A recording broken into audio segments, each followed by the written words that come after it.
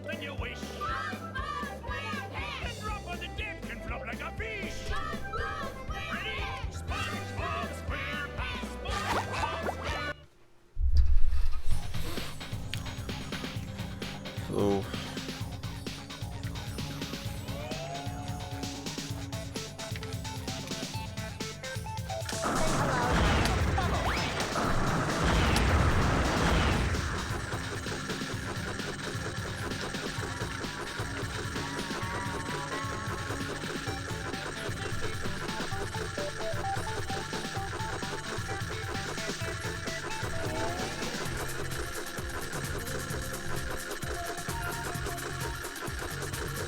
Patrick, you have a golden spatula. Give it here.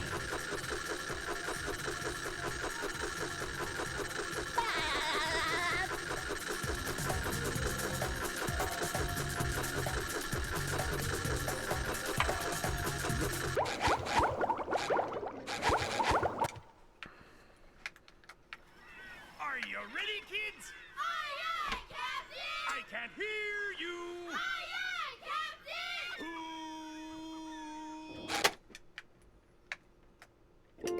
Well. Yeah. I make myself a snack, but there's no time!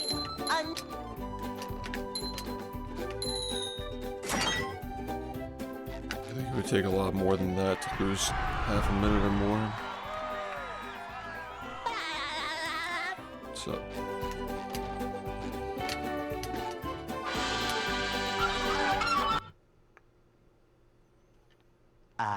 They'll Go.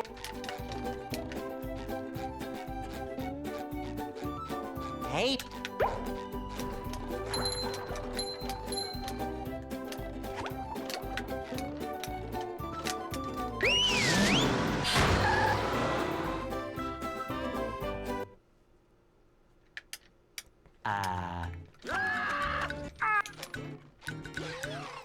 Part of the practice is keeping the runs ready, so yeah.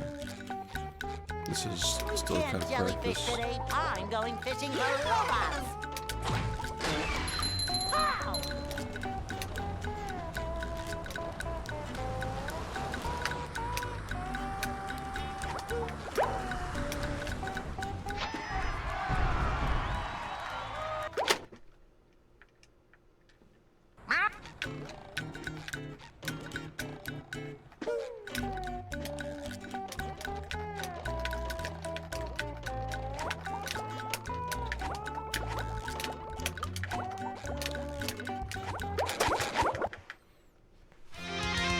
And thanks for the 79 months. I can't hear you. Aye, aye, Captain! Yeah, see you then, man. Thank you. Well. Yep. I make myself a snack, but there's no time!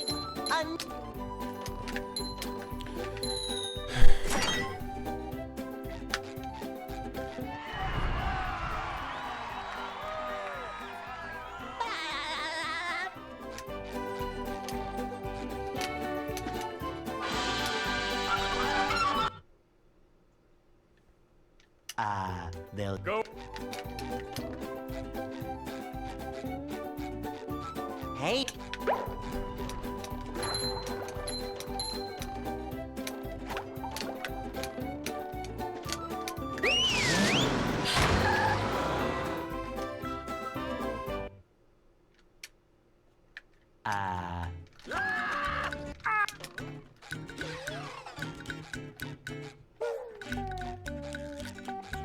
Yeah.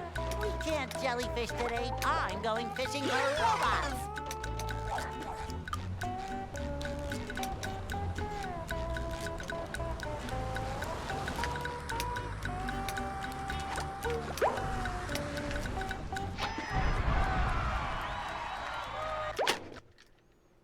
Yo, Justin, thanks for the 41 months. Welcome back, everybody.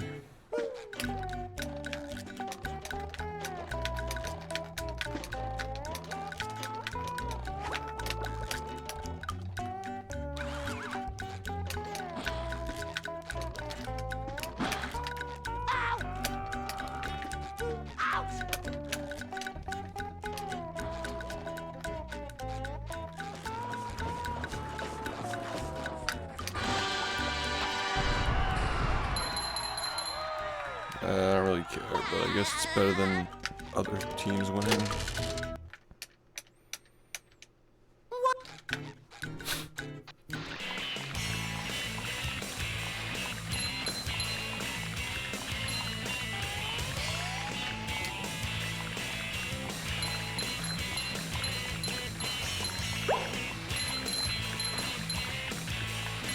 That was a ton of fun.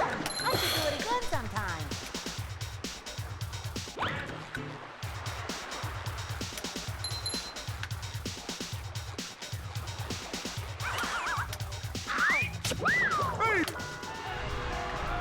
Oh boy, oh boy, oh boy. How's it going? Why is this so stupid, dude?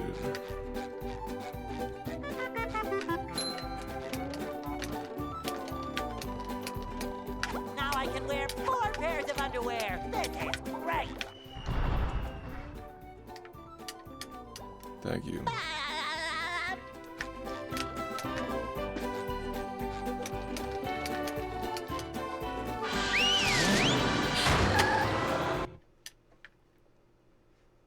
Downtown.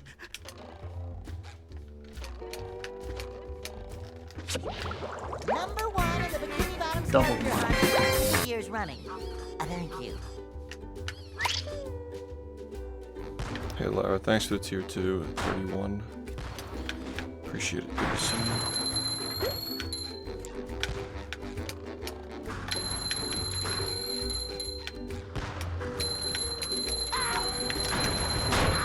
You've just met the Sponginator. Sometimes pushing a simple button is the most satisfying. Push, push, push, push.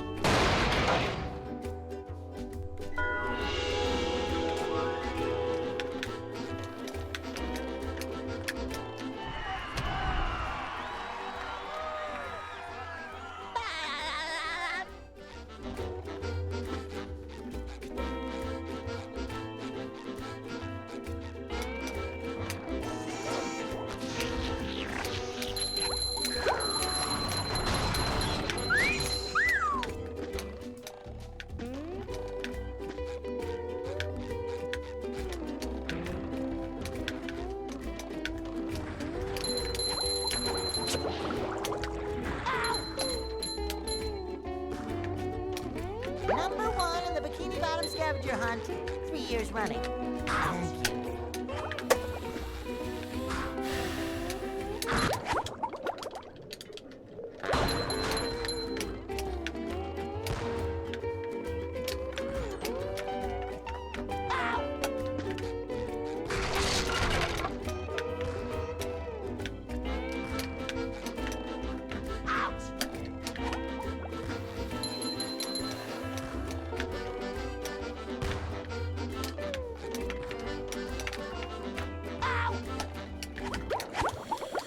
I feel like a new sponge.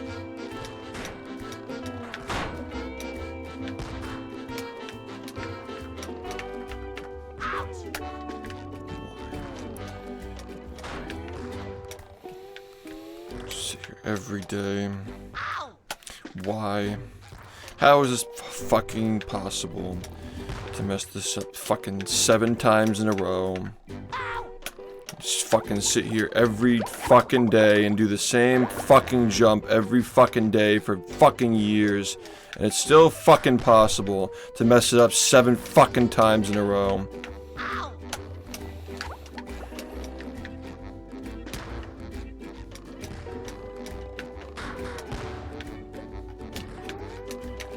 Ow!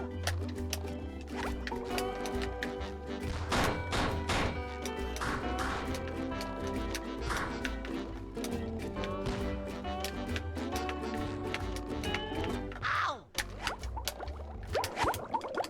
Number 1 in the Bikini Bottom scavenger hunt 3 years running. Thank you.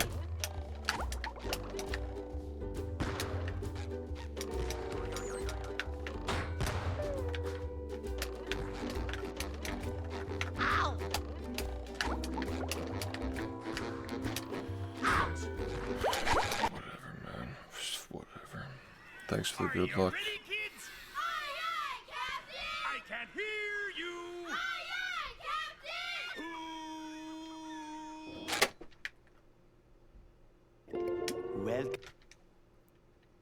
Yeah. I make myself a snack, but there's no time!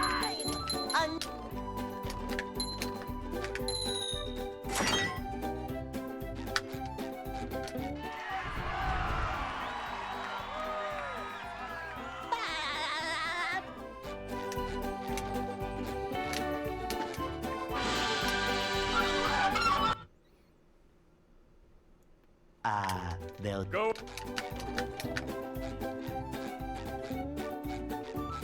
Hey.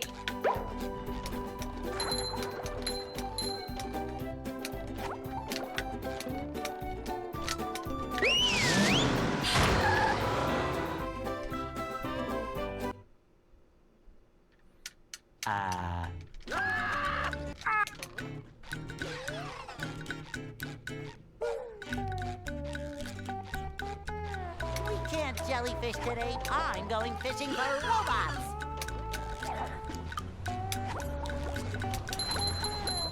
Pow!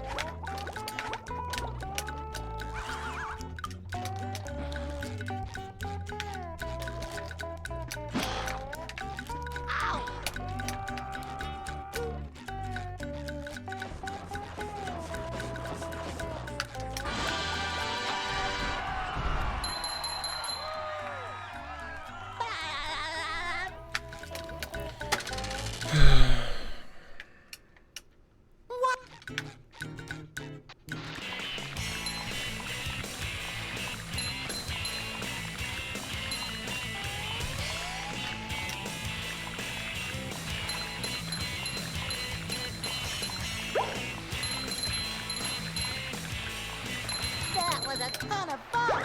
I should do it again sometime.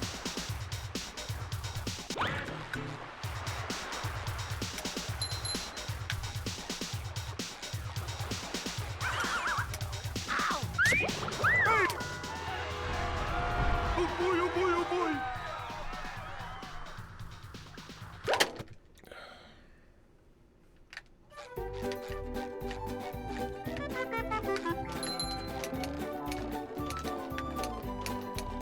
Now I can wear 4 pairs of underwear. This is great.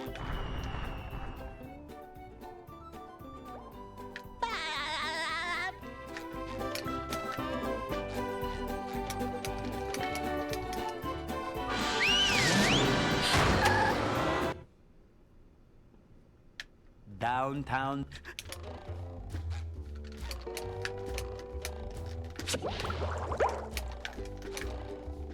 Number 1 in the Bikini Bottom scavenger hunt, 3 years running. Thank you.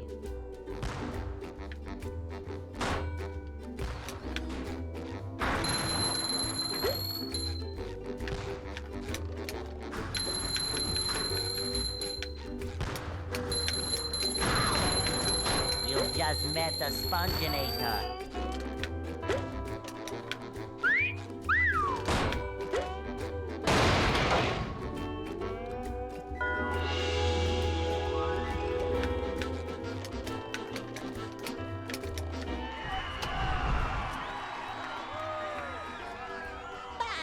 Thanks, dude.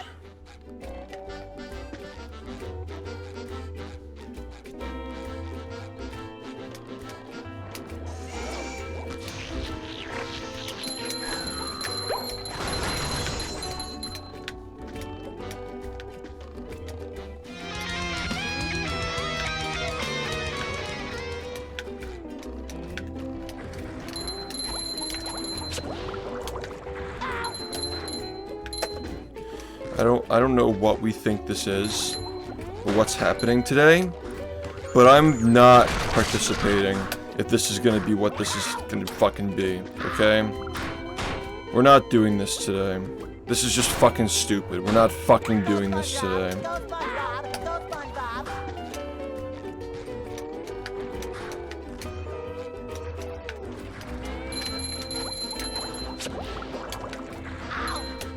We're not doing this.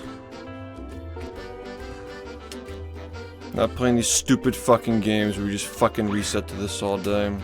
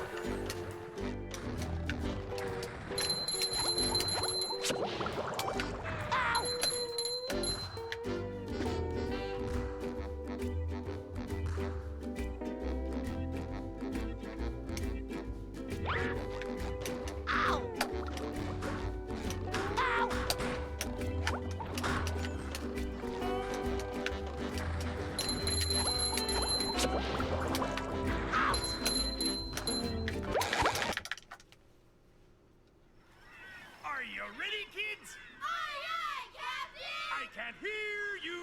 Aye, aye, Captain!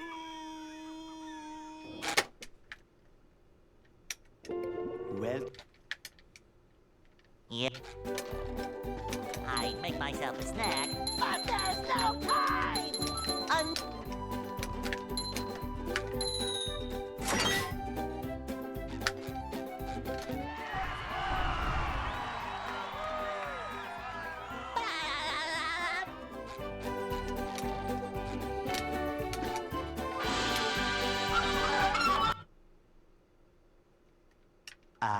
they'll Go.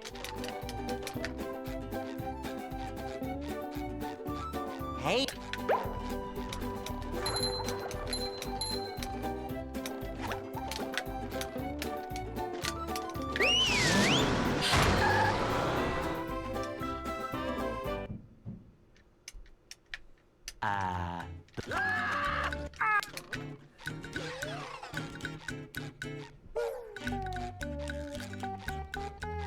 We can't jellyfish today. I'm going fishing for robots. Ow!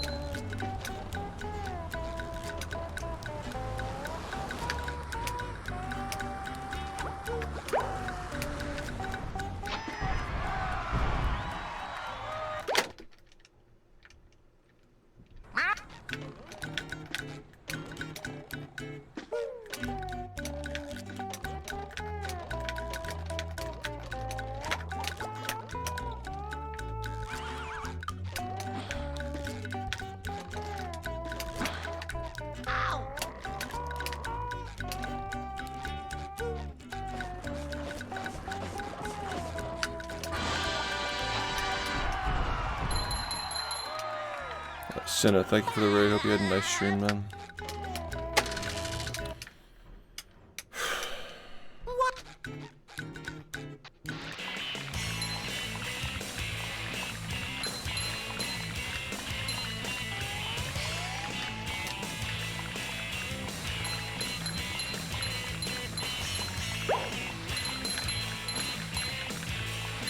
That was a ton of fun. I should do it again sometime.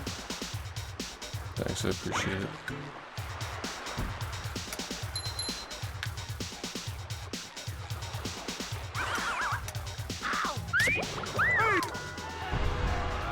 Oh boy, oh boy, oh boy.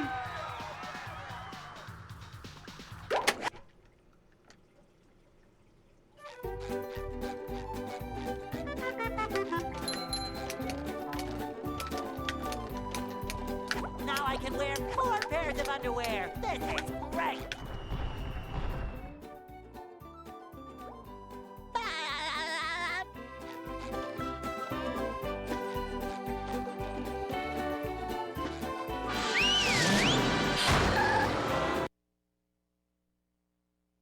downtown.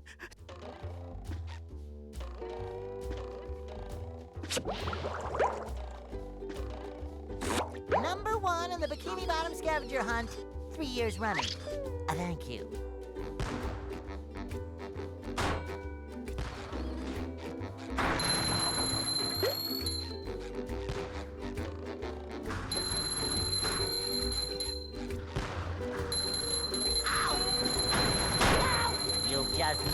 Sponginator.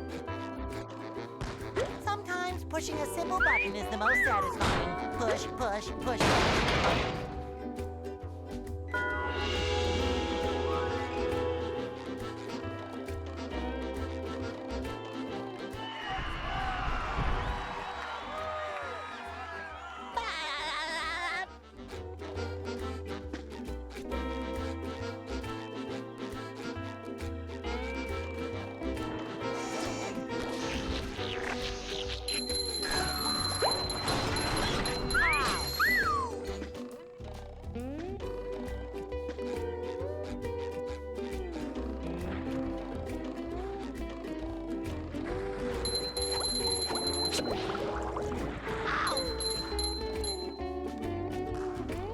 Number one in the Bikini Bottom scavenger hunt, 3 years running.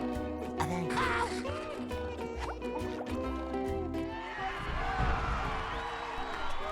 Thank you, man.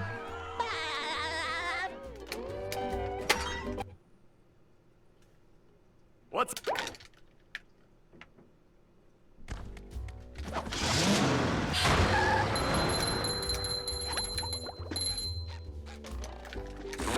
Why did this fucking... Why, man? Just fucking why, dude? Just fucking why?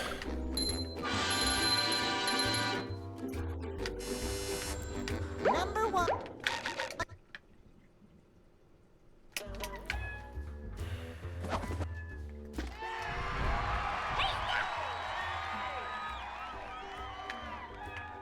It's ridiculous, man.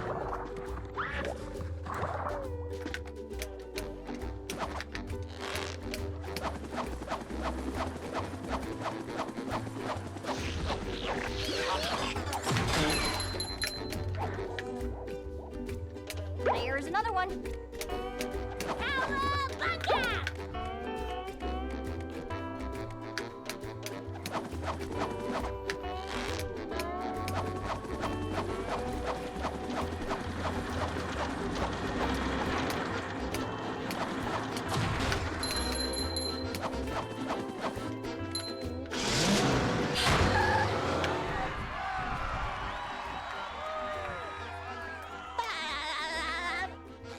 Sometimes pushing a simple button is the most satisfying. Push, push, push, push.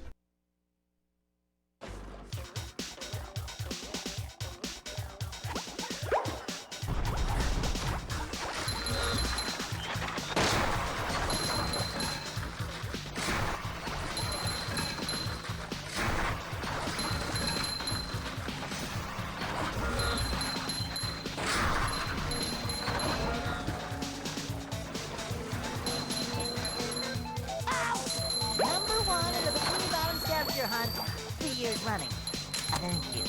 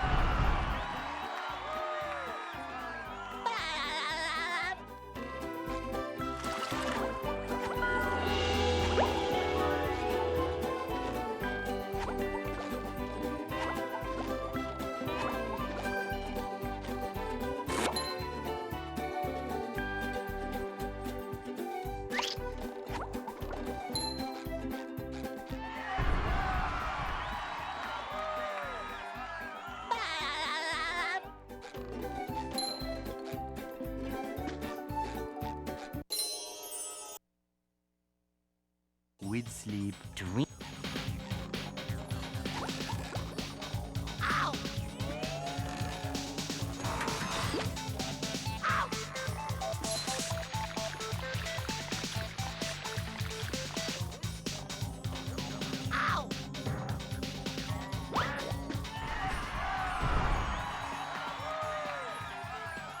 Yeah.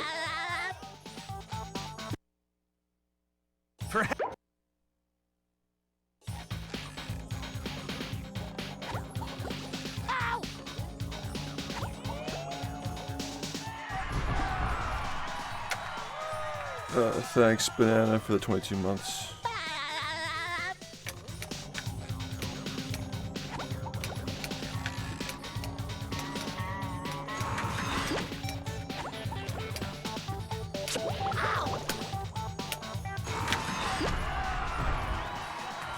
$41.03.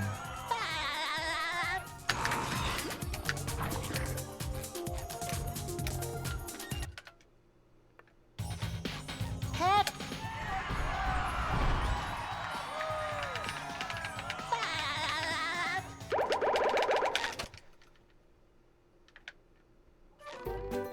What's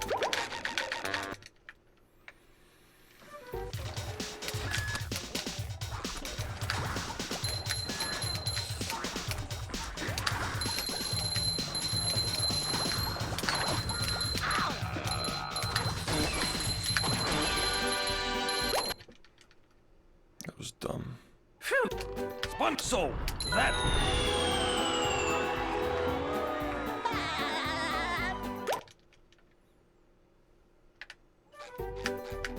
you're fart.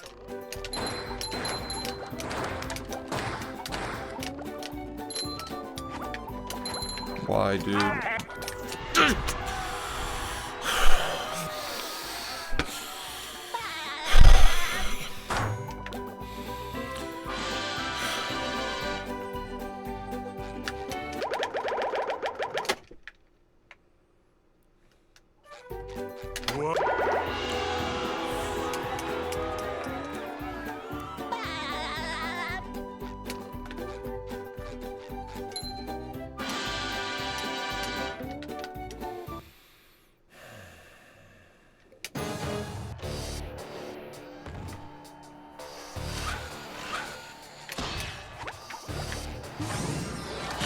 Looks like the robots left itself vulnerable. Great barrier reef.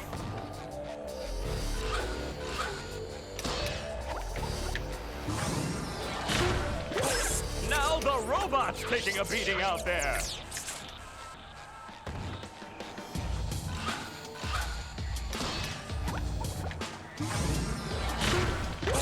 The robot better change tactics and fast.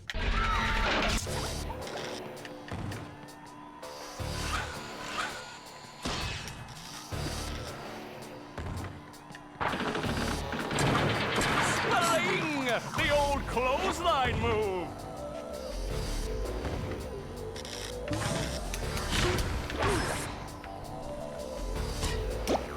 The robot's losing its head. What a shocking takedown by Patrick. Thank you, man.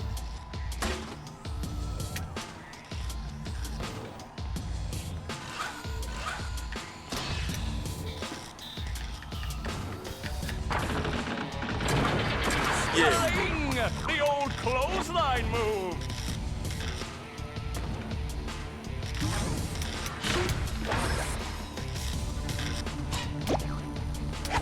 Oh, nice Taco, flying. thank you for the 15 months, man. Thing move Yeah. by Patrick. Thank you, Cole, for the 46 months as well.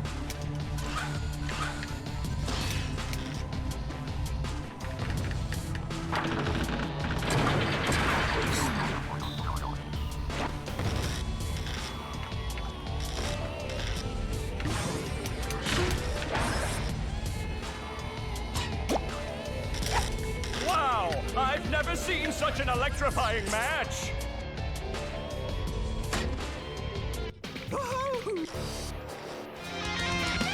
Conquer, thanks for the 84 months, man. So,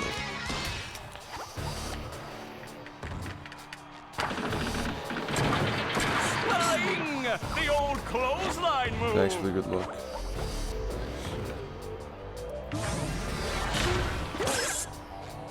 Whoa! What an opening for a guy literally filled with openings. Oh, what an uppercut!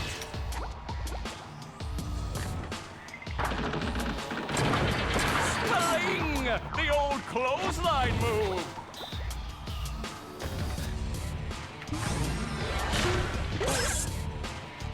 Nice move by SpongeBob. This match what up? is just about over.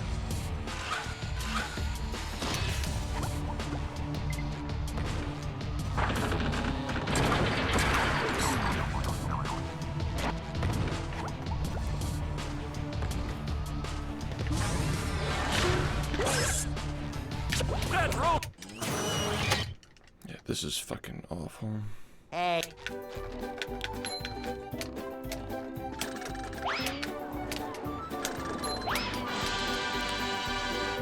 Just kill me, please. Just please fucking kill me, man. Shut up.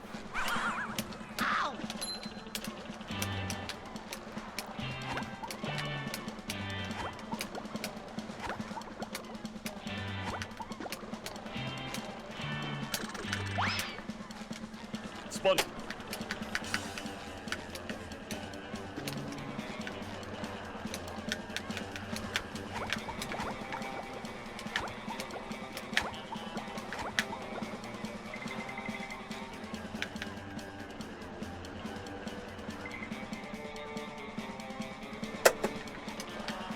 Well, it was worth spending 4 minutes fighting that fucking stupid boss fight just to do this, man. It was worth it. It's always worth it.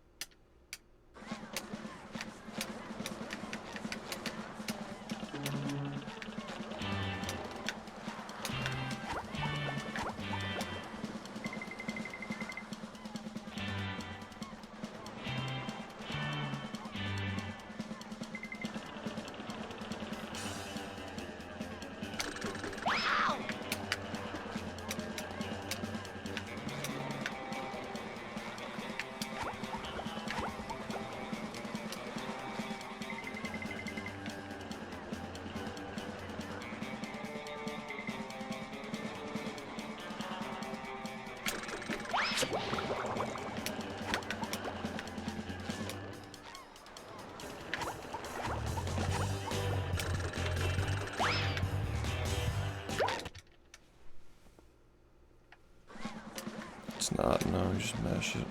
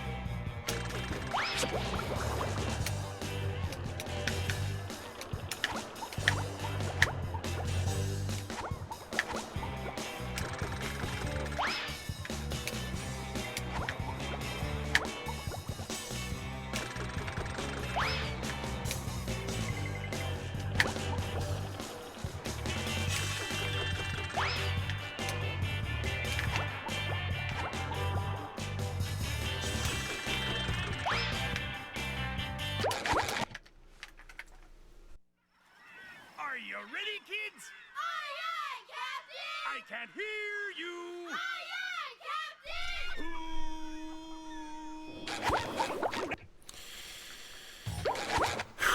It's more about where you guide him than how you Are you press the ready, the dash button. I can't hear you.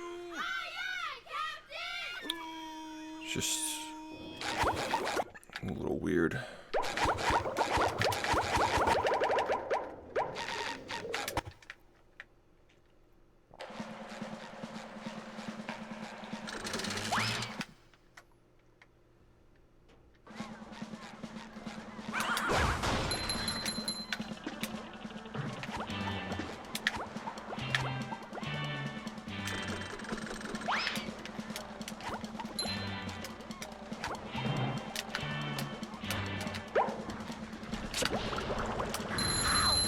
You've just met the Sponginator.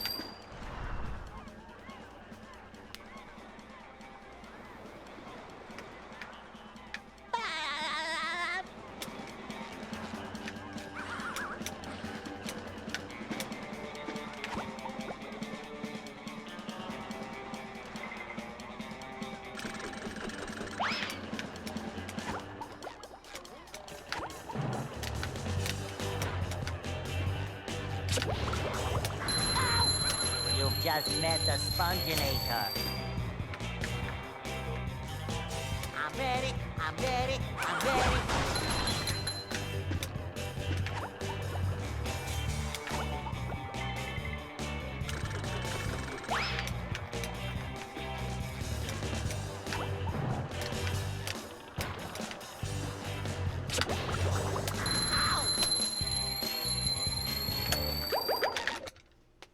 Thank you.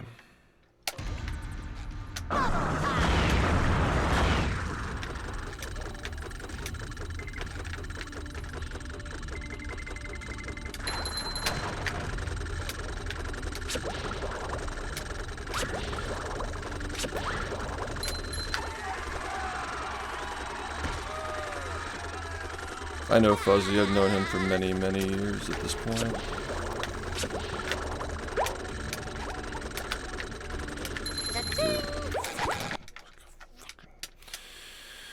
Are you ready, kids? I can't hear you. What's up?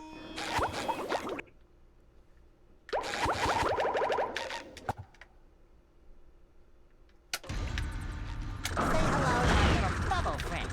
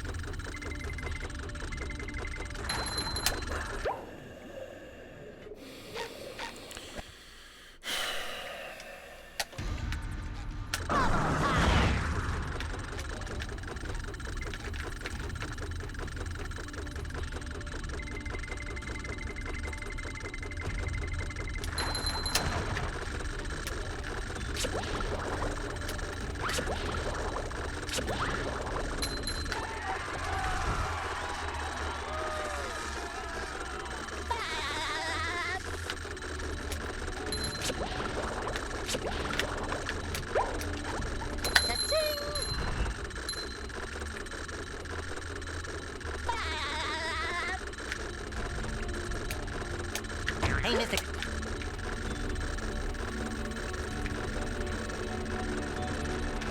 Yeah, I mean, I watch his runs sometimes, but I more just like know him from speedrunning and stuff. He's like in my chat. Lately I haven't, I've been trying to, but been having trouble sleeping. And I have a lot of other stuff going on too that I've been working on. Trying to get an in-person event going to replace Pace, because the guy who ran it stopped running it, so now we gotta do something, you know.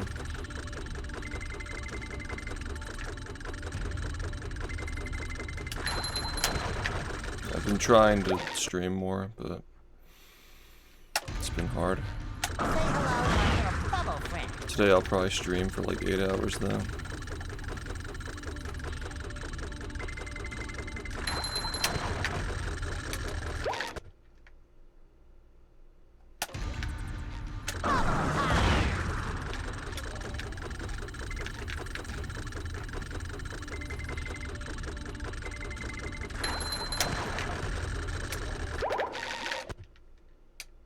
Oops.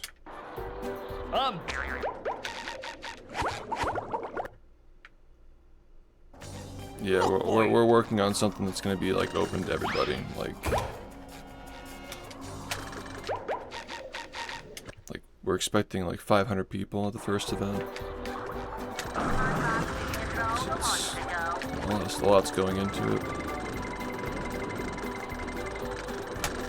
We're trying to create something that can be what GDQ used to be for the speedrunning community. Hello to my little bubble friend.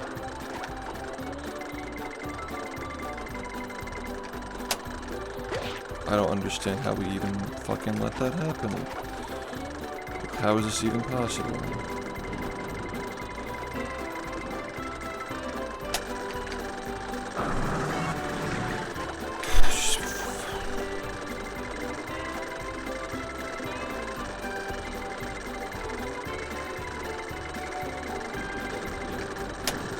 Bubble power.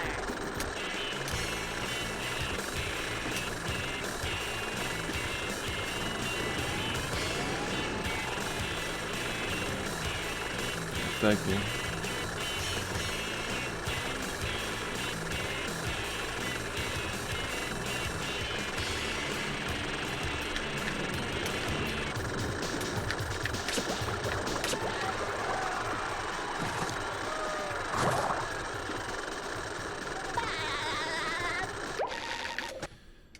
Yeah, the thing that we just did in September was really cool.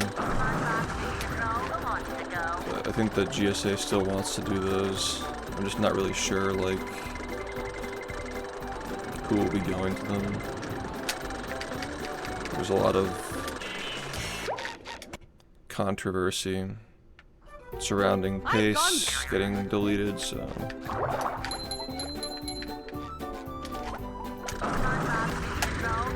guess we'll see.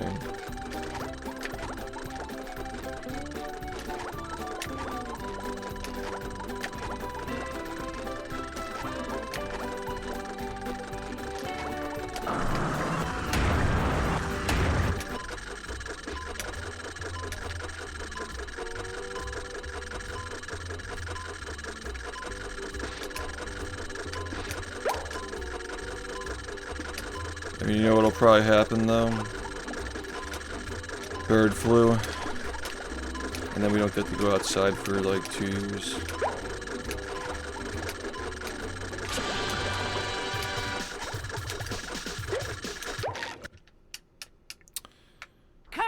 So it might not even matter, honestly.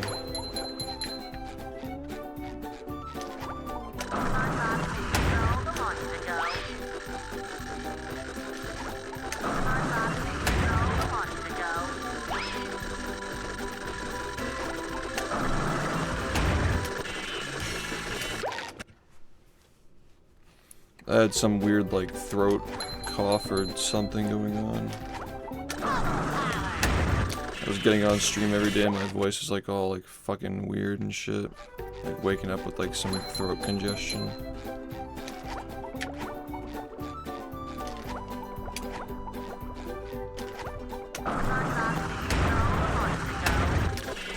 Could have just been like a really mild case of COVID. Here we are in.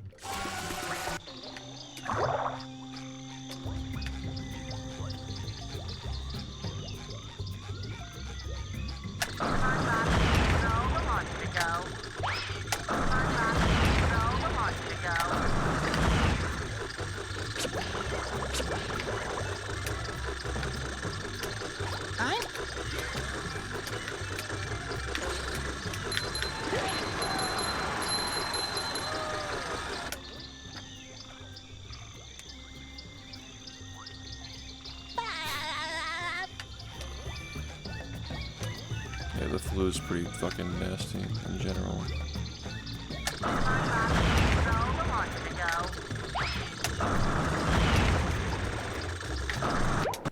I'm already trying to exercise precaution, like go to the grocery store when nobody's there.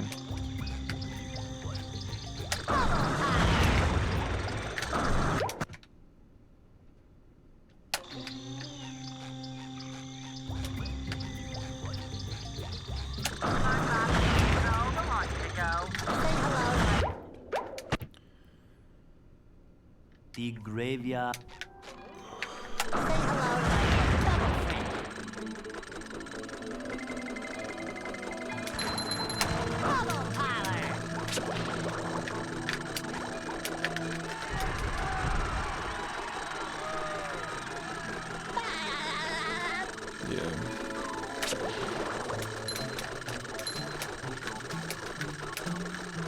Yeah.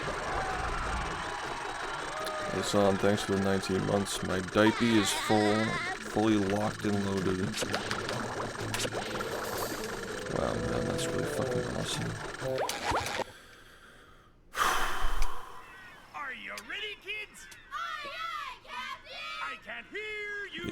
Yeah, I just starve. I'd rather starve than go to the grocery store at that time.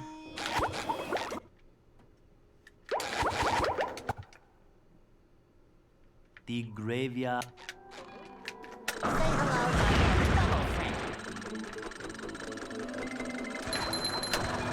Come on, man.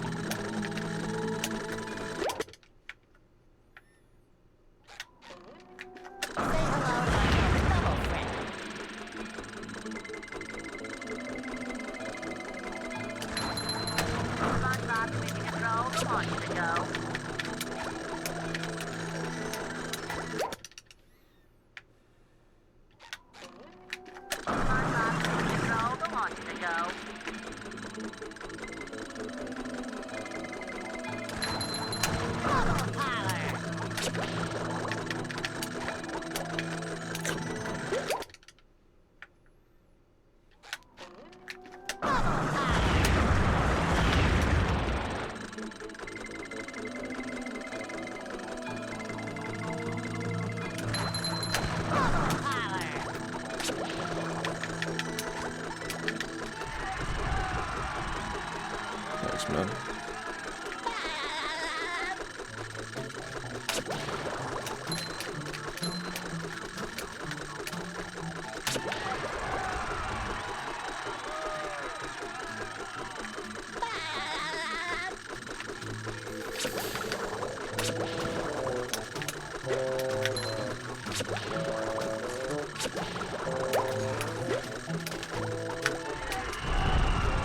I appreciate it, thank you.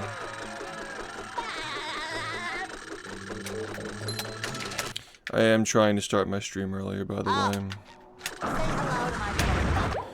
It's been tough waking up, but I'm trying.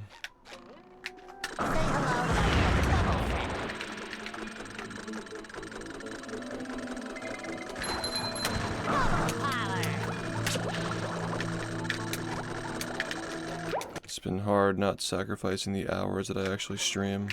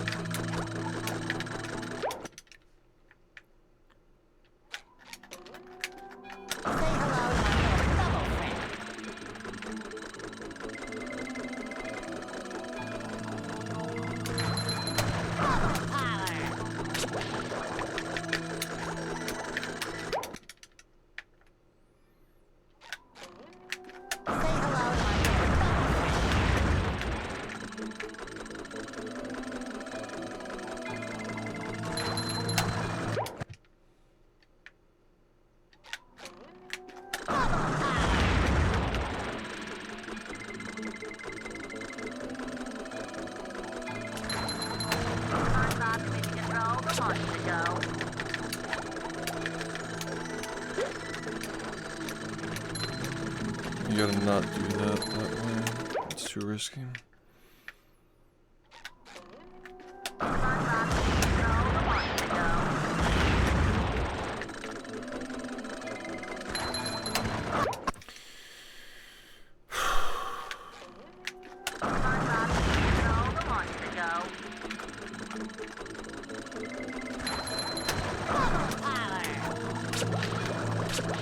Why are you letting this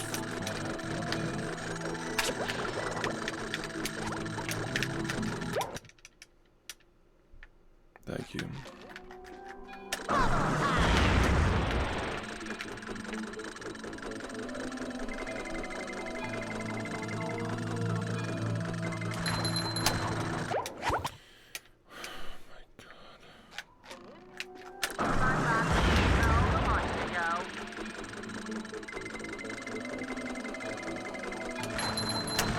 Hello to my little bubble friend.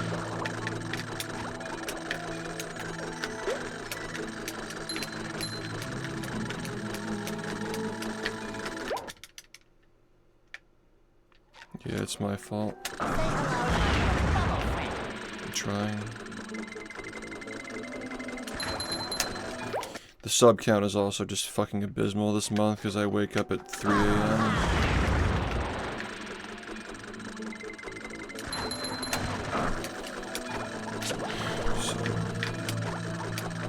I need to fix that or I can't continue speedrunning full time.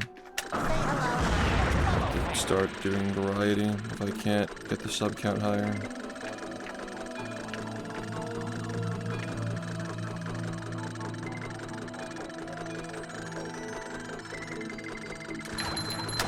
Hello to my little bubble friend.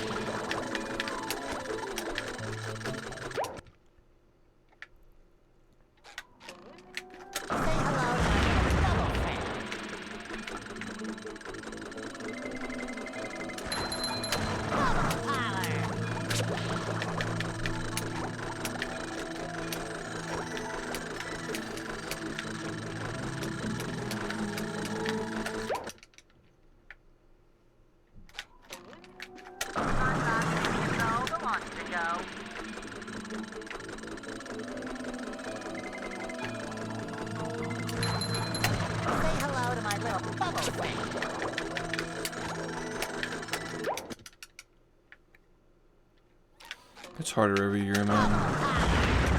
It's harder every year to convince people to watch this.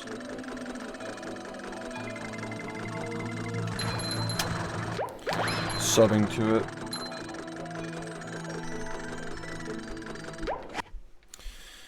People just want subathons now. And randomizers.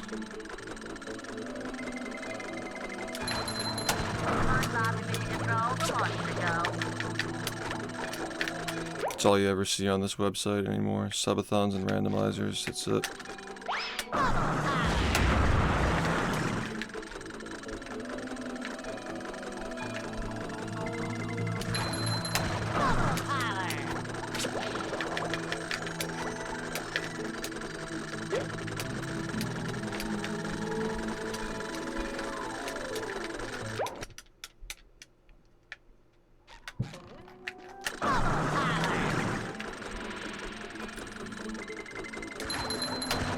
Hello to my little bubble friend.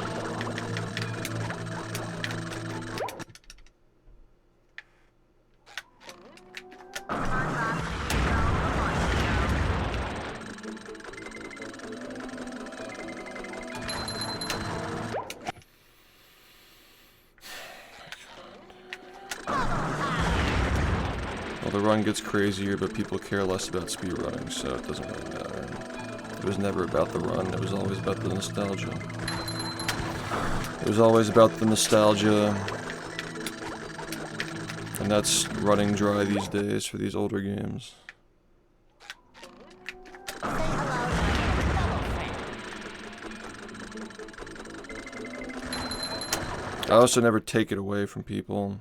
I never stop playing, so people just expect me to always be playing it. So it's like funny how like just trying harder just makes you less likable. Less of a valuable stream because you know it's gonna always be on.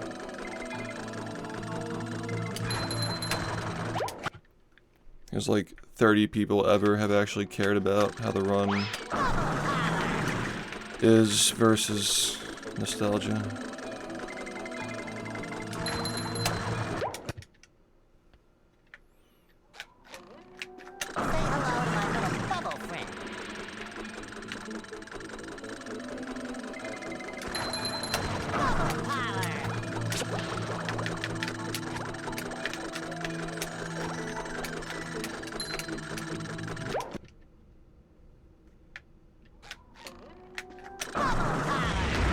It's not nearly enough to sustain a full-time living because money is worth less, subs are costing more. It's not even close to being sustainable.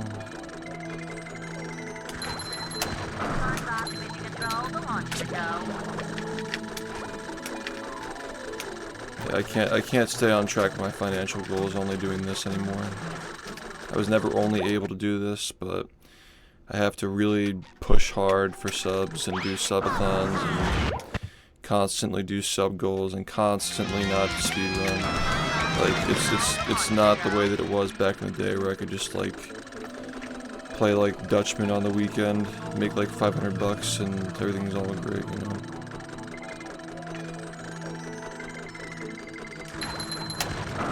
I'm also older, so money's worth less, I need more of it. I don't make as much of it doing this. You have to try way harder to get people to sub these days. Thanks Janata for the 73 months, man.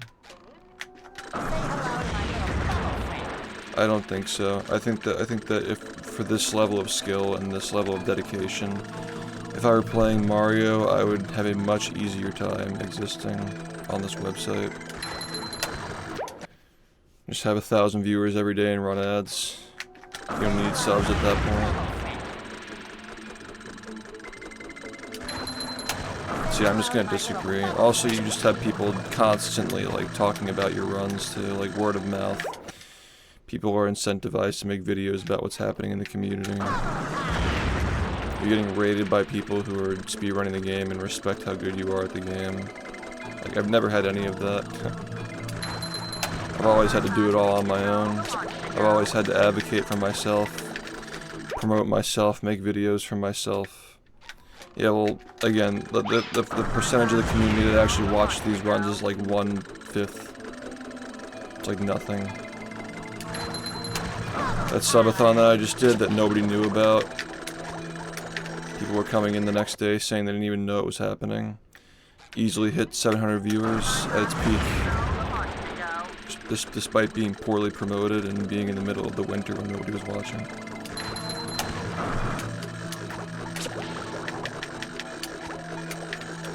Wasn't even a challenge. Wasn't even hard.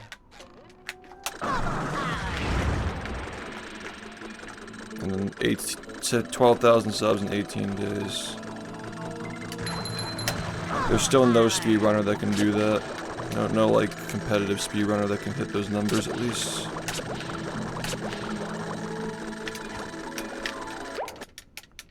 So I'm literally just sitting on a gold mine, and I'm doing the thing that most people would prefer not to do and are trying to escape into doing variety and randomizers. Which is kind of funny how that works. It doesn't make any sense, honestly. It's like I'm the one person who doesn't want to escape from speedrunning because it doesn't make money and it's miserable.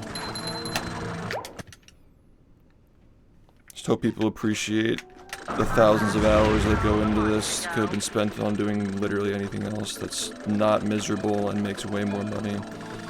Makes me way more popular, way more liked, and way less angry, and way less harassed.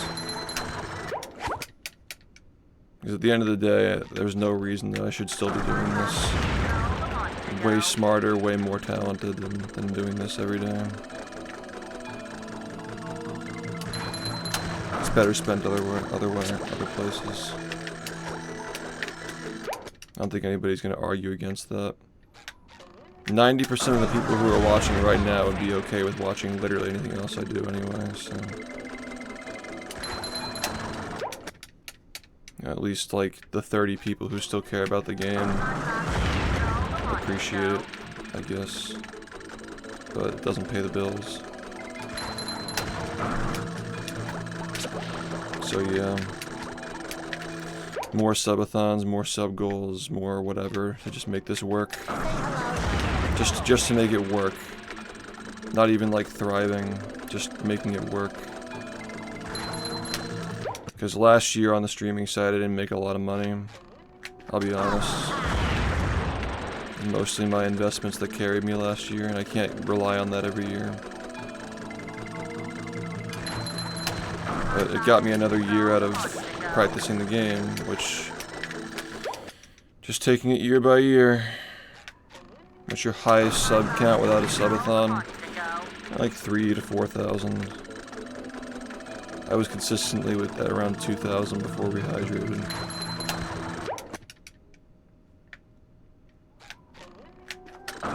Yeah, it'll be sad for some people. For most people it won't be sad, let's be honest. Most people don't like speedrunning anymore. Most people would rather watch me do randomizer once a week.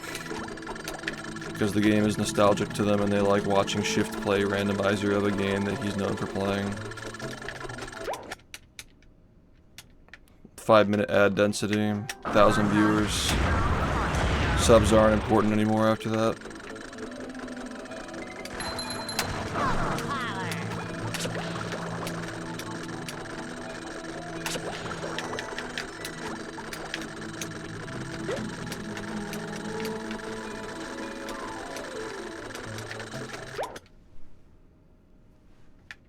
You can look at it as being sad, but that's a much more niche opinion than the status quo. The status quo wants challenge runs and randomizer every day. Not this. Yeah, this Twitch is no longer really a community. It's more about just meeting the status quo, so people will watch your stream.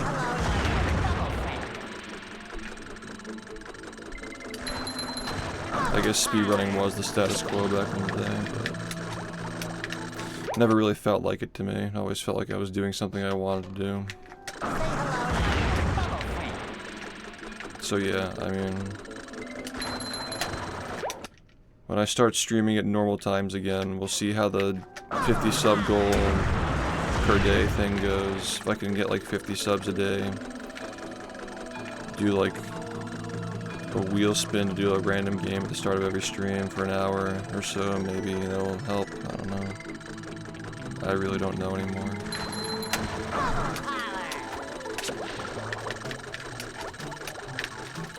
The next subathon's not going to be variety anyway, so I'm not really cutting into my idea for that. I'm not like making the next subathon boring by doing variety. Mixed in a little bit. I don't really think it's a coincidence that the month that I improved the most last year was the month that I wasn't doing sub goals though. I think that's pretty obvious, but I'll probably try to do a thing where like most months I'm doing sub goals, and then if I'm at the point where I'm getting really good runs, I can just put them on pause for a while.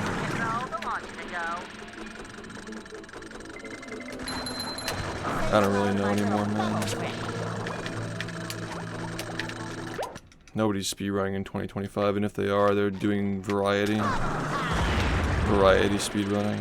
They're not like taking one game seriously.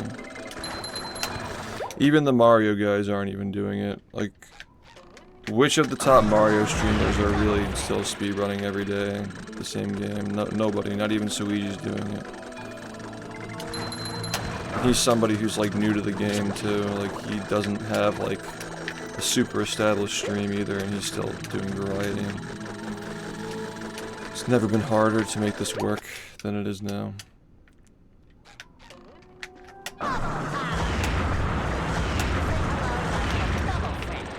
It is what it is, man. I'm trying to do my best, but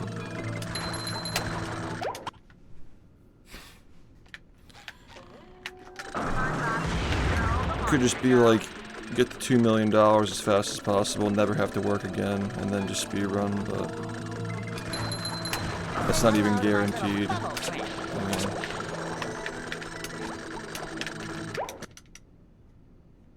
And I'm pretty smart financially. I've made a lot of money off of the little that I've been able to make streaming. Turning that bit into a lot more than what it could have been, so it's not like I need much.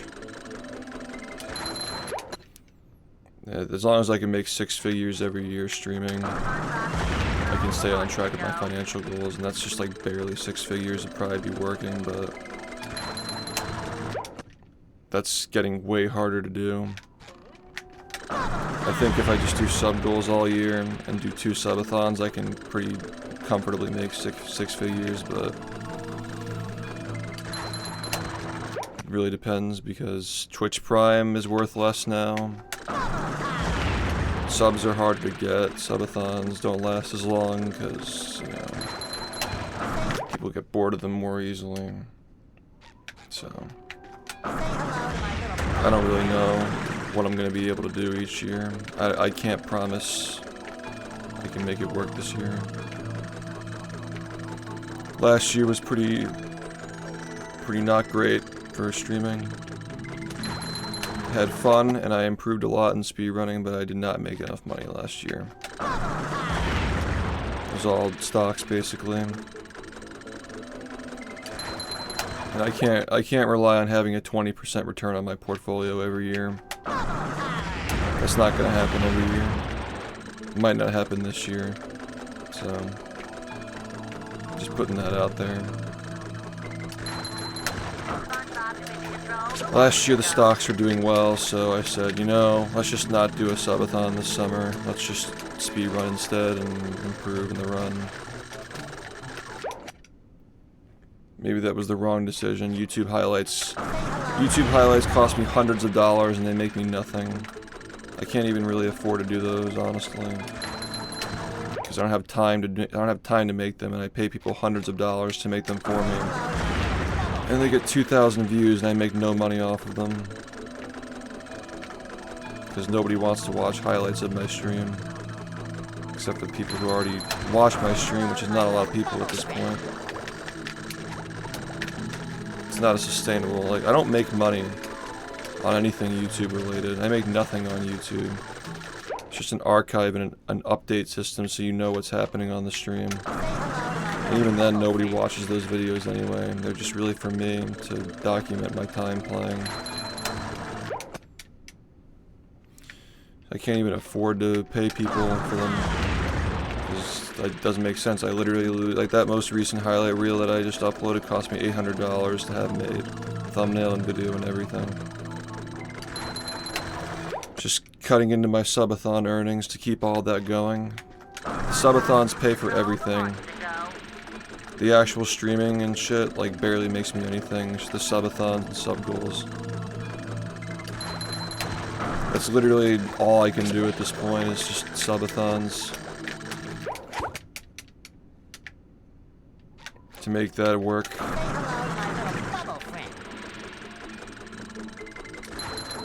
Because it's not like 2019. People don't just drop 100 bombs because they enjoy speedrunning. You gotta fucking work that shit really fucking hard to get anybody to drop subs at this point. Very few people just sub because they want to now. It's always gotta be like subathon plus sub goal plus like it's the right moment plus like everybody else is subbing. Like you just can't get subs like that anymore on Twitch. YouTube Shorts. YouTube Shorts make no money and they don't really get people to watch your stream. I don't think they really help. You can't really fork out more money to get people to make them for me anyway. I already struggle streaming the full number of hours anyway with how little time I have these days.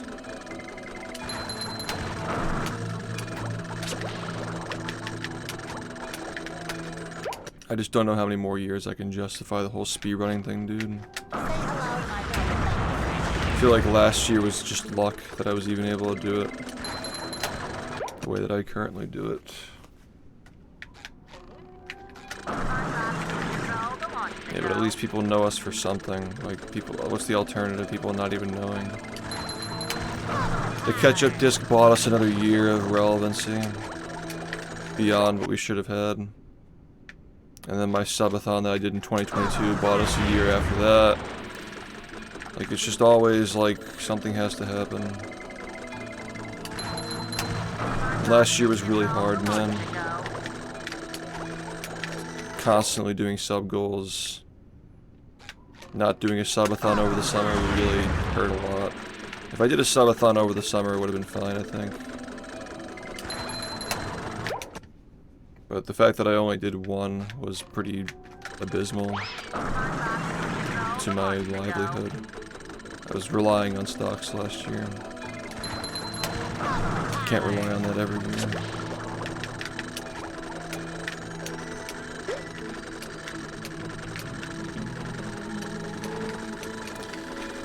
It's a support system, dude. When I was younger, you know, I didn't really like think of it that way as much, but you know.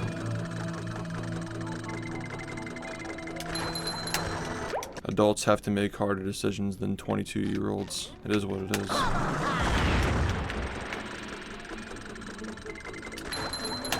See, I'm gonna try my best this year, but if we have 700 subs the whole year, except for subathons, it's starting to become questionable, man. Hopefully that doesn't, you know. Last year when Sunny passed away and I was being spotty with streams and doing a lot of practice, the sub count was in a similar spot. So maybe that's, you know, part of it. But even like with being able to do sub goals last year, I still struggled a lot getting the sub count to stay where it should be, where it needs to be for me to make this justifiable.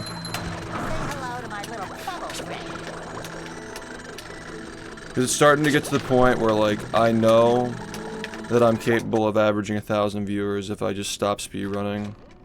And at 5-minute ad density, I'm making a lot more money than I'm making right now. But even taking 3 days to speedrun and doing this game the way that I have to do it to improve in it is going to tank my channel, it's going to tank my viewership, it's going to tank my ad revenue. Just like it always does. I just tank my stream for 11 months out of the year to get better at this game. So I'm just saying, like, My life is a lot easier. I don't have to do sub goals. I don't have to do any of this shit to just make this support system work for speedrunning. If I just take the 1,000 viewers and run ads, that's like where it's getting at this point. Because my viewer to follower ratio is absolutely terrible. And I don't produce enough content, and I stream too much as opposed to editing videos. And that's just not what works in 2025. 2025, you need to constantly be pumping out garbage and constantly be streaming different things. What wouldn't I stream, dude? How many times have I proven that I'm successful without doing this game? Like, what wouldn't I stream? Like, what do you mean, what would I stream? I've streamed every fucking game under the sun for twice the view count minimum of this. It's always this that puts my view count back in the 100s, man. Every single time we do a subathon that's hitting like 600 viewers, consistently. Every subathon that I've done for the last 3 years has consistently hit 600 or more viewers. And I don't even run ads either.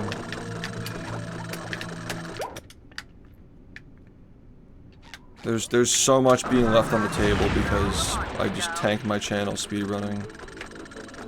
And I do it because I want to improve the game. And someday have a nice thing to look back on that I spent my time trying to master. But, you know, I think that 99.9% of people would kill to have what I have on this website. And at this point, they would have stopped speedrunning like 3 years ago. No sane person would have gone back to speedrunning after that subathon that lasted 80 days. Not a single person would have done that. Every other person on the entire planet would have just streamed 5 days a week and done challenge runs after that. I'm the only person who would have gone back to speedrunning 10 hours a day after that. Well, that's cool. We're talking about how hard it is to make a living speedrunning. Not a great conversation, but yeah. Yeah, I understand it's something that everybody has to go through when you find the channel through bfbb, and then you wonder like how this guy keeps saying that like when he does variety he makes more money and he's not as miserable and more people watch him and more people talk about, like, he keeps saying this, but I haven't seen proof, and then the next subathon happens and exactly that fucking thing happens. Well, it should be a hobby. If we could just fucking sit around and collect welfare and speedrun all day, sure, but that's not how the world works. I have more aspirations than collecting welfare and speedrunning. Well, my success is not measured in money or popularity. But that doesn't pay the bills. I think that it's really easy to make money today if you're just somewhat intelligent and have access to the internet. I don't think it's much of an accomplishment to make money these days. People have such a ridiculous amount of money and such an insane number of luxury assets, it does not appeal to me to even compete. I just don't care. You see people fucking becoming multi-millionaires off of things like drop shipping. Imagine if I were spending 10 hours a day, like I would on this for 9 years, just doing stuff like that. Like, do you think that money is the goal here? I've already proven that I can fucking stream whatever I want and average thousands of viewers. You guys just don't see it because I literally just tank my channel 11 months out of the year speedrunning. If I did exactly what I do during the subathons every single day,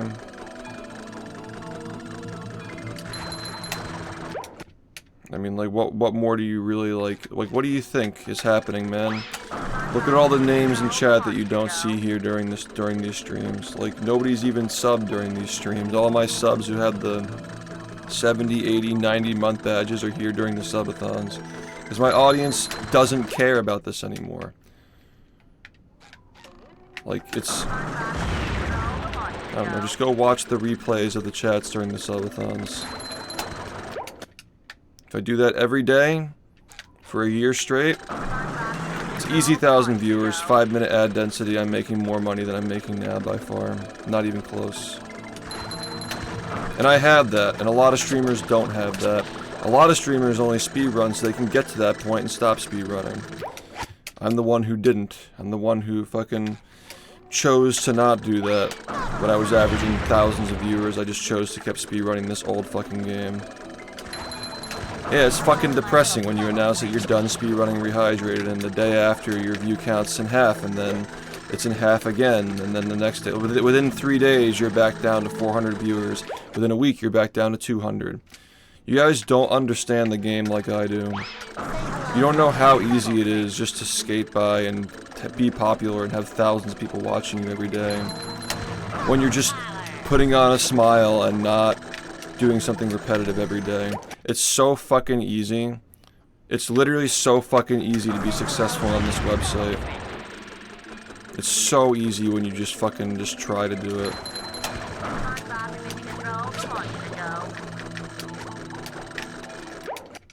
And it's not even like people be mad. They'd probably be like, for a day, they'd probably be like, oh, he's acting fake now. He's pretending to be happy with doing random shit that he doesn't care about.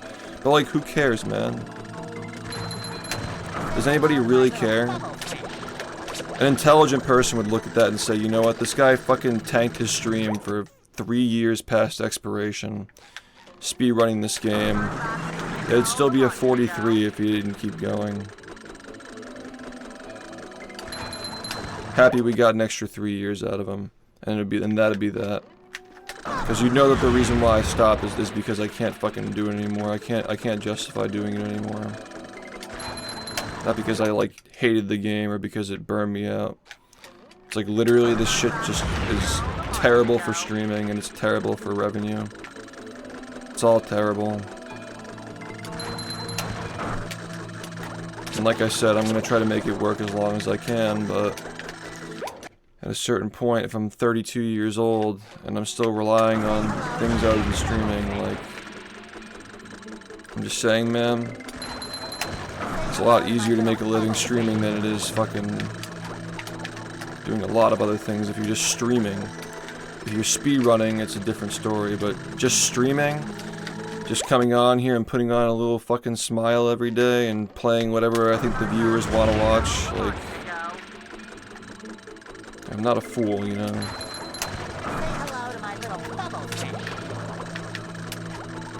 If you're clueless and you have no idea what your audience wants to watch, then sure, I guess it's harder, but that's not me. Like, I've proven multiple times over that I'm not clueless and I know exactly what people want to watch. And that I'm very fucking aware that this is not it.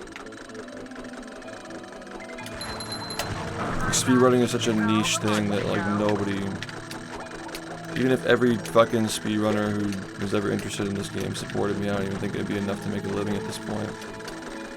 Because the majority of the people who speedrun this game just did it because I was doing it. They weren't, like, really enthusiastic about the game itself. It was more because they just wanted to be a part of it. It's not even Game of the Week, dude. Fucking had 32,000 subs doing Incredibles for fucking... like 2 weeks.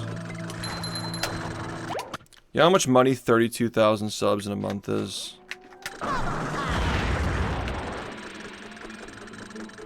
Like, just think about that. I do one subathon that lasts for 18 days, 12,000 subs.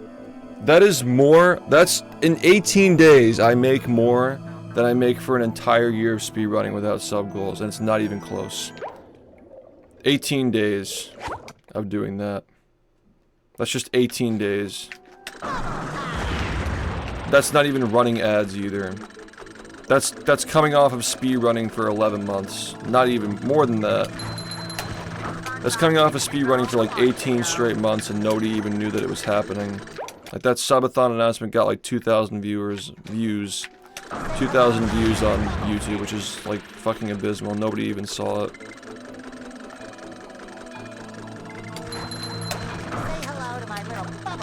You know how it's so easy when you just play the game, when you just play the Twitch game, and just adjust your content to what the viewers want to watch. It's just not the same as it used to be. Like, people watch 1 or 2 streamers, that's it. They just expect the streamers to just cater to them now. There's not like a variety of people you're watching. It's not really community driven. You just do what the fucking viewers want you to do, and you just make money. It's really that easy, man.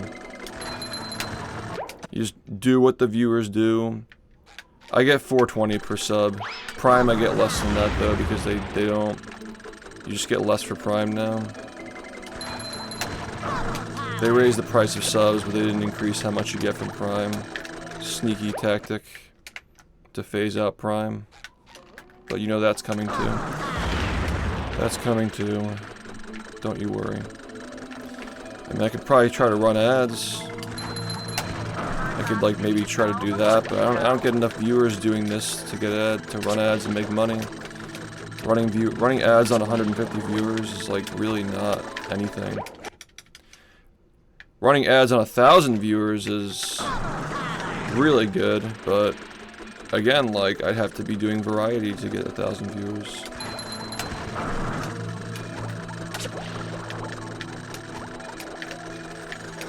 You have to be coming on the stream every day with like Monsters Inc. Hitless.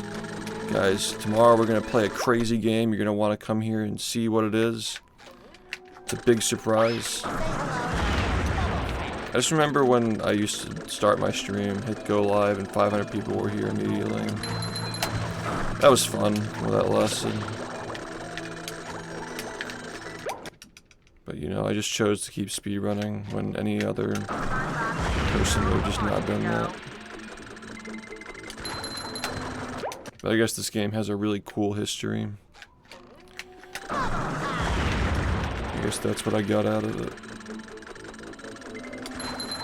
Hopefully people don't forget about it the year after I stop playing, which is probably what's gonna happen, but at least I'll remember, right?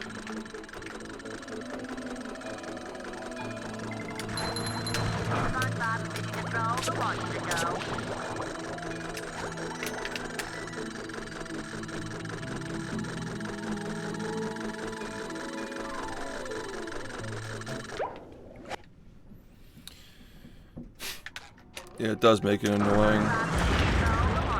But people get used to it. They get used to it if you work your viewers up to it.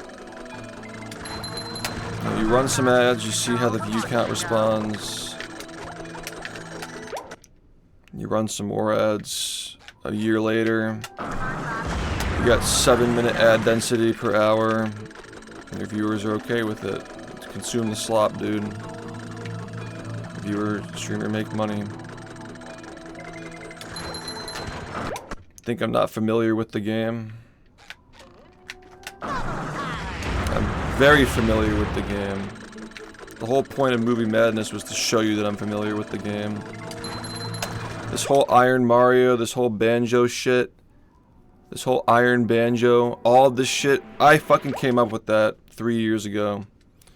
We had the Incredibles damageless mod that would kill you and you'd restart the game. If you just die, if you just take one hit, you just die instantly.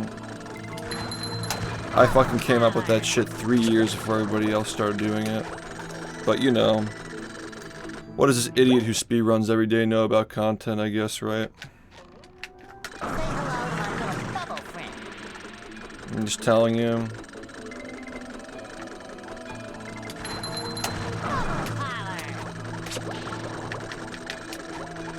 People fucking love that shit too. People really enjoyed that. Incredibles damageless with the mods.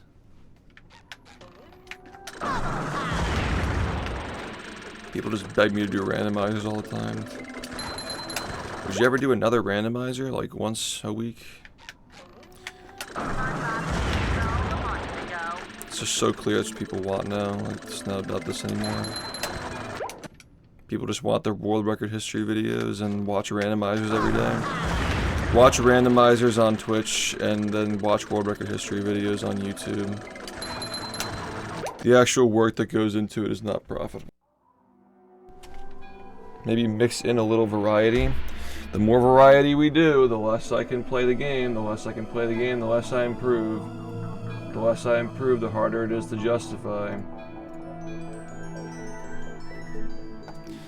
Everything's a balance, man. Everything's a balance. You can't just fucking speed run 2 days out of the week and expect to get a 40.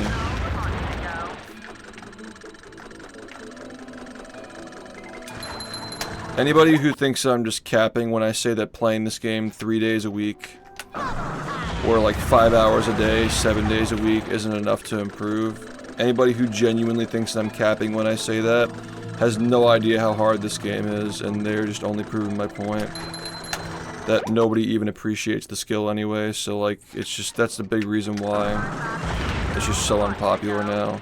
People just see resets and they don't understand, they don't care. Even if they did care, it's not randomized, so it's not entertaining. Like, if you genuinely think that I'm capping when I say that 5 hours a day is not enough at this level to improve significantly in this game, you just be stuck at the same level forever.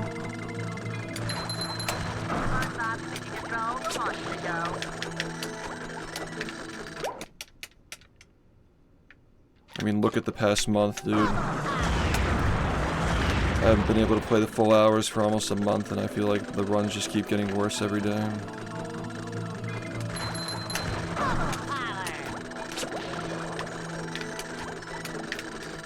It's cutting into practice time to make sure I can even do enough runs. You guys just take for granted, a lot of you, that this still... you can still improve, like the fact that this run's still getting faster. A lot of people just don't understand how much goes into it. It's not just turning on the stream and playing. Not even close to that.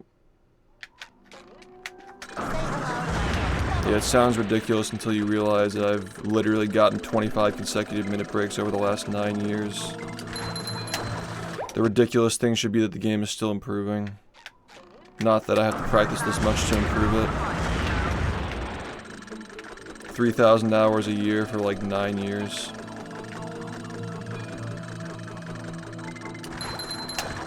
How long have I been practicing this trick for tonight?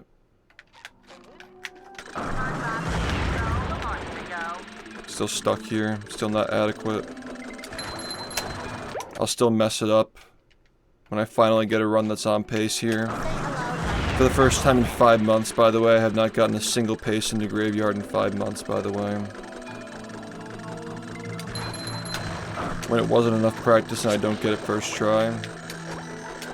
You gotta wait 5 more months to see a run. And I ask you why. Why do it?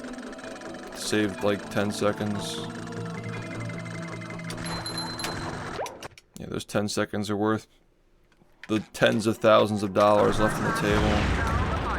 Just being a streamer and running ads and doing variety challenges.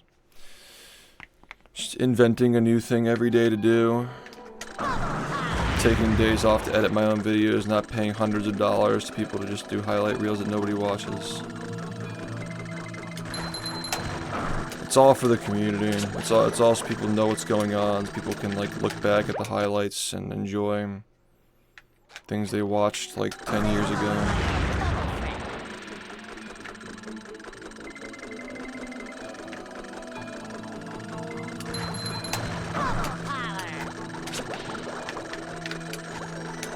Yeah, I'm gonna have to start monetizing more heavily. I'd rather monetize more than stop speedrunning.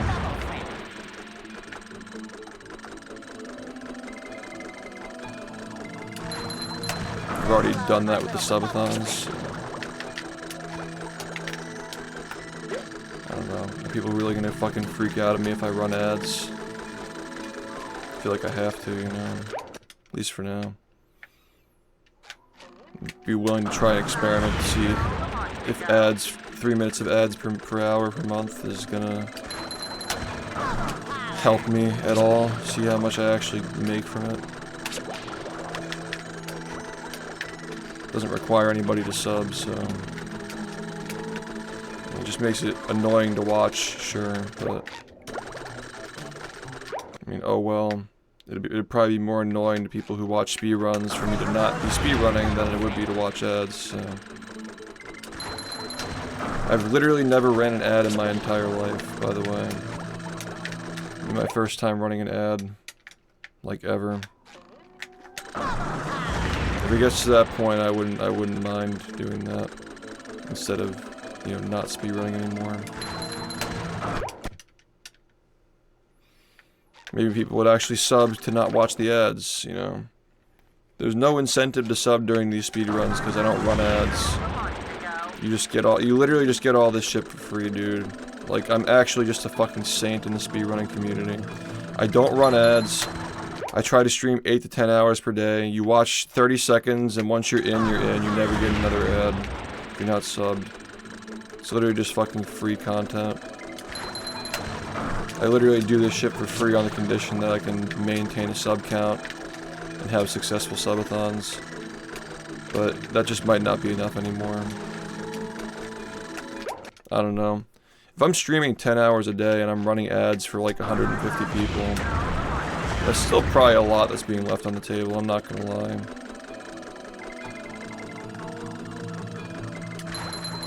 Most people don't stream that much.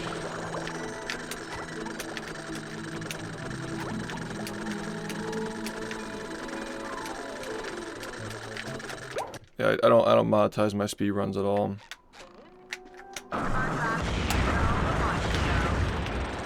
I don't monetize any of this shit. I just do it, and I do sub goals to support it.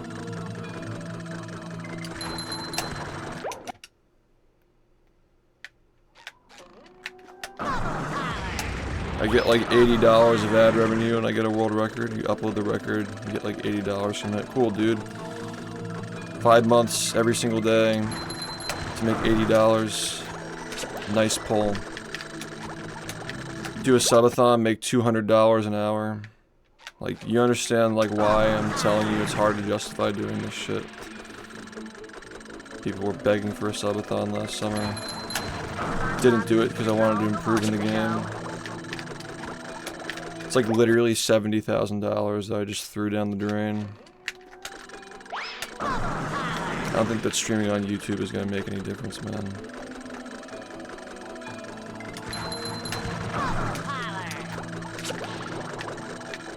I think it'd make things worse. I think that streaming on YouTube would just make people used to seeing me every day. And then I wouldn't have the surprise factor when I upload a record.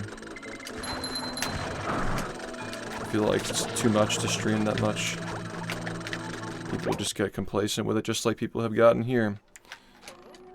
The YouTube audience thinks that I just like disappear for a year and then upload a run. They have no idea I'm here every single day working on it. So you get comments like, he's just gonna get a record anyway. I don't know why he gets so mad. He's just gonna eventually do it anyway. Like, okay, bro. Can't wait for the person who streams this when I'm done streaming it to just eventually get a record anyway, right? Just by turning on the game and playing it, you're guaranteed to get a 4102. Okay. Whatever you say. Well then why hasn't it fucking happened already? Why didn't it happen all those years ago when I wasn't even playing the most out of everybody in this community? People are just so stupid, dude. Speedrunning community is just a lot more entitled, man. Like, I learned this years ago. Like, the treatment that I got from speedrunners and doing the subathon. I was like, wow, like, the community that I actually built around my stream is just so much more pleasant than, like, appealing to speedrunners. There's really just no reason to still be doing this, I'm not gonna lie. All my friends who stream, who stop speedrunning, they're all like, they realize this. I'm not saying I'm realizing it now, but I realized it years ago as well. Like, it's really hard to justify streaming for speedrunners in general, not even just like the actual act of doing it. It's actually just a poor man's job. Like, do it if you have to, not because you want to. I'm like the first person who speedruns because I want to. There are not a lot of people who actually have a full-time. The only person I could really think of who might be the same way is Tyron. I feel like everybody else just like wants to have a stream. They prefer not to speedrun if they don't have to, or like they're looking for like an accomplishment to like see their way out, you know.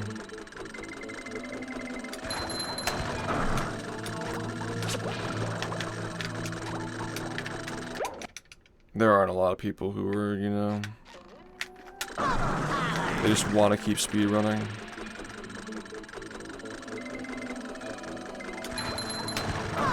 It's a lot different too. I live in one of the most expensive areas to live in the world. The northeast of the United States is like insanely expensive to live. Like I'm not gonna fucking like leave my family over fucking SpongeBob. I can go live in like Missouri, so I can keep speedrunning SpongeBob. No, I don't live in DC. No, fuck that. Fucking die living there. That'd just be awful.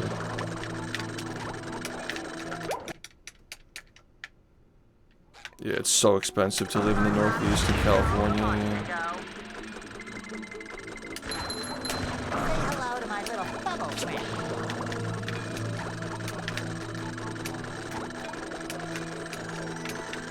Yeah, DC is just non-stop traffic and you know, very echo chambery area.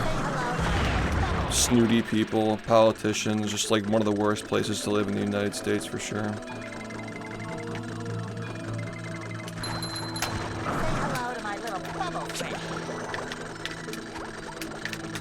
If you're rich and part of the elite, then it's a good place to live though.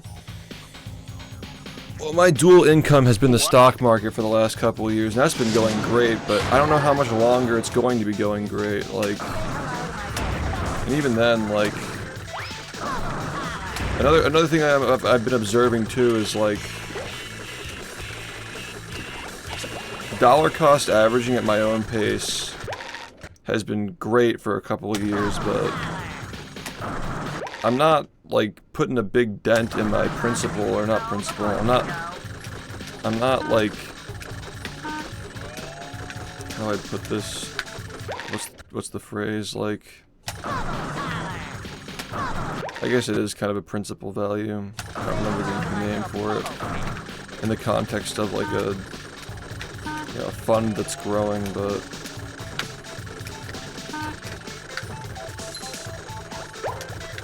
I kind of need to invest more per month at this point to grow at the same rate that I was growing before as a percentage. Does that make sense?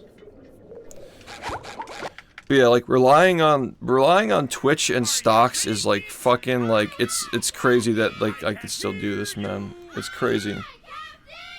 It's crazy that I can still make good money between my two. Like I said, like last year. I made like twice the amount of money I made on Twitch. Is it starting to plateau?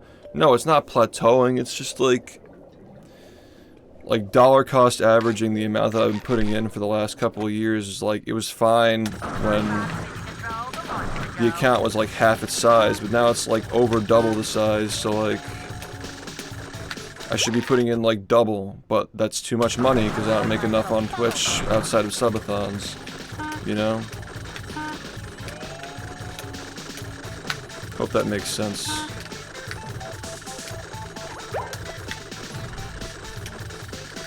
I mean, if we keep growing at the same annual rate, like, it's just gonna make more because it's just the same percentage of a larger number, but it's not like... What? Yeah, you have to like, the bigger your account gets, you gotta put more into it to see a more significant dent. Exactly.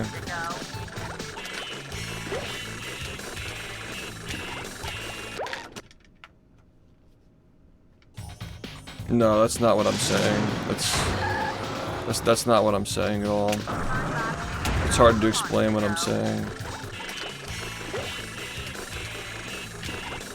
When I put money into it every month, it's a smaller percentage of the total portfolio because the portfolio is growing bigger and faster. So like, it's just not making that much of a difference when I dollar cost average. And I would like to make a bigger impact on it than just like, you know. It is. It fucking is, dude. And I've been trying, like, my whole, like ethos, like,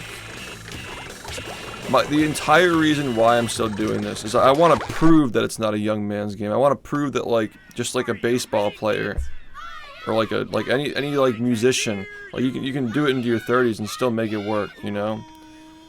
Like, that's the reason why speedruns are plateauing, is because, like, these people spend 10 years getting amazing at these games and they just can't do it anymore because it's again, like you said, it's a young man's game. Like, you gotta be, like, living with your parents with no income and no bills, no car insurance, life insurance, health insurance, like,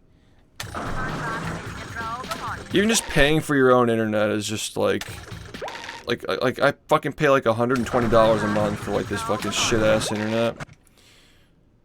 It's, like, not even good enough to multi-stream, I don't even think. Like, you just, after a certain point, you're like, wow, like, I don't know, when I was relying on my family's income, it was just, like, just make money, no bills, just speedrun, you know? But yeah, you're totally right, is that in its current form, it's a young man's game. Like, that's why most of the people who are speedrunning and are the best players are in their early, or late teens, early 20s. That's exactly it. Yeah, but, like, I'm innovating, like, with the subathons and stuff like that. Like, I'm doing that to try and make the ends meet, make it work, you know? Because, like, you gotta, like, if you're not doing that, you're just gonna be a loser, you know? You're just gonna end up being a loser. More than 3 times, dude. And look at the game that I play. Look at the game that I play, man. The amount of effort that goes into speedrunning this game alone versus other games. That's not even factoring the fact that I'm fucking speedrunning Battle for Bikini Bottom. It's the fucking infamous game with all these fucking 1/60th inputs that are just everywhere. Just constantly resetting the beginning of the game because of them. Nobody fucking wants to watch this shit. And it's miserable to play. It puts you in a bad mood, it makes you hate yourself. It just sucks. It just sucks ass to speedrun this game in particular. It's just fucking insane, dude. Yeah, I don't even have fiber. I gotta get out of here. What an opening for a guy literally filled with openings. Yeah, it's just like, it's like game development, dude. Like, SpongeBob be able to neutralize the giant robot's brain? these game devs could have gotten into cybersecurity and make 3 times what they make, but they just suffer because they love making games. It's the same deal, man.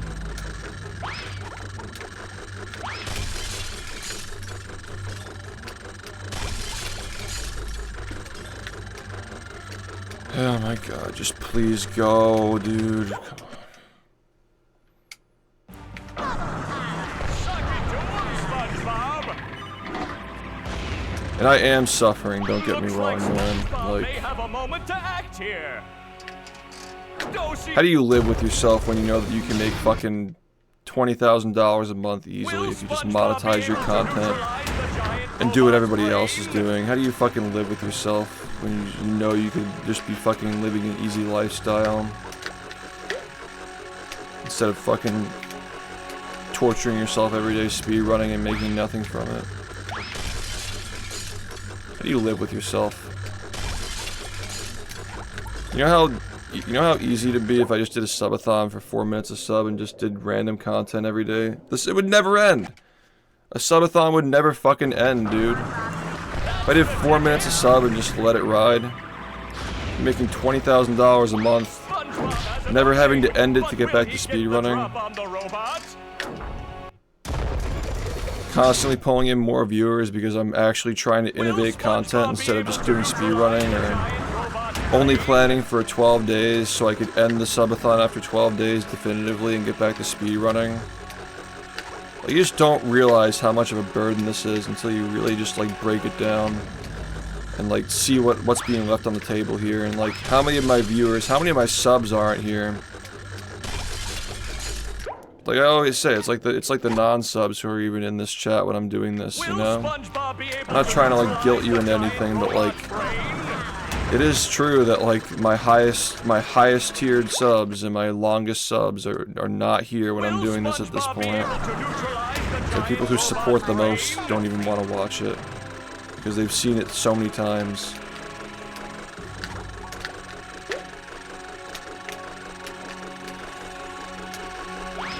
You gotta really see something in this SpongeBob shit to be here watching it every day after a year even. It's always like it's always somebody, like, it's always a new chat every year. Like, it's never the same people every year, and then when you do a subathon, it feels like a mix of, like, every year, basically.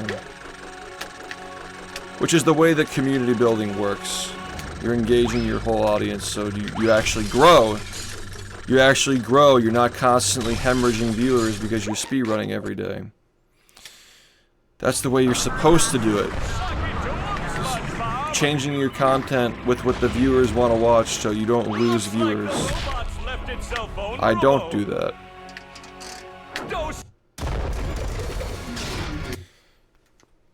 It's insane. Like, any person who's looking at this on the outside probably thinks I'm insane for still speedrunning at this point.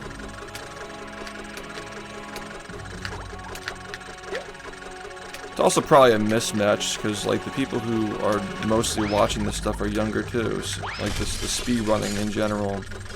Like, my average audience age is definitely a lot higher when I'm doing the subathons, I have to imagine. Because they're just my older audience who used to watch speedruns when they were younger. Say hello to my little bubble friend. It's all stuff to think about, man. I'm just trying my best. Ready, kids? I can't hear you.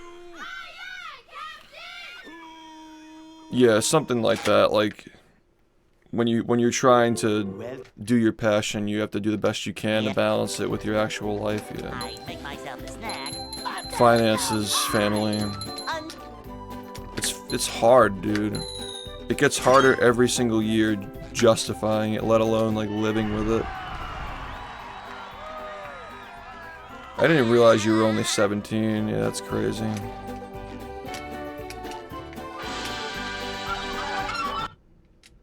Yeah, I mean, it is definitely like, I don't know, I just want speedrunning to be something that anybody can watch and anybody can enjoy. Hey. Appreciate. I feel like as people get older, they don't really care as much about, like, competitive shit. They just care more about, like, give me a break from life, just show me something that's gonna make me laugh, you know?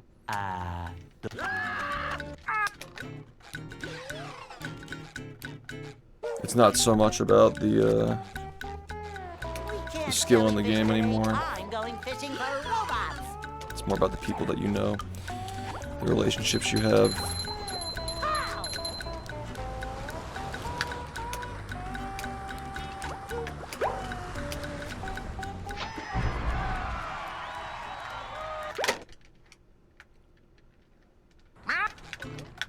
Yeah, you don't really have the luxury of caring about stuff like sports and shit unless you're in a good place to care about it already.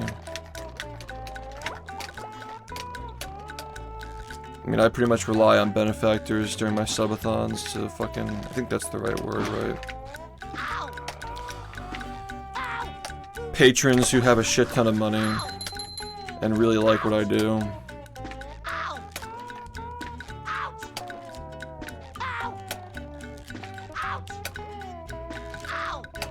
The first subathon worked way better because it was coming off of an era where people still appreciated speedrunning, so it molded into the subathon, like there was much more momentum.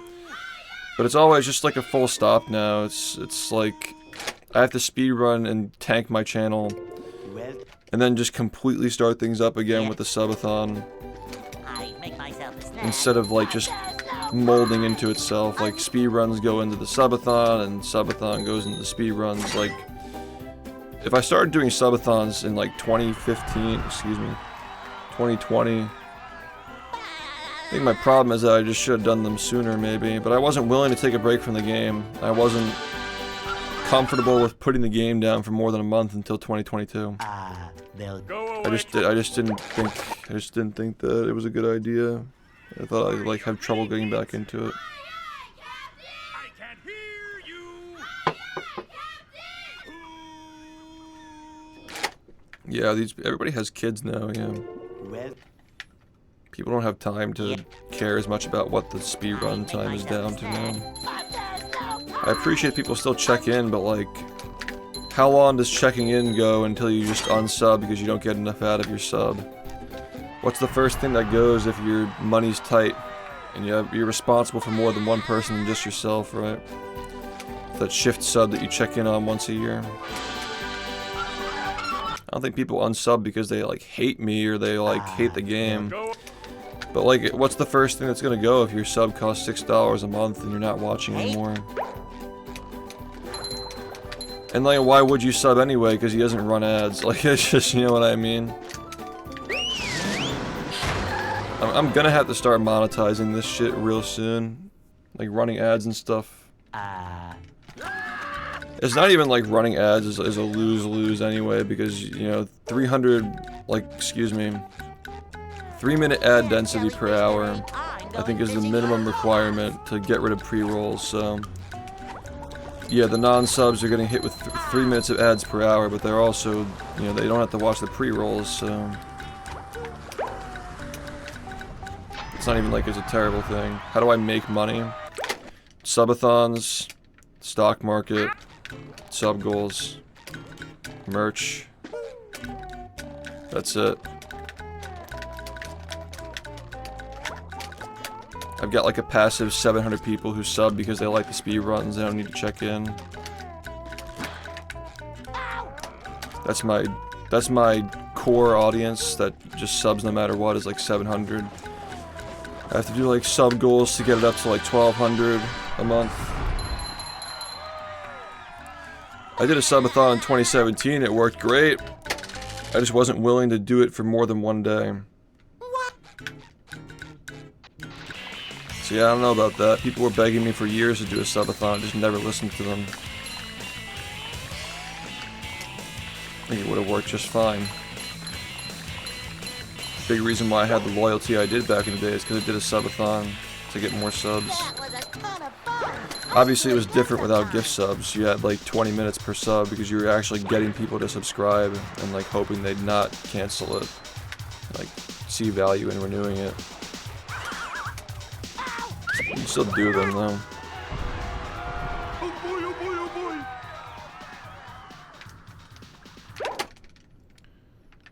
Well, the thing is, like, the speedrun lore videos talk about things after they already happened, so you feel like you're not missing anything. Like, you see a world record history video on some random game, and your impression is like, okay, I'm caught up, I'm not missing anything. I'm aware that they're still doing this, I'm aware that it's happening. But I don't need to watch because I've already seen it. And that's kind of how I feel, is like... Downtown. If these speedrun journalist guys...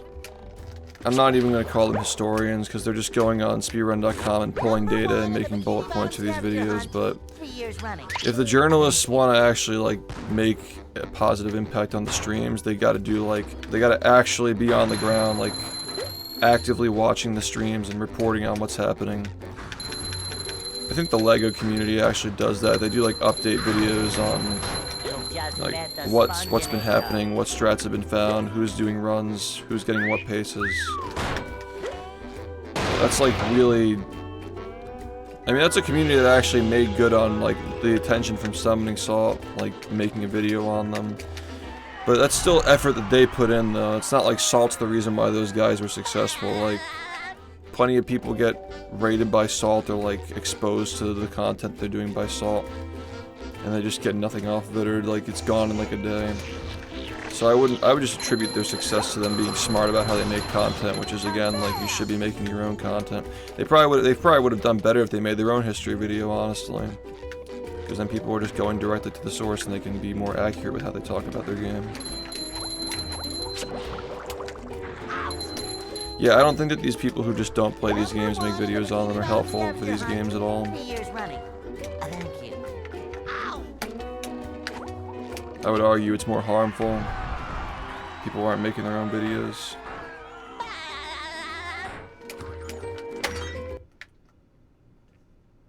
What's This community used to have a nice ecosystem of content creators, but Rehydrated kind of burned everybody out, and a lot of those guys stopped playing because Rehydrated was just so big, like, nothing, like, satisfied anybody after that.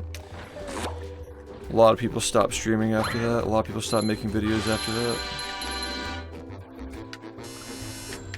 Number 1.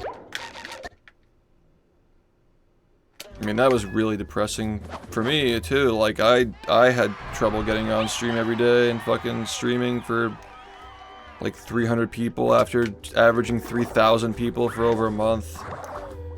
I'd upload a highlight reel and get 100,000 views instead of, like, the fucking 3,000 that we get. You know, it's like, it's hard accepting that it's not the normal thing to, like, have that kind of attention. Uploading a speedrun and getting 80,000 views in the first, like, 5 minutes, like, that stuff is not normal. And a lot of people, like, maybe they were close to getting partnered, maybe they did get partnered. Like, Jay is somebody who used to stream Battle for Bikini Bottom speedruns. He started with Rehydrated, and he moved to, like, Galaxy and other Mario games like that. But the point still stands is that, like, there was just no future for growth in this community after Rehydrated was over. That was the last chance you really had to make a name for yourself. And because the existing community didn't, like, hold the fort down, there really was no room for it after that. Like, even over the pandemic when people had nothing but time to watch, like, the best you would see outside of this stream is, like, 40 viewers, maybe. Yeah, it's just... everything changed after Rehydrated.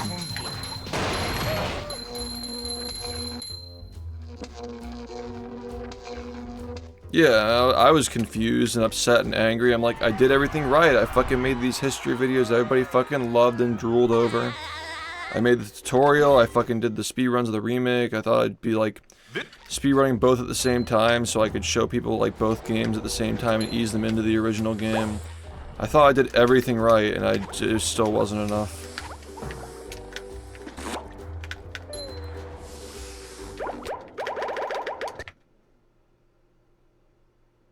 It's depressing, man. But I never quit. Yeah, there was a year where I was doing a lot of variety content, like Call of Duty and, like, random licensed games and stuff, because I was so burned out of streaming and speedrunning, because I just felt like nobody cared anymore. And, like, ironically, that was, like, the era that everybody fucking enjoyed was, like, Pandemic, Call of Duty, and, like, Chicken Little and shit like that. That all came because I was burned out of streaming. Like, I wasn't focusing on speedruns anymore because I felt like nobody fucking cared, and I was still speedrunning, but I wasn't doing it nearly as much as I was before. And there was the whole thing of my wrists and stuff like that. Like, that was also a factor as well. But yeah, like, I was just depressed. 2021, I was just depressed the whole year.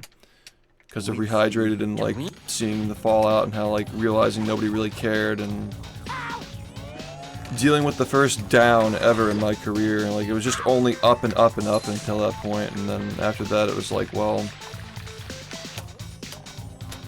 like, I'm never gonna have that again. The game's never gonna be that popular again. So, like, you know, what am I doing this for, you know? I'm 28.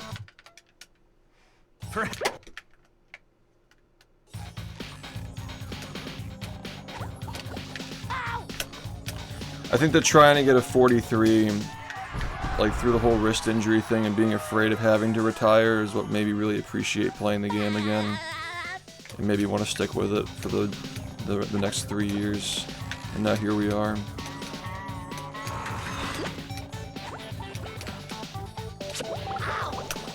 It sucks when, like, my goal was never to be the best player. My goal was just to make the game popular and heard and appreciated. And like that was my only goal when I got into streaming. Like all I wanted to do was just make the game popular and advocate for it. I thought it was a cool thing that was underrated and it could be like my thing. I never thought I was going to be a world record holder. I never thought any of that stuff was going to happen. It just happened because I cared about it enough and I was good enough at it. So just improving the record was just like not motivating for me at that point. But then I realized like I actually really did appreciate playing because, you know, the alternative is not being able to play. If my wrists are fucked up and I can't play, like, I'm not gonna enjoy not being able to do it, so it just made me appreciate it more. And in 2022, I started really going hard, and really fucking taking it super seriously, and getting really mad at myself when I was underperforming. And that led to the whole thing about, like, oh, I'm sorry for getting mad at the game, because, like, people weren't used to me taking the game that seriously. Like, I was able to get all these world records for free for all those years because the game was just easier. Didn't have to take it as seriously to get that good at it. It was just easy. I could just moonlight it, essentially. When I thought I was taking seriously, I was just kind of moonlighting it. There were periods of time where I was taking it that seriously, like at the end of 2018. But the majority of it was just, you know, as long as I turn on the stream and play the game, I'm gonna get better. And that's how it was for many years, but actually forming that attachment to the game and wanting to get better at it every year. Because, like, you know, since 2022, I've taken the game way more seriously. It's usually the other way around. Usually after 6 years of speedrunning, you start to not take it as seriously, but I was the opposite, I guess. Better change tactics And then fucking Swingerless happened after the whole, like, oh, I'm gonna be good, guys, I'm not gonna rage at the game anymore. I'm like, I'm doing everything right, I'm being a good little boy, I'm doing what the haters want me to do. Practice this shit for 3 fucking weeks straight, nobody cares about it. Like, contrast is 2017. 5 years earlier, people would fucking go crazy, Reddit's freaking out over Fastnut. Everybody's fucking talking about it, everybody's making videos on it. It's like Fastnut was like literally you press one input and it works. Swingerless, this whole fucking chain of things, it's like almost impossible to do. Nobody fucking does that shit, man. Like no other game with people doing things like that. And I thought, like, you know, this is gonna be it, people are gonna care about the game again. And that's when it hit me, I'm like, holy shit, like, the only person who cares is me. I'm the last one who cares. It's just me and, like, this niche group of people who still play the game in 2022. And then Twitch is like, oh, by the way, if you've been streaming for us for fucking 6 or 7 years, guess what? You were capping your pay at $100,000. And, like, fucking inflation's going crazy. This is, like, before the whole housing market, like, bullshit, not crash, but houses were still affordable at this point, by the way. So I'm like, okay, like, getting a house is realistically in sight. They're capping my pay. Nobody cares about speedrunning anymore. I gotta fucking do something. I gotta do something to fucking change the course here. And for the last 5 years, everybody's been asking me to do a subathon, so I'm like, alright, fine, I'll try it. So I did one that lasted for 36 hours. I cut it off at the end because I didn't want to sleep on stream. And I'm like, you know what? If I really want to be successful, I gotta just get over this whole, like, leaving my stream on thing without being here. I gotta just let it go. I gotta just go for a week, see how it goes, sleep in between sessions, do an actual real subathon, not just, like, cut it off at 36 hours before I pass out, right? And then we did it, and it lasted 80 days. And, you know, the world was a different place when I got out of it because the housing market was fucking terrible. Inflation was way higher. Like, those 3 months when I was doing the subathon it was a different world when I got out of it. Like, buying a house was no longer in sight, so I got into the stock market, and that was very successful. So at least the stock market rides with inflation instead of riding against it.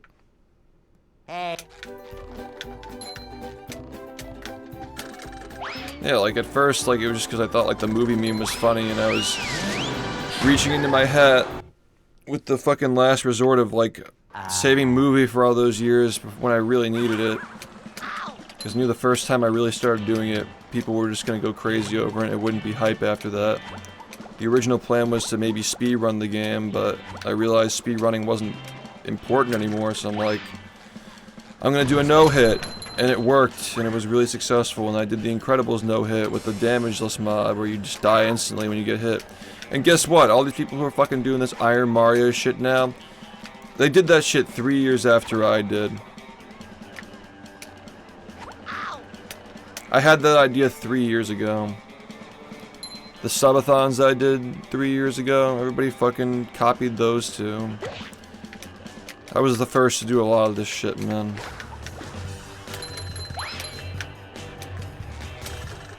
Just modding a random game and fucking no-hitting it, like... I figured this out years ago. That was part of the whole statement of Movie Madness, is like, I know what I'm doing, I know how to fucking make money doing this shit. When are people gonna believe me that I'm doing this for the love of the game, if anything?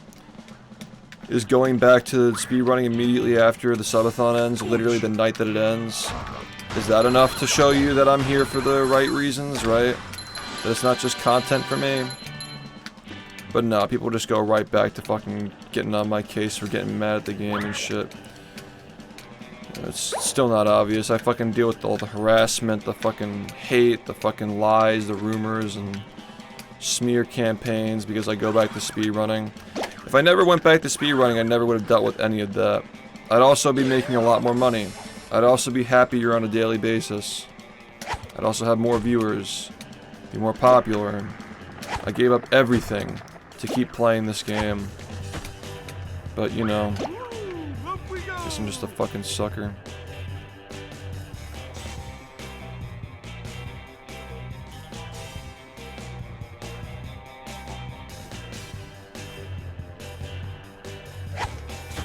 Guess I'm just a fucking sucker, man.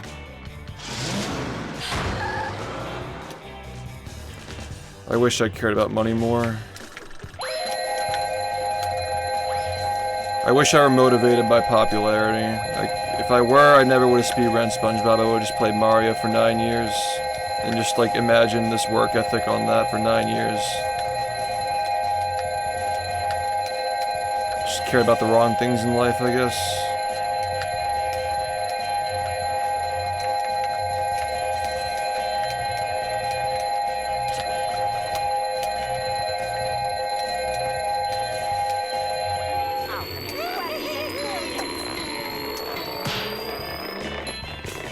I don't see any fucking Mario runner dealing with this shit, dude. I really don't. I don't see anybody fucking speedrunning any game dealing with this fucking shit. Now we gotta go fucking do 1 frames for the next 90 minutes to even get back here again. All for what? Just to get fucking made fun of because I get mad at SpongeBob? Okay. Nice fucking payout. 700 subs. Look like an asshole every day. Bore the fucking shit out of my viewers who are waiting for me to do literally anything else. But you know, at least like 20 or 30 people still appreciate that I like this game still. The rest, while they still enjoy it, they wouldn't care if I played literally anything else at this point.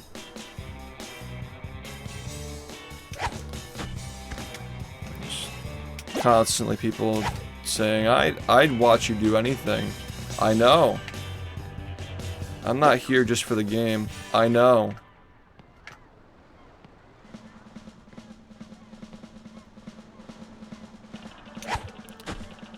Never thought I'd get fucking vilified for not being a sellout. Never thought I'd be attacked and ridiculed and smeared for not being a sellout. Usually it's the other way around. I guess everybody has haters. Yeah, I really thought that was gonna be good. Yeah, that's your problem, is that you think that this game is ever going to work. You're not allowed to get excited about anything. You just need to cope until your balls burst and then you get sick of watching because you're just tired of watching the misery.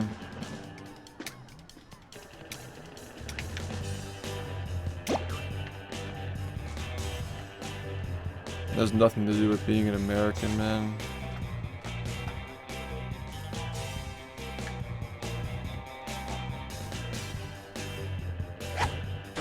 Just the entire world is like this now.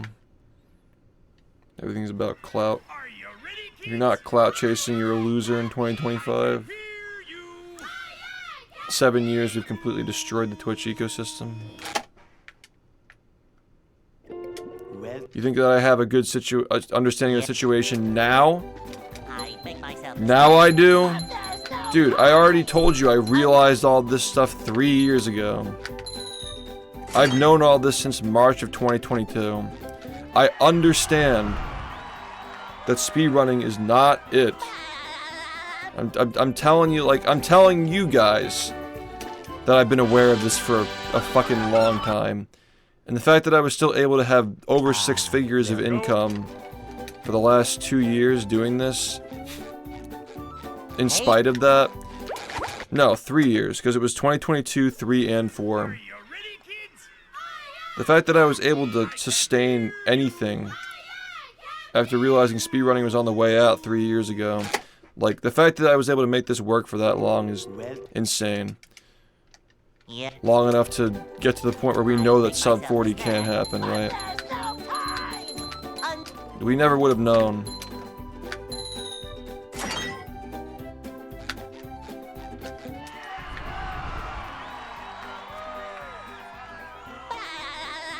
No, it's not even like the streamers, that it's the viewers, man. The viewers who like project their intrusive thoughts and like scream at you for fucking still doing the same thing after 9 years. Those people are just like, they're just as bad as the fucking streamers who are on the clout chase, because they're clout chasers too. They're just wannabe clout chasers. Like, they vilify you for doing the same thing. Like, for not being a sellout. And then if you were a sellout, they fucking go after you for that. They're just all miserable, dude. But, like, it's just more people. Like, there are more haters than there are fans in 2025. Everybody wants to be a fucking hater now. Everybody's angry, everybody's negative, everybody's looking for somebody to attack and cancel. Like, there just aren't enough people who are just genuinely watching people for just, oh, I like what this person's doing. It's all about just fucking clout now. Like, just watch the current person until they get canceled and then watch the next person. Just gets worse every year. Assuming this game would even still be a speedrun without me, like, nobody would fucking even play it, dude. It's probably rehydrated wouldn't even be a thing, dude. THQ Nordic wasn't even looking into remaking the game until 2 years after Are you ready, kids? all the little, like, fucking, the little spark that people were talking about the game getting remade, that lasted for, like, not even a year. But it led into the speedrunning, and then the speedrunning led into, you know, Purple Lamp seeing the game at GDQ, which led into THQ Nordic hiring Purple Lamp to make the game. Like, we probably wouldn't even have rehydrated. I'm not the only reason why the game got remade, but I'm a major factor that contributed to the snowball that caused it to happen. People would still be playing it, but, like, nobody would care anymore. People only care about this record because I have it. And because I'm actively improving it. It's just not a popular game, man. Hey. It was popular with my fans, and when the stream was big and, like, people felt like they had to pay attention to it because a lot of people were watching it and playing it. It was all kind of a facade, dude. A lot of it was just my viewers getting into the game and speedrunning it a few times. And, like, you had people who took it more seriously, but they were still my viewers at the end of the day. Even if they want to, like, pretend like they were never my fans or never liked me ever. They were still subbed to me and watching me every day. At some point they were. Before they became fucking, I hate SHiFT now, I just like to play the game and I don't want to be involved in SHiFT or anything SHiFT related, and I just want to play the game. Like, before they were like that, they were my fucking fans. Everybody was. Am I nostalgic for pre-2022? Not really. I'm nostalgic for, like, 2017. That was the best year. Honestly, like, everything felt easy in 2017.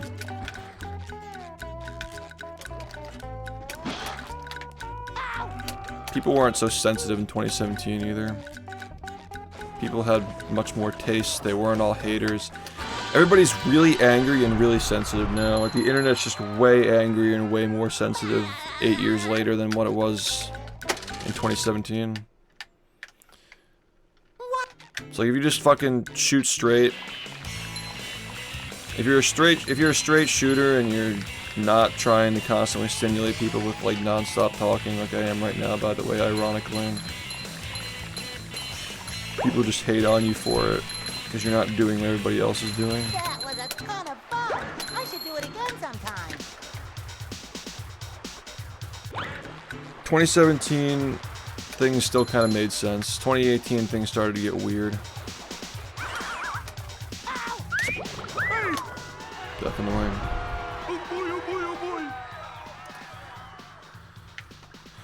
We got psyoped, dude.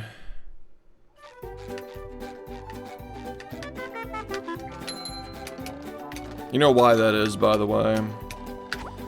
If Hillary got elected and they didn't spend so much money trying to fucking, like, make people go crazy over Trump, like, obviously people are gonna have opinions about his second presidency, but his first presidency was really not offensive at all. But everybody was acting like the world was ending, and everybody had to be politically correct, and everybody had to do this, that, and that to atone for their sins of being white and all this shit. That all started when Trump got elected. And you know that it wasn't Trump pushing that either. It's just the fact that he was like an out of the box, like, non-establishment person.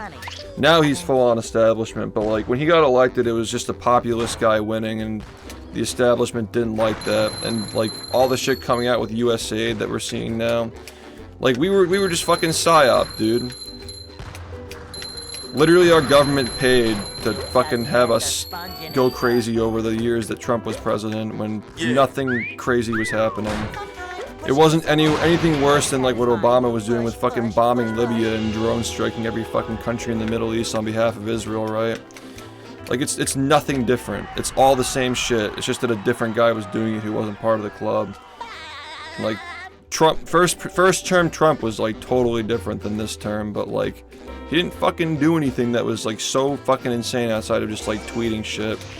And the media kind of just wanted everybody to go crazy, not even just because of the Trump stuff, but like the PC shit was kind of used as like a way to like fight against his presidency and like invalidate it and shit.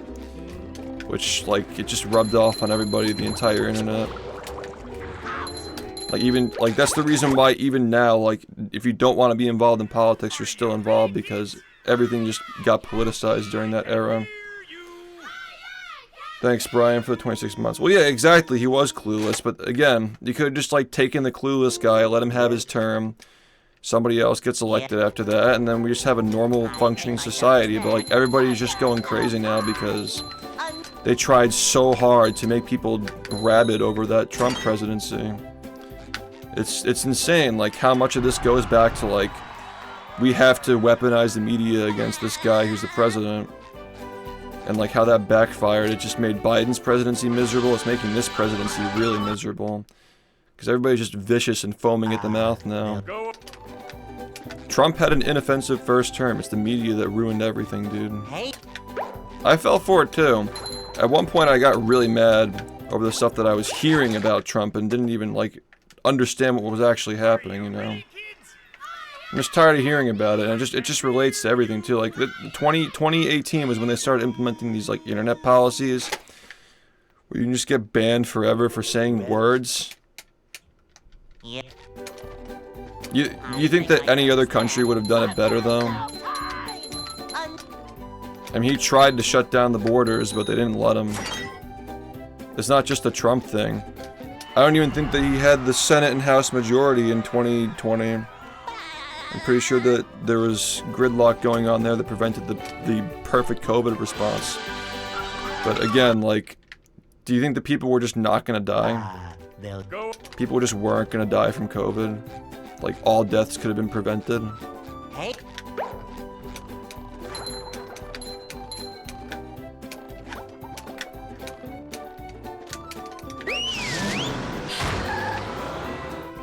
This isn't about the way Trump handled his presidency, by the way. Why do we need all this fucking media on our asses for fucking saying words and like these like micro transgressions and like white privilege. Like all of this shit fucking got pushed on us after he got elected. It had nothing to do with anything he did in office. It was just, he's the dictator and you're white and you're evil for existing, and like none of us wanted to be involved in this shit, but it just got infested into every corner of the fucking internet and the world. And if you don't see how it's impacted Twitch, at least, like, I'm not saying that like the wreckful and like not wreckful, that the train wrecks Ice Poseidon era was superior to what we have now. You know, it actually kind of was. It wasn't superior to like the Ninja era, but people were still going crazy. It's just that it hadn't fully caught up yet. Like 2019 didn't really catch up quite yet, but 2020, when everybody was stuck inside and everybody was just full on invested in the PSYOP, just full media control of the internet, social media, cable, you're just being projected non-stop. These like crazy political ideas, these crazy social ideas. It's like how you need to just atone for your whiteness and stuff like that. Like I know that like 5 years later people see how crazy all that stuff was, but like there was a time when you couldn't say anything on the internet, you get banned. Like you just get banned for any kind of thing that could be misinterpreted as being racist, even when you had nothing of the sort you were trying to say. 5 years ago, being a streamer, you were on your fucking toes. I was fucking miserable. So like you compound that with the fact that like Rehydrated Fallout, people were burned out of the game. The whole community was fucking pissed at me over the fucking stuff that went on with like Fusion Varia getting banned and me getting all the blame for it. It's like, yeah, like why the fuck do you think I was fucking depressed every day just streaming? And like fucking comedy was banned. You couldn't even make a joke without people fucking getting on your case. It's better now, but like we're still fucking cooked, dude. I'm just saying, like it all started in 2017 because Trump got elected. It had nothing to do with Trump said or did or nothing like that. Just this clueless fucking celebrity got elected. And everybody went crazy and started fucking pushing all these insane ideas on us. The world was normal before that.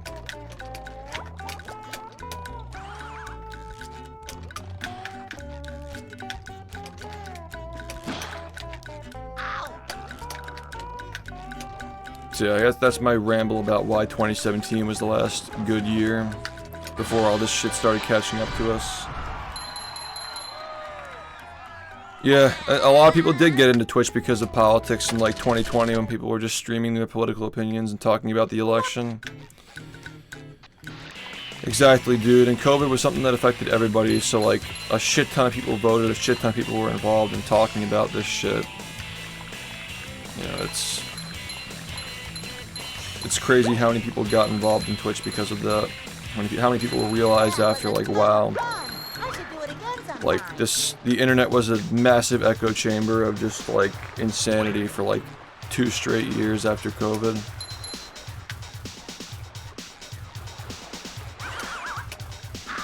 And then like what happens when like the insanity just like needs a counter movement, right? You get people like fucking Tate, right? Is Tate a role model for young men? No, absolutely not. But he was the response to how crazy things had gotten. Now I can wear 4 pairs of underwear. This is great.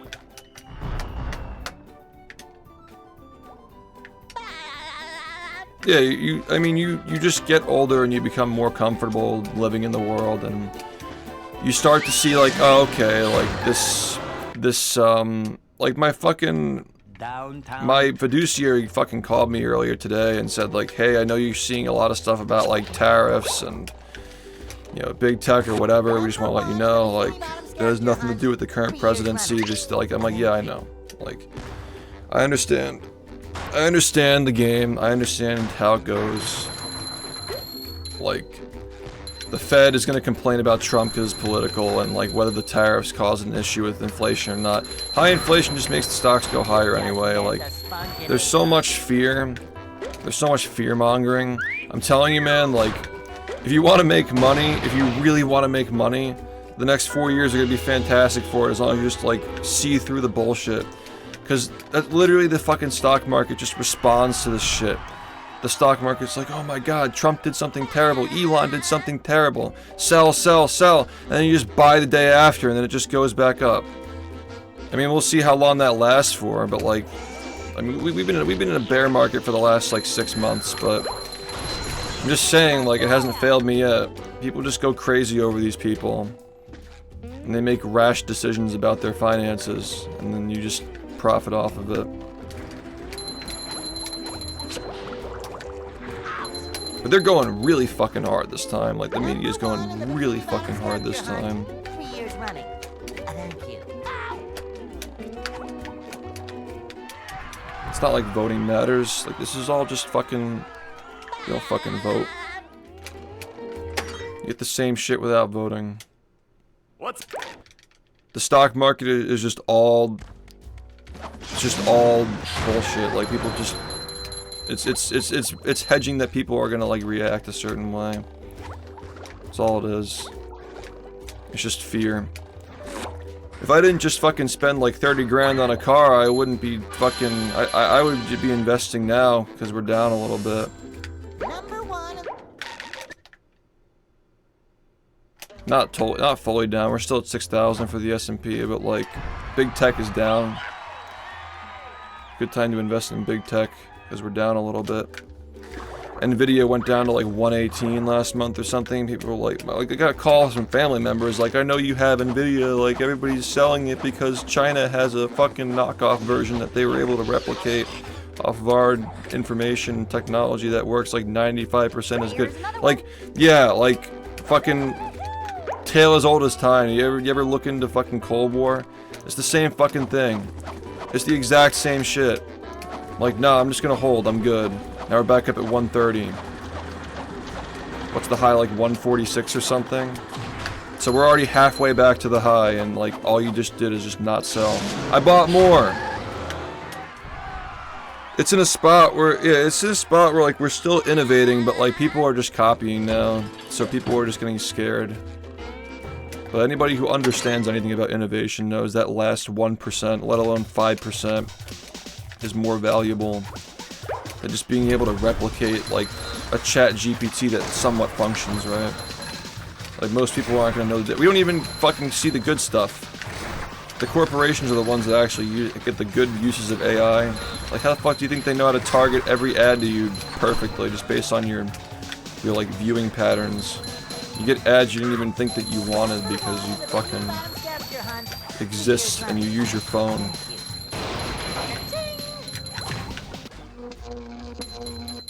Thanks. Well, yeah, like, that's a good point, is that now, like Twitter is so much more powerful than what it was, like, 4 years ago. Relative to, like cable, right? And there's an incentive to actually rage bait and cause panic because Elon set up the platform that way. There's that too.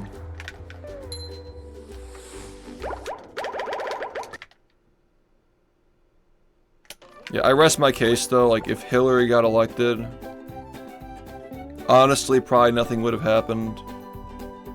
Probably wouldn't have been in World War III. If Hillary got elected, we'd probably be better off, honestly. If Trump never got elected, not because Trump was like a bad president in his first term or something, he just didn't fucking do anything, but like, just the fact that like the media wouldn't be fucking just scrambling trying to like counteract the counter narrative, right? I don't know where we'd actually be. I have no idea where we'd be, but speculation that maybe we could have gotten a little bit longer without the fucking crazy politics and stuff.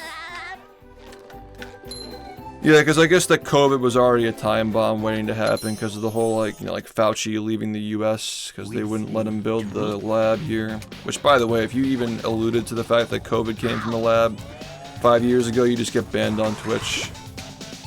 But now it's literally declassified and proven fact that it came from a lab, so you're actually allowed to say the truth now. But we all knew, we just weren't allowed to talk about it.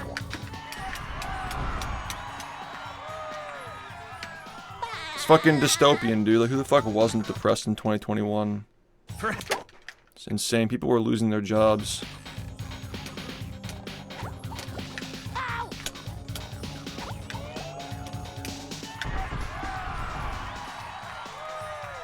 Yeah, and I still have fucking bad faith detractors getting on my case over how I was in 2021. Like, get the fuck out of here, man. I kept my sanity more than most people did. I only started breaking down toward the end of that year.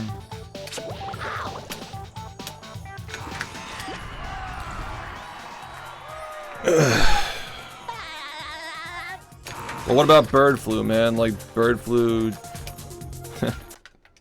Part 2, man.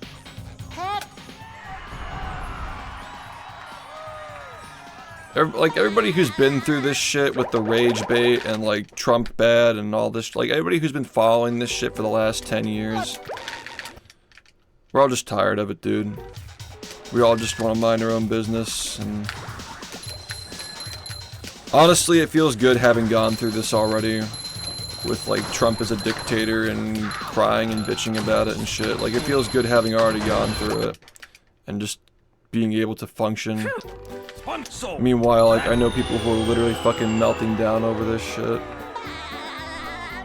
It feels good just not being in that position like a lot of people were. Like, I was almost, in 2017, I was kind of losing my mind a little bit over the Trump stuff, but you learn to pay attention to more sources and just get over it.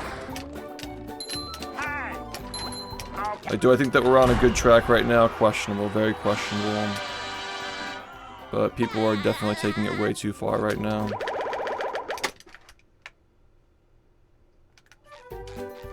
Just be smart.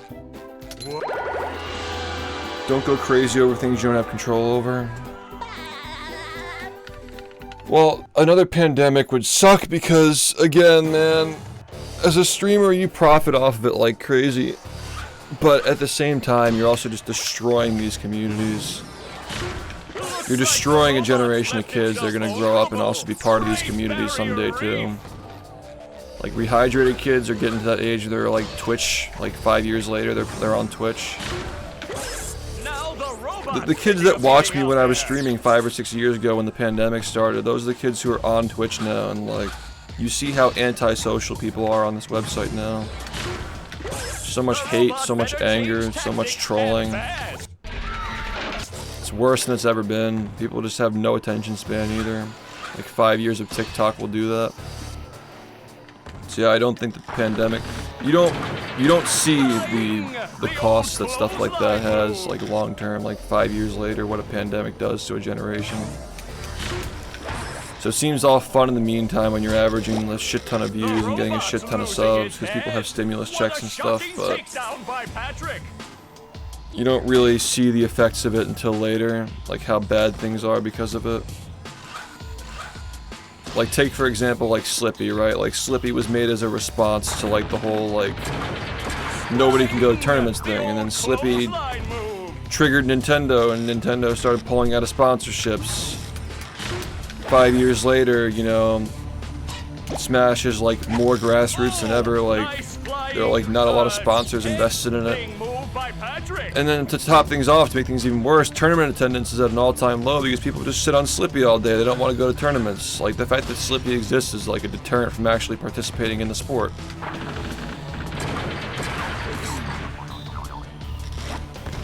Same things with, like, nobody has to go to GDQ anymore for the same reason. Well, GDQ is like overly activist and political as well, which doesn't sit well with literally half the country, so... I've never seen such an electrifying match. Yeah, because everybody's fucking mad and shit, exactly. It's hard to find people who have like a down-to-earth, like nuanced opinion about what's going on in the world. And it just gets further injected into our lives every day. You know, like, even if say like Trump is the right answer, right? Let's say like 4 years from now we're better off than we were with the other person, right? It doesn't matter because socially we're just cooked anyway because people were just fucking going crazy over the fact that he's the president. That was my point about the first Trump term. It was like, even if he didn't fucking do anything and he was clueless, it didn't really make it out that way based on what the media was saying, so... People are just angrier as a result of it. This match is just about over. Just makes everything worse. News cycle is like a half a day now. Something happens, half a day later, it's already over.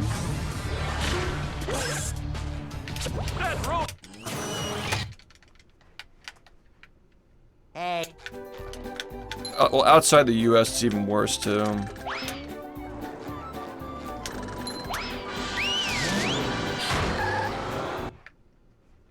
Yeah, Pokemon Go caused a lot of degeneracy, but it was overall a good thing, I think.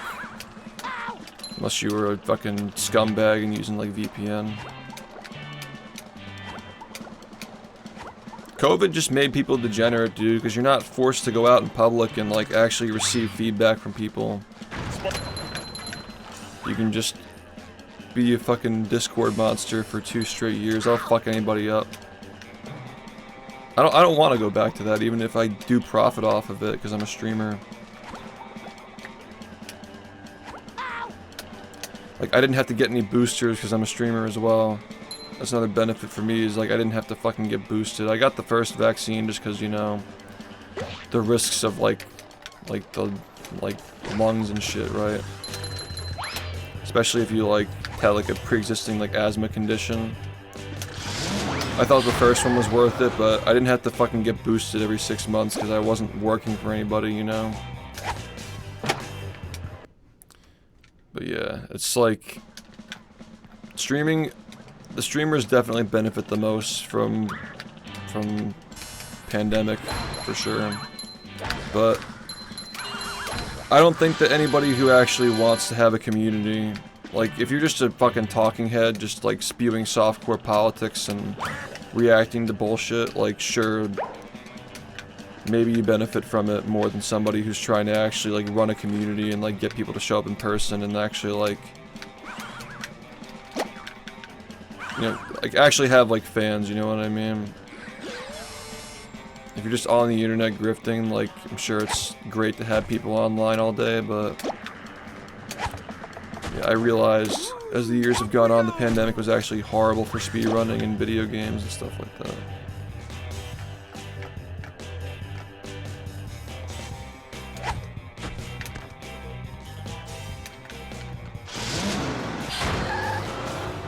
Yeah, that's crazy.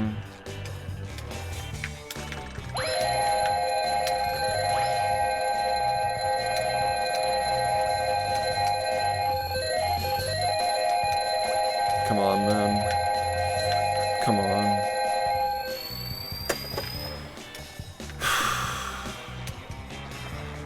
You're not allowed to feel anything, man. Why would you feel things when you're watching this game? That was your first mistake, is feeling something.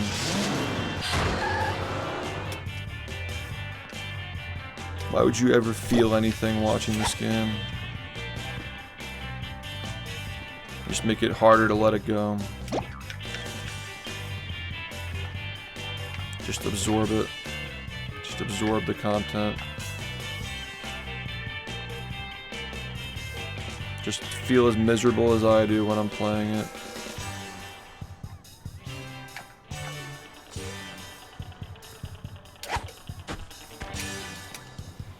What else are you gonna do? Get excited over it?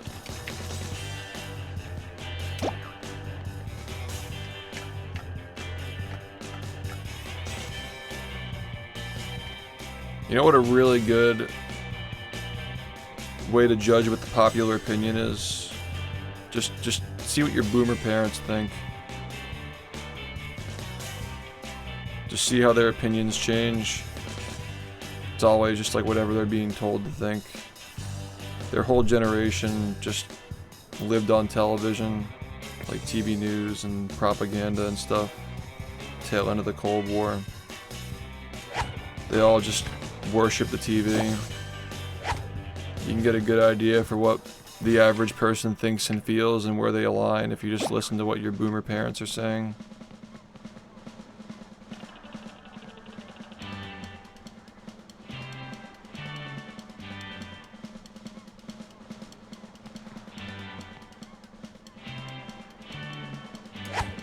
Gen X boomer. My parents just go back and forth.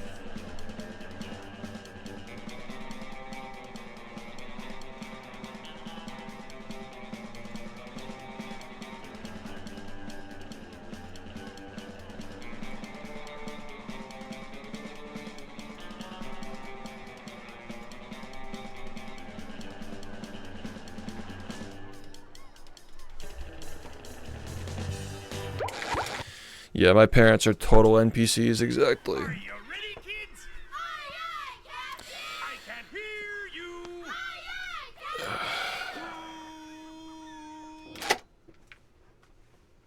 Captain. Well, Yeah. There aren't even, it's not even just two sides, dude. It's like, there are just so many angles to keep track of. I mean, I gotta keep track of this stuff to know what I can talk about, what I shouldn't talk about, how to invest, how to not invest. You know. Thanks, I appreciate it. I don't want to have to keep up with this stuff. I'd rather just not keep up with it, but it feels like the older you get, the more you have to be aware. they'll Go. Especially being so, like, if I were just employed, Hey, just taking a paycheck and just like if that's probably the easiest scenario to avoid stuff. Just like clock into work, do your job, get the paycheck. But like being a public figure and like having to like know how to navigate the waters and stuff, running your own business or stream or whatever, you gotta be really fucking informed, or otherwise you just fucking sound really stupid.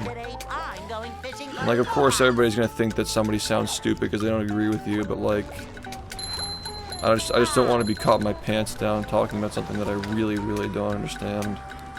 So you gotta at least make an effort to like be aware of stuff.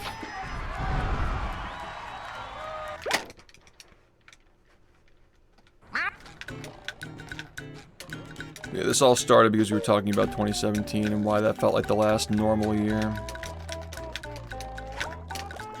You're not crazy, like literally, it was all planned.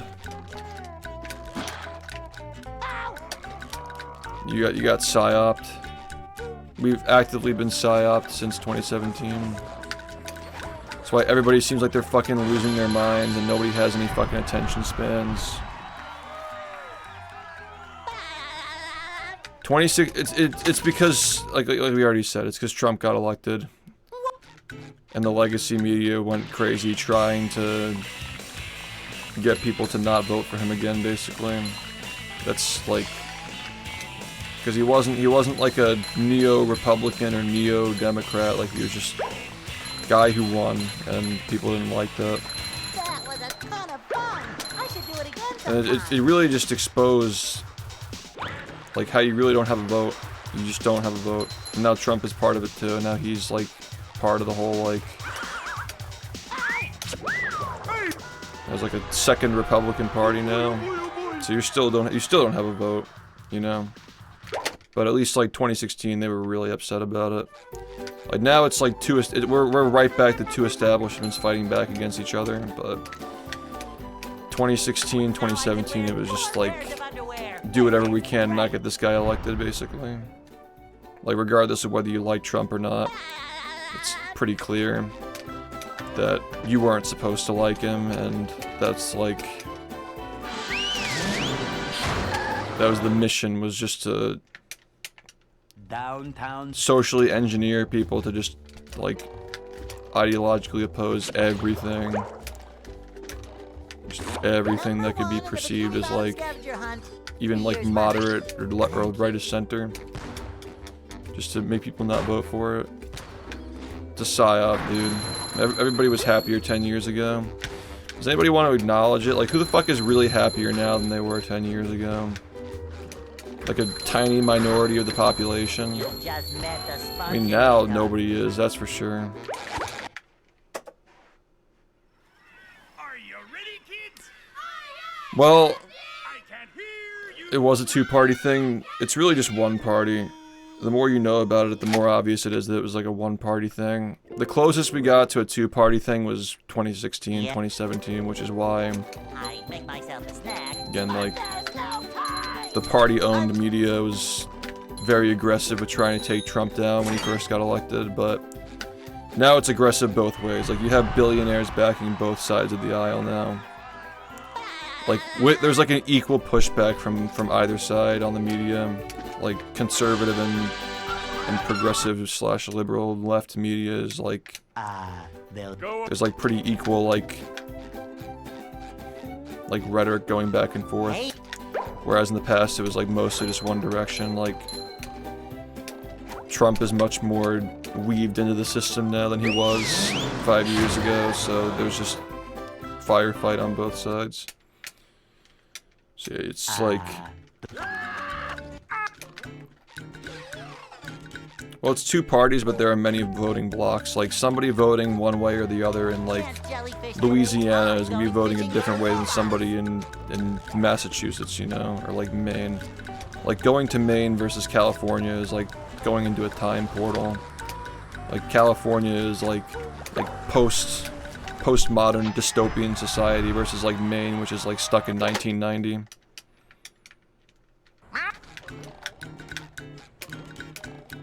Well, you know where they really fucked up was not letting Bernie win in 2016 or 2020. Honestly, I think the fact that they didn't let Bernie win exposed a lot more than Trump winning did. Are you ready, kids? Like, it just showed that you don't have elections, basically. 2016, 2020, like, it was obvious that Bernie should have been the nominee, but the fact that he wasn't, you know, that set off red alert for a lot of people on that side, and then, like, at that point it was just everybody just voted for Obama. Like, Obama was like he's probably the most popular president of my lifetime. Yeah, the Republican Party was just useless at that point. So you had an interesting thing where you could have had a populist, like a straight up populist election in 2016. It was supposed to be Bernie versus Trump, and then whoever won that, but I think that a big reason why we are where we are is because Democrat-funded media was just clinging so hard to just Hillary and Joe Biden and whatever they wanted to push, but people really just wanted Bernie Sanders, and they wouldn't let him have it. It's really their fault. Like, anything that's going on right now that people on that side of the aisle disagree with as far as what Trump is doing, it's just a violent response to the years of Democratic voters being sidelined for whatever the fuck they had to install. Like fucking Joe Biden and Kamala Harris didn't even have primary. Like, Joe Biden was the incumbent, but like Joe Biden didn't even really win his primary. It was really supposed to be Bernie who should have won that. And same thing with Hillary. Like, they haven't really had a legitimate primary in like 12 years. No, more than that, because Obama was the president since 2008. When was the last time the Democrats actually ran a real primary to see what their fucking voting base actually wants? It's been forever. Like, the Obama era complacency is just like, it's crazy. It's insane. Like, even if you're like right-leaning or like moderate, you should at least want the other side to have some kind of an election, man. Otherwise, like, one more fucking election cycle of like a Kamala Harris type president that a Kamala Harris type candidate that nobody wants to vote for. We're just gonna be fucking Nazi Germany like 8 years from now. You just keep having, like, you just basically no election if you're not giving somebody that they want to vote for, you know? Like, I get that people voted for Joe Biden because they were mad about COVID. But the Democrats didn't even want fucking Joe Biden either, just the establishment wanted him. It should have been Bernie both times. Now even like Bernie bros are upset that Bernie's like a sellout and shit. It's just not a really good situation for American politics, because there needs to be some kind of reform on the other side, otherwise it's just over basically. And I don't know who they're gonna get. Like, Bernie's not even that well liked anymore because he's backed a lot of establishment candidates and he accepts money from Big Pharma and shit like that. So like, the people who are really into it, like, I know people who are Bernie bros who aren't too happy with him anymore. Like, they gotta find somebody who's an actual populist who can, you know, actually win and be allowed to win. But yeah, I think you could argue that, like, the craziness, the societal breakdown you've been witnessing, you're not just like imagining things. Like, things have been crazy since like 2018. It took about a year to get started, but it all started in 2017 when they let Trump win. You could probably argue that if they weren't just clinging to like just trying to get Obama in for a third and fourth term, if they just wanted to get an Obama loyalist into the White House, you know, that could be the downfall of Trump too. If Trump is just trying to get like Vance or somebody who's just gonna do what he wants, like that could be a downfall as well. Because now Trump is the establishment, and if people don't want the establishment, they'll vote Democrat next time, and it could just be the other way around, where like Republican legacy media is going after the progressive populist vote. Like, see me in 4 years when that happens, you know what I mean? It's very possible that's what we end up getting. But yeah, in my opinion, it all started because they couldn't let Obama go. They had to install somebody who was just going to do what Obama wanted, and they cling too hard to it, and that's how he ended up here. Because that's what got Trump elected, and Trump would never have won if they actually let somebody who was a populist win. And then 2020, like, Biden probably wouldn't have won if it weren't for COVID, and you know, again, like, the whole Biden thing, like, foreign policy and COVID, and people don't really understand inflation as like a recovery tool, and no, that shouldn't have made Trump mad. Trump getting mad and wanting revenge was like really, really bad. That's why we're here where we are now. Because now he's actually paying attention and he knows the game, and he's an actual like force now. He's not just like sitting in the White House as like somebody who doesn't know what he's doing. He actually does know what he's doing now, which, you know, people did vote for big changes, but this all goes back to the reason why we're even talking about this in the first place, is like why we feel like Twitch and the internet and life in general has just been really weird since 2017. Like, none of this is serving to make any of that better. Yeah, but Kamala wasn't a nominee. Kamala was an endorsement by Joe Biden, and they just kind of went with it. She was the least popular candidate in the 2020 primary, if you even want to think that even happened, honestly. 2020 primary for Democrats wasn't even a primary, it was just a fucking demonstration. Because they were just going to pick Joe Biden anyway.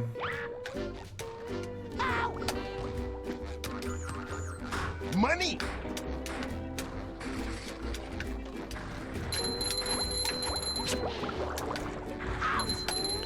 My point is that we haven't had a choice for a while, and you know, the media just wants everybody to go crazy over the choices they don't have. And it's pretty awful. You can't escape it. It impacts every area of life. Somebody mentioned earlier they got into Twitch because of politics.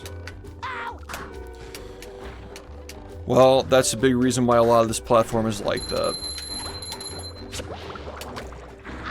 Because a lot of this platform did get here because of 2020 politics, and you are not allowed to have an opinion unless it was the outspoken popular opinion at that time. Thank you. So it's just a lot of that on this platform, and a lot of the sane people left a while ago. Thanks for the 200 bits, Taint. Appreciate it. I think that's really... COVID really just ruined Twitch, and I stand by that.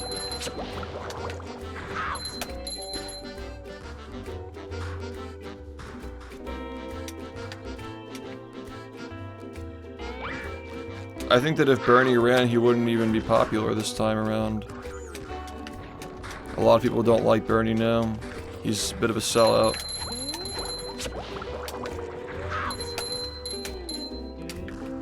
They need somebody new at this point.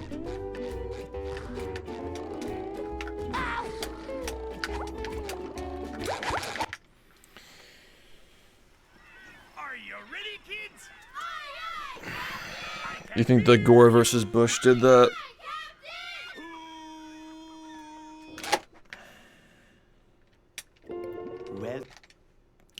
Kind of. Yeah. Maybe. I make myself a snack, but there's no time! I just think that Obama getting elected was like, you know, like the world was ready for a black president.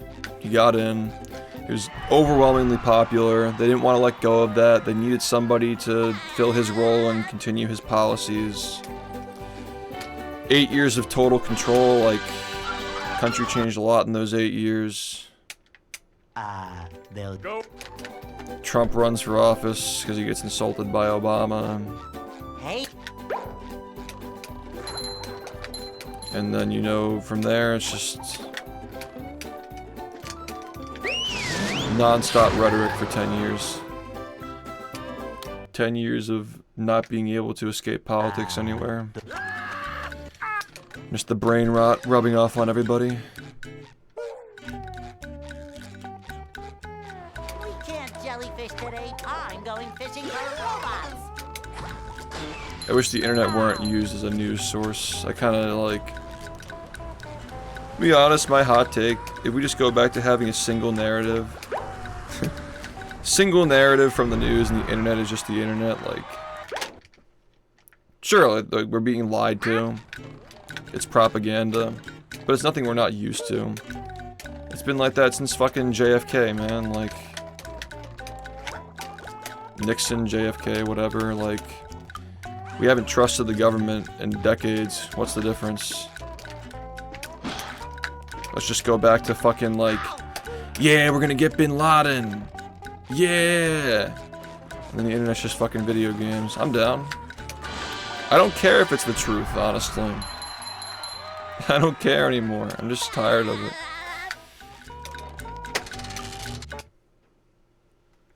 Let's go back to fucking, yeah, let's take down terrorism. America. Those were good times.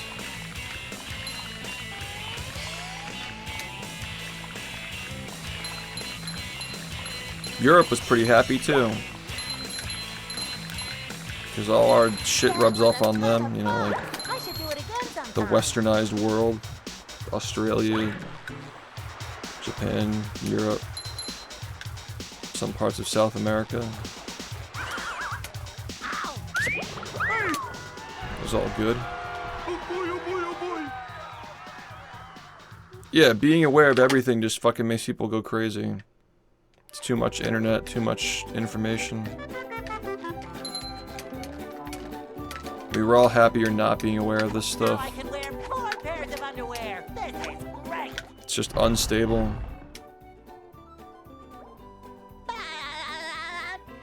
Yeah, Trump was the first, like, Twitter, social media president guy. Getting politics involved in social media was a mistake. downtown. And, like, Twitch was able to avoid it. Like, it was all over Twitter, it was all over Facebook and all that, but, like, Twitch was able to narrowly avoid all of it until the pandemic. Thank you. That's when you started getting the people, like, streaming their electoral maps and, like, fucking preaching about, like, fucking white guilt and stuff, and we were able to, like, narrowly avoid it for all those years. Until COVID. That's when it really felt like politics started to become a mainstay on this website. Smells like victory.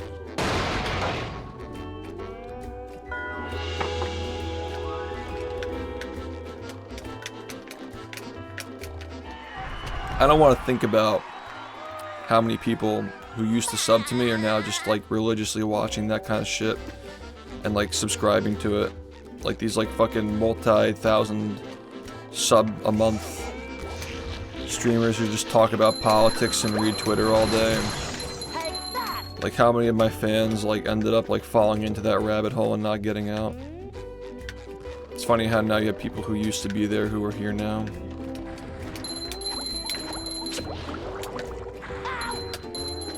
Can we just get something going, please? Oh, guys, I'm sorry. Was I being a streamer and talking while I'm playing the game? Oh, well, I guess that doesn't work in 2025. After fucking 9 years of ironing out the game.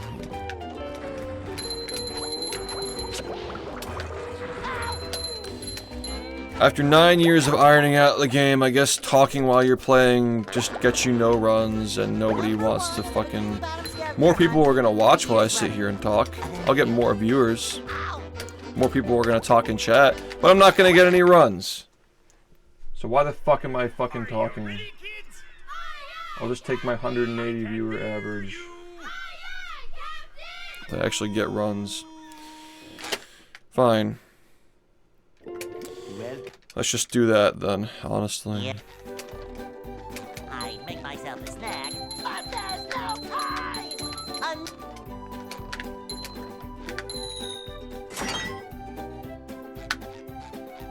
See what I mean?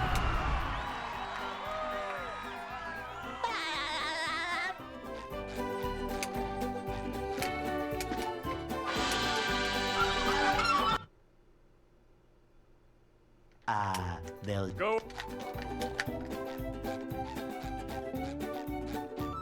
Hey,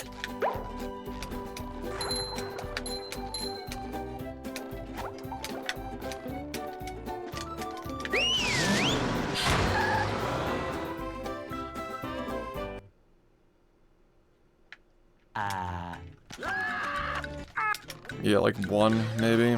Not even. we can't jellyfish today. I'm going fishing for robots. Ow! Why sit here and speedrun if I'm just gonna talk? Just turn on a different game. Do variety. Play Smash. Play some multiplayer game and just talk. You're gonna talk? Just talk. Why speedrun? Speedrunning is not enjoyable at all when you're actually good at it. It's a myth. It's never enjoyable. People just fake it.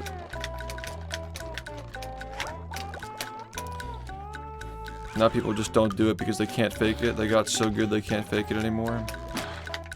Ow! Ow! Putting on a smile while doing this shit is almost impossible for a lot of these games now.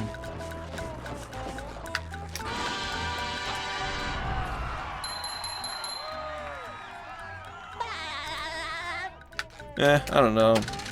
I feel like speedrunning any game, like for an easy game, you're gonna be like, never like more than like plus or minus 2 seconds, but,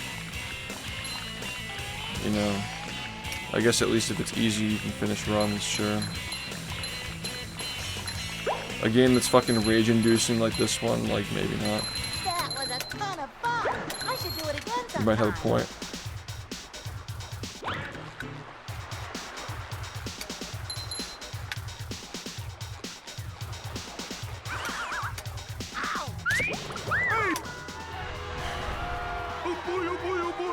The thing about frame perfects is that you have to really be insanely confident that you're gonna get it. And then when you don't get it, you just feel like you believed in something that was just a lie. And you're just experiencing that every 5 minutes for 9 hours. Like you put all of your faith into something, and then when you realize that, because it happens so fast, you don't even realize it's over until it's already over. It's like a car accident. Like you don't even know what happened until it's after it's already happened, and you're like, even after it was already missed, you still think it's gonna happen. Like you haven't even reacted to it yet.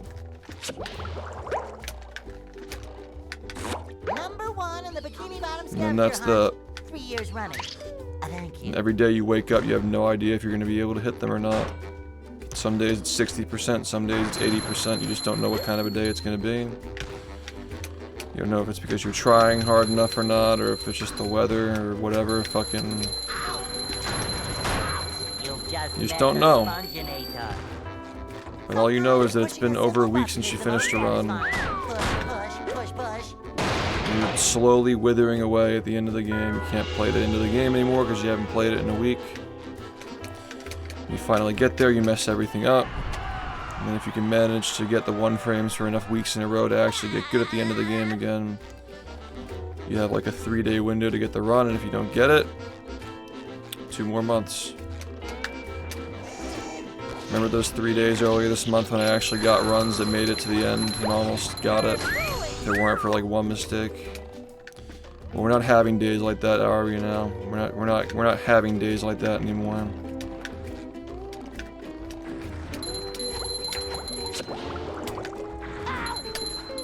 2 weeks ago, it was a different story, wasn't Number it? one in the Bikini Bottom scavenger hunt, 3 years running. Thank you. Ow! It's okay. Maybe 3 months from now we'll start getting runs again.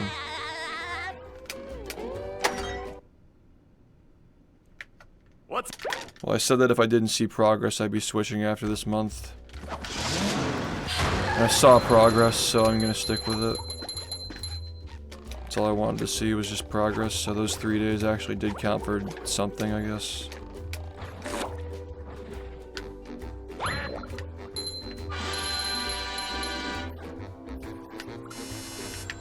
Number one in the Bikini...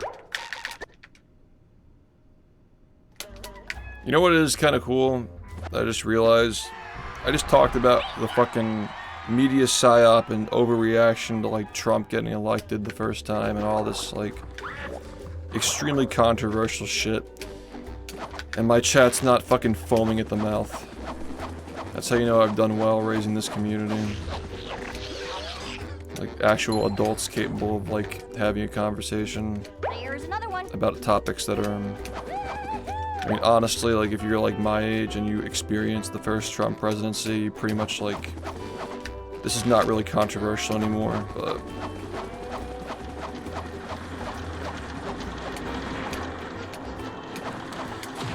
I just really miss 2017 a lot. 2017, 16... Like, we could cope and say that 2019 was a good year and whatnot, but, like... We were all still on our toes about getting canceled and shit. When none of us mean any harm, we're just fucking gamers. Sometimes we say things that they don't come out the right way, you know.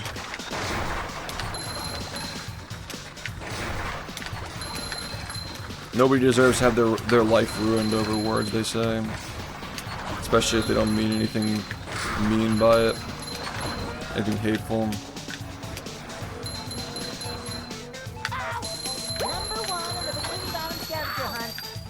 That's what you got. That's what you got all those years.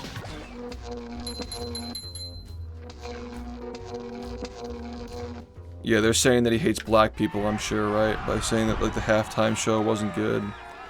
They're calling him racist and shit. That's what you get, dude. You wanna have an audience like that? You gotta just say the outspoken popular opinion.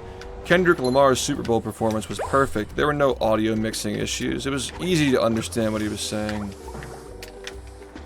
Just gotta say that.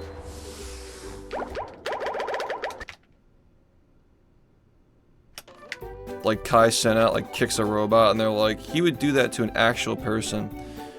These people are just so fucking insane, dude. And this is what you have to appeal to if you want to be popular. Yeah, thanks.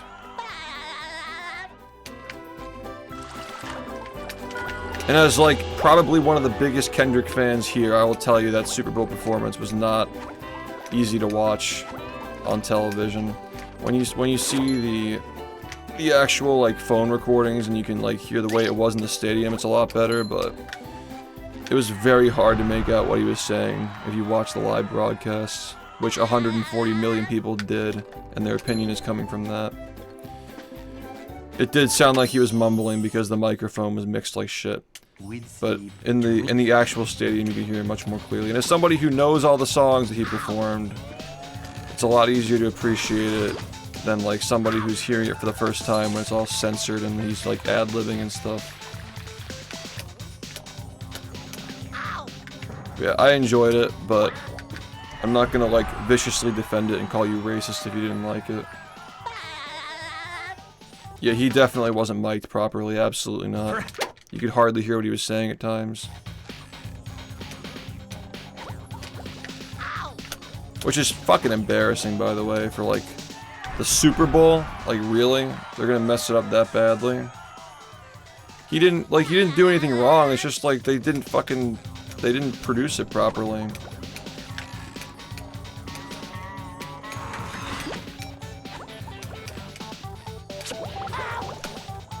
I mean, like, what did you expect, like, the guy who's just, like, anti-fucking Hollywood to put on this, like, massive production That was another complaint that I saw, is that people were complaining about like how low budget it was, right? Like, do you really think that like Kendrick Lamar was gonna have like fireworks and shit? Like that's just so not him, you know? Ready, kids? I can't hear you. Like, sure, maybe not the best artist to have it at the Super Bowl, but like, people only wanted him there for one reason anyway, and he did it, so mission accomplished. I make myself a snack, but there's no time.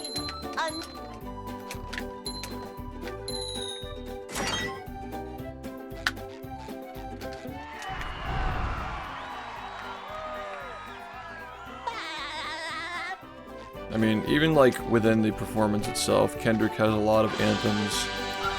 He has a lot of anthems like Money Trees, Swimming Pools, just off of the one album, right?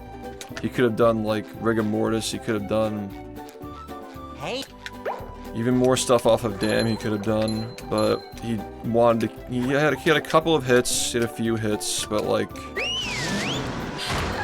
well actually like Luther and All the Stars were like more of like, he wove that into the narrative because he wanted to like oh, like this is what you guys want, right? You guys want anthems. Like he's like criticizing what people are gonna say about it preemptively before they actually do it, which is like, I don't know, I'm man. going fishing.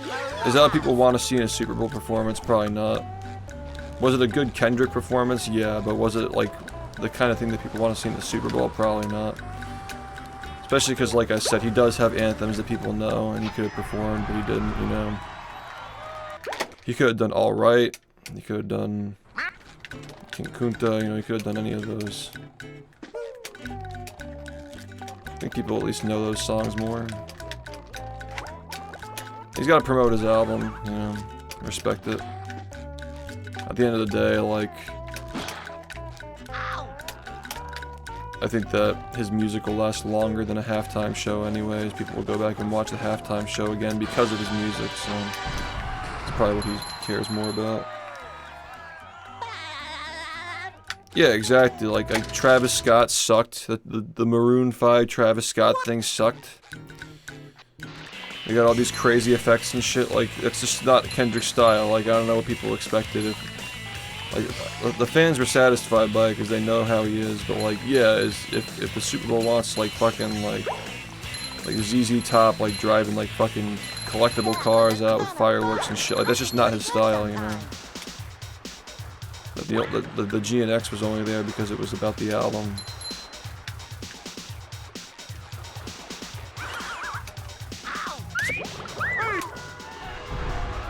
Oh boy, oh boy, oh boy.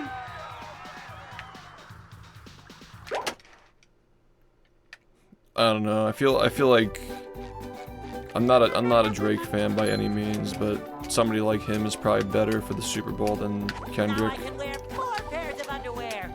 Just because he has more anthems and like pop music, you know, like that kind of stuff is just better for a Super Bowl. It's not my preference, but like, you know, there are multiple valid perspectives here.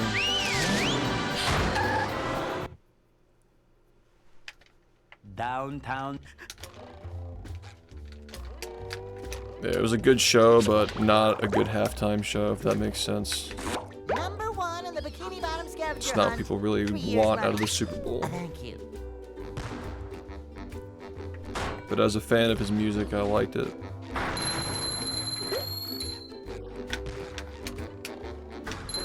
But yeah, getting canceled because you have an opinion on a halftime show is like... You've just met the SpongeBob. like, how can you blame people for fucking lying through their teeth when they stream, dude?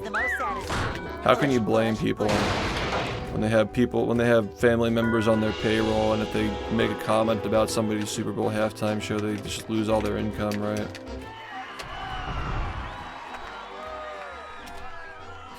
So it's easy to hate, but these people just don't put their they don't put their private life on display. Ultimately, they're taking advantage of rabid people on the internet who are just giving them money to just validate their opinions.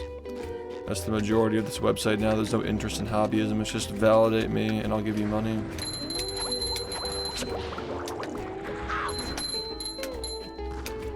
Number 1 in the Bikini Bottom scavenger scavenger hunt 3 years running. Thank you.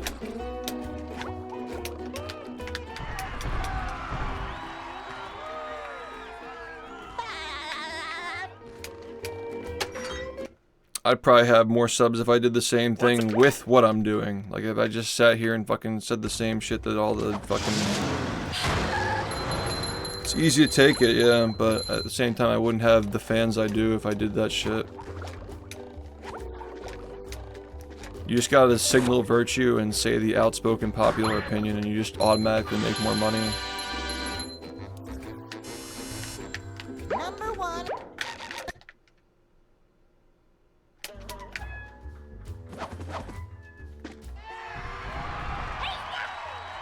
Yeah, thanks. See, that's the thing, man, is like...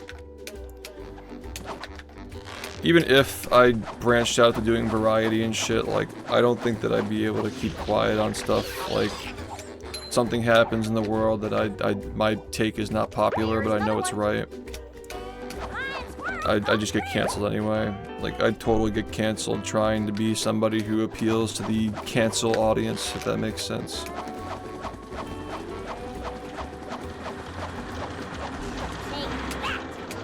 So I don't know, man. I don't know what my future is streaming if I'm just gonna like keep it real on here.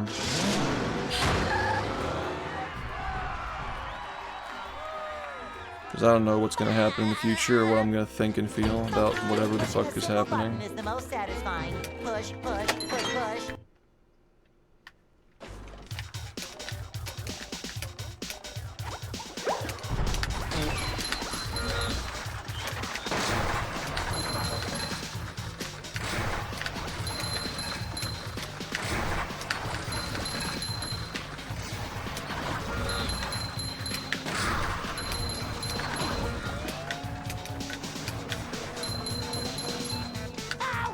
Number 1 in the Bikini Bottom scavenger hunt 3 years running. Thank you.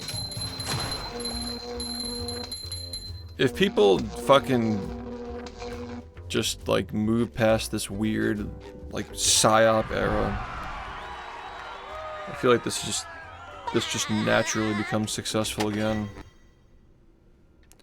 Just sitting here playing a game, talking about the next big thing for the community, like in-person events, records and stuff.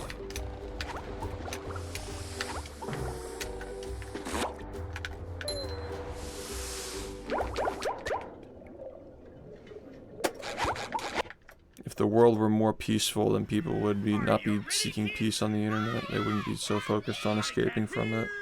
Because I don't think that watching somebody miserably play a horrible game is much of an escape. Well, Yep. I think you have to already have yourself pretty well put together to actually enjoy this. Because you're not escaping from your, you know...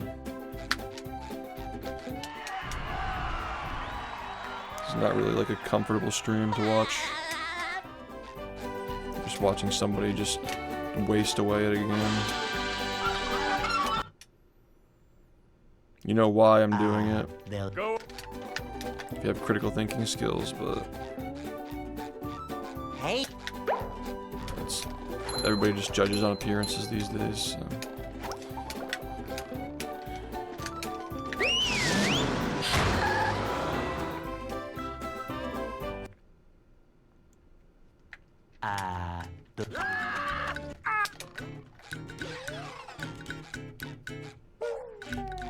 It's not just playing a game though, man. we can't jellyfish today. And the I'm reason, going fishing like, for the way, robots. the fact that people look at it that way is like, he's just playing the same game.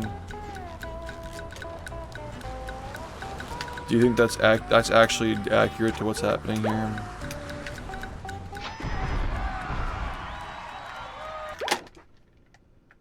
If I did the exact same thing 7 years ago, like, I don't think it's because speedrunning is boring, I think people just don't appreciate it anymore.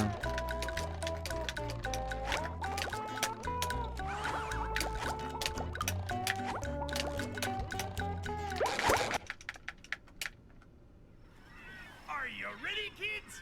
Right, and that's what used to be popular and respected on this website. Well, I think if people had similar ambitions, they would like people in this chat say they're always practicing their own thing and working on their own things when they're watching this. It's in the background.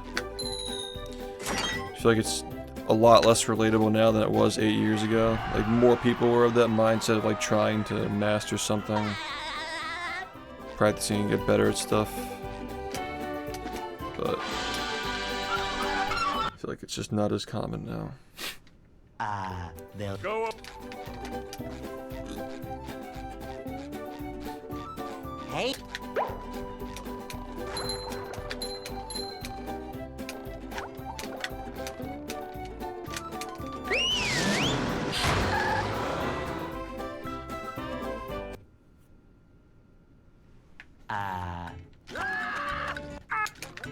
Yeah, they're not really. They're not highlighting people with actual substance. They're not making Twitch seem like an approachable thing. And they spend so much time and money promoting streamers that have like full-on production teams helping them. It doesn't really come off as a community, you know.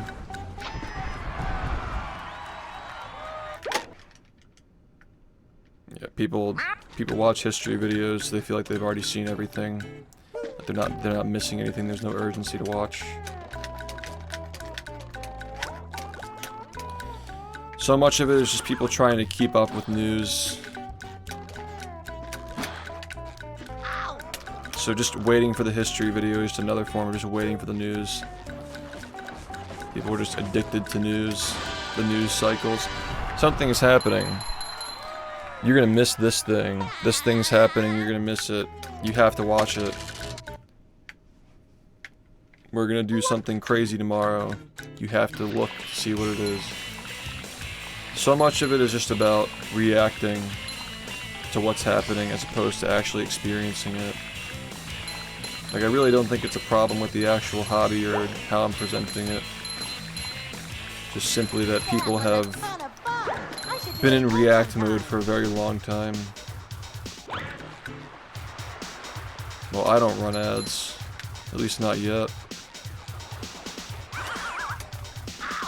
Have you gotten an ad in here since you clicked on the stream?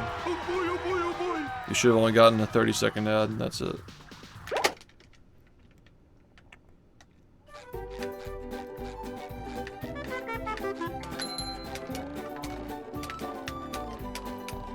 now I can wear 4 pairs of underwear. This is great.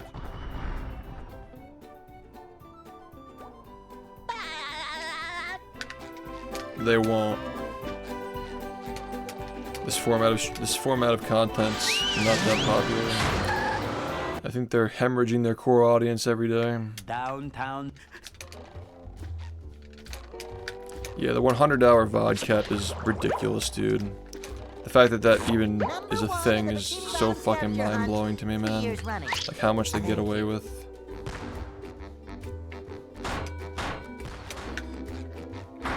Well, like, again, like, you're not even, like, watching for the speedrunning. Like, that's, again, you're not alone there. A lot of people do just watch speedruns for the conversations with the streamer. You've just met the Sponginator.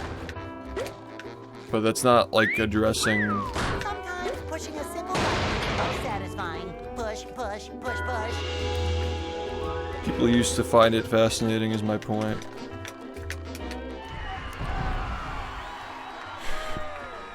People used to like the chat, like the chat should be able to entertain itself too. People like to just like watch the streams and like meme with the chat. It's how like Mario streams became so popular. Like Siglenic wasn't babysitting his chat, but his chat would babysit itself.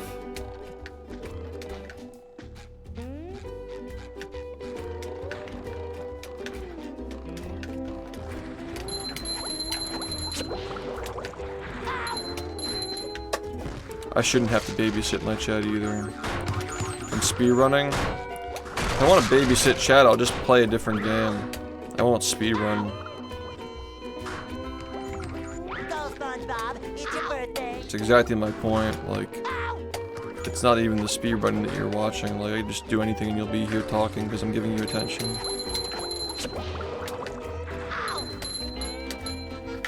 So why bother with this? Are you ready, kids? Aye, aye, Captain! I can't Yeah, you just have to let the chat do its thing. But, you know, if we let this chat do its thing all the time, it would just be non-stop, like bros playing SpongeBob, he got mad at the game, XD, like it'd just be insufferable to look at. But there's no time! Because negativity just spreads. I mean, you saw what happened with Twitter, right? The whole thing's just Nazis now. One person's being negative, it just gets another person to fucking be negative, and then everybody else is fucking being negative. Next thing you know, nobody wants to chat anymore. The majority of people who watch this website are haters. They'll go. Just waiting to hate. Hey, Either they're hating on the streamer or something else. Like Kit Boga's stream, for example, chat kind of sustains itself, but they're all hating on the scammers and not the streamer. Most of it is just unless it's like somebody like Germa's chat, like a lot of these chats just hate on the streamer the whole time. Or somebody the streamer is like talking to. It's always just like chat is just complaining and just like talking shit about somebody. we can't jellyfish today. I'm going fishing for robots. It's either that or you're babysitting the chat like I'm doing right now. I'm just talking to people. Which I really shouldn't be doing because I still have not gotten a run in like 2 hours. And I'm just only sitting here proving my point.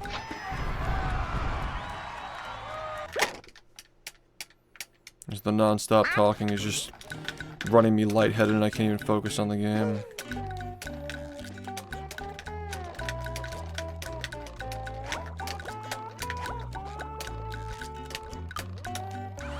I should at least fucking be doing something that's actually fun. Are you ready, kids? So sitting here being angry, just holding it in for fucking 8 hours, just being upset the whole time, and just talking to my chat, and babysitting the whole time. well, Because I'm not having fun right now, at all. I make myself a snack, but there's no time!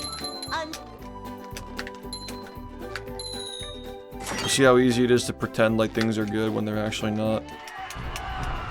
That's what doing this. Imagine if I weren't doing this.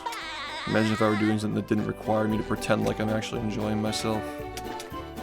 Oh yeah, everything's just chill, dude. We're just doing some chill speedruns. We're just chilling out.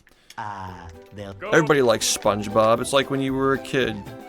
Just like the show. You remember the show? Hey, Yeah, I'm not just fucking seething under my skin right now, being stuck in the first 5 minutes because I keep messing up the same frame perfect trick over and over again. You didn't even know that it was a frame perfect trick. You just like hearing the guy's voice and having your messages replied to from the voice behind the screen. You don't even care. I could fucking do anything. I could stare at a wall and you'd watch. I'm going fishing for robots. The game doesn't mean anything to you. Why would it? You've been watching the same 5 minutes for the last 3 hours. You're not paying attention anyway.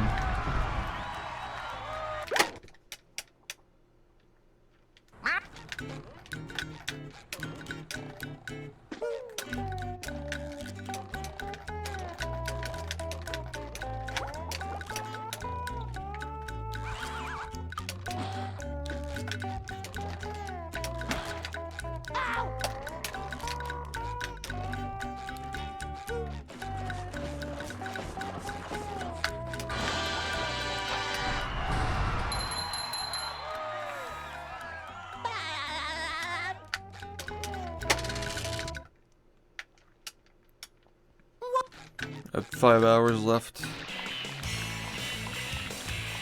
Should be plenty of time to at least do something with this.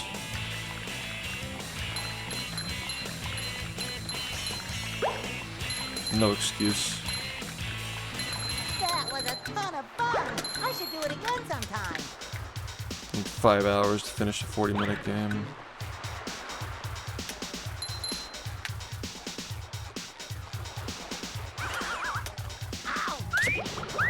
I'm already feeling like I can't focus because I was talking for so long.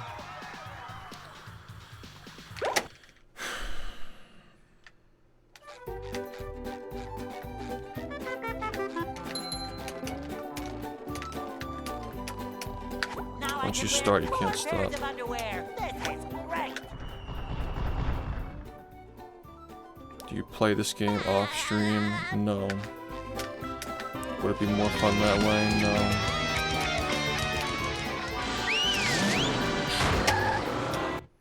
Thanks, Battle, for the 86 months. Downtown.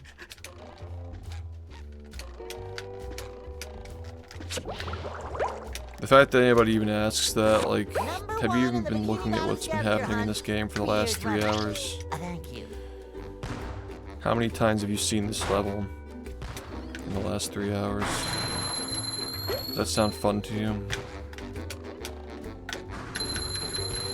So just feeling bad about yourself every 5 minutes You just because you met didn't hit the right frame. Spongebob. I think that's fun. Sometimes pushing a single button is the most satisfying. Push, push, push, And you push. practice for 10 minutes and you miss it anyway. How does that sound? Fun? Sound like something you want to do yourself? Nothing about this is fun.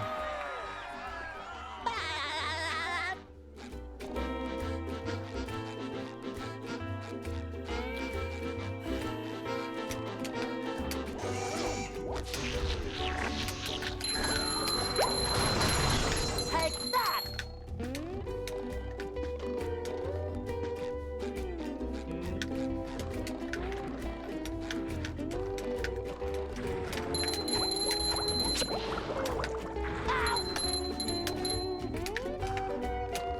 Number 1 in the Bikini Bottom scavenger hunt, 3 years running.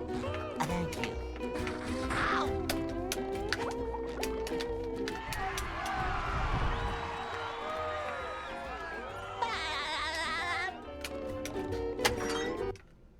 It doesn't really matter how popular the game is, man. You're not making any money or getting any viewers speedrunning anything anyway. Unless you're just pretending to speedrun and then you're just doing it as a front for streaming. Doesn't really matter what the game is.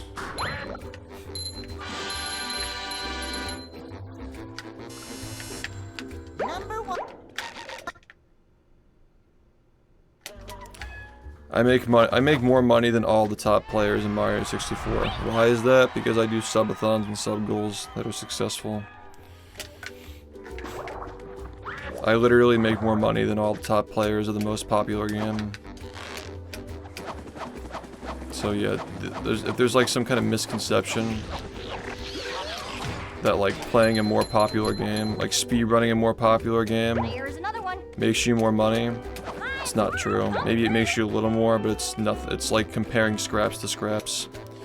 The people who really make the money in speedrunning are the ones who make videos about the people who actually do the speedruns, not the actual runners. You know why? Because they don't have to spend thousands of hours actually mastering the game. They can just spend a few hundred hours making a video about somebody who mastered the game and receive all the profit for it. That's where the money actually is. Or you're just speedrunning against average splits with like a 118 or an 18-minute 16 start time, just talking to chat the whole time. Those are the people who actually make money on this platform, speedrunning. Not people who actually are professionals at their games, because the irony is that being a professional means that you're not a professional. Because you can't speedrun as a profession if you're taking it seriously. Anybody who is supplementing it with other things like sub goals and stuff. Nobody actually gets paid a salary for being good at these games.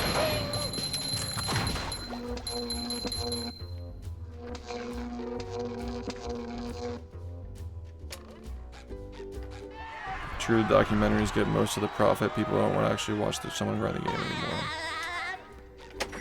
Yeah, who makes the documentaries? People who don't run the games, for the most part. Or people who are not actively running anymore, at least.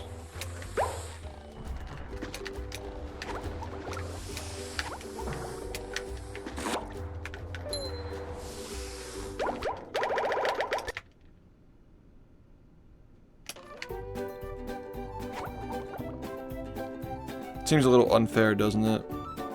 Right? It's like, well, yeah, life's not fair. But If it's so overtly unfair that people just stop doing the hobby because they realize it's not fair, well, I mean, look at where we're at now. Who really still speedruns on Twitch? Other than people who haven't made it yet speedrunning? It's like mostly just people with under 100 viewers or like struggling to hold 100 viewers. Mostly at this point. Like nobody's really doing this if they've grown an audience at this point. With sleep, drink. Because it's not balanced at all. Like it's so much work for so little in return when it comes to streaming. You really just have to be doing it for the love of the game at this point if you're doing it at all. Or you're just trying to get to the point where you grow a stream so you can just stop doing it. No, that's not true. Some people did. Not recently, maybe, but in the past it was viable for making money. No, I wouldn't say that's true at all. There are plenty of people who got into speedrunning because they wanted to grow a stream off of it. There are people who got into this game because they wanted to grow a stream off of it, which is crazy to me because nobody was watching this game before I was playing it. But there were still people who fucking got into it because they wanted to grow a stream. Back in the day. Crazy.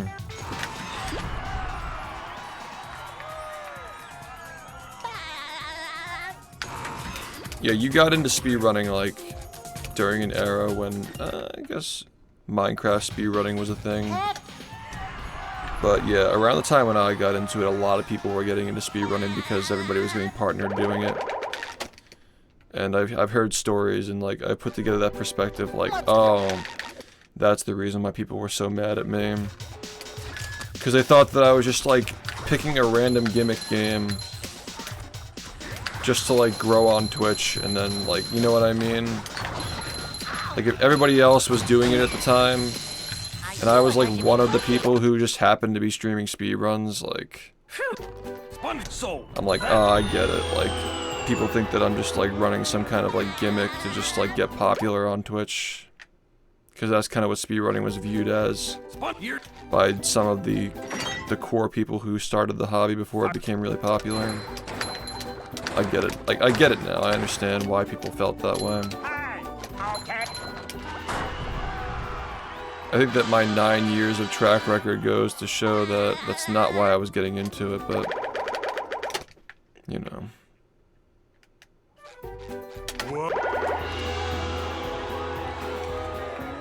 I see now that that was the perception. Is like, oh, this guy is just fucking streaming SpongeBob. Like, why didn't I think of that? I just want to be a partnered streamer like him. I get it. The reality is I only got partnered because I care about the game. I would never have been motivated to stream if it weren't for this game and speedrun, like wanting to show it to people. And I just happened to become successful, so. I don't know, does anybody really get into streaming, like, to try and make money? Like, maybe some people do, and then they sometimes succeed, but I feel like a lot of people who get into streaming because they're, like, afraid of working, or they don't want to, like, work. I feel like a lot of those people don't end up making it because they're not in it for the right reasons.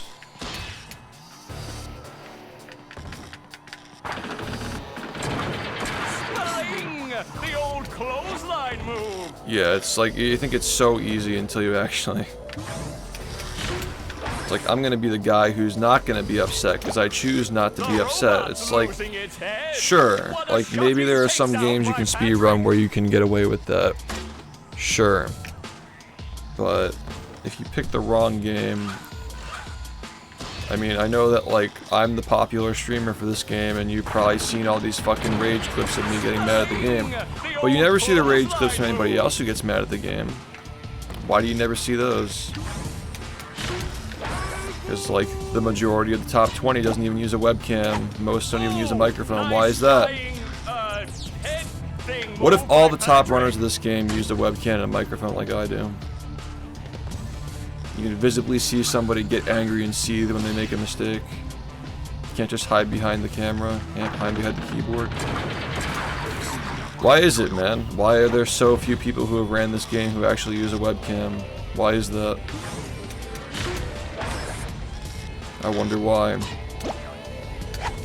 Wow! I've never seen such an electrifying match!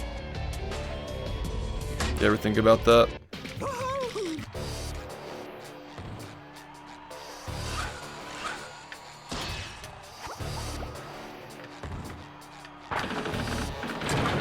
Stunning! The old clothesline move! You don't really see it until you actually do it, yeah. It's like everybody's so miserable playing this game. I'm gonna be the one who actually has a positive attitude. And then you play the game and you're like, wow, this game fucking sucks, and they're all right. They're all right. They were all correct. Yeah. Well, that's not my point, man. My point is, why is it that like under 1% of people who like stream this, like, you'll have people who stream with a webcam who are like not very serious about it. A lot of the runs that I verify with webcams are not top runners, though. The top runners don't use webcams. All the best times don't have webcams on them except for mine.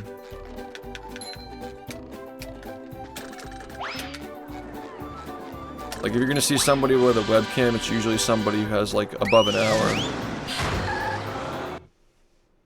Like, the webcam population gets like lower and lower density as you get higher on the leaderboard. And I don't think that's a coincidence at all.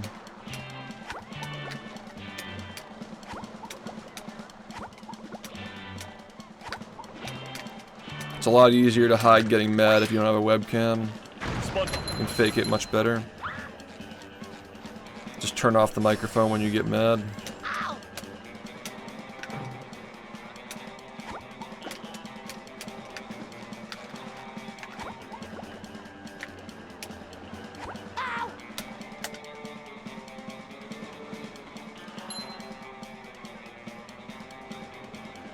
Not in our case. I think when people start growing a stream, they use one, but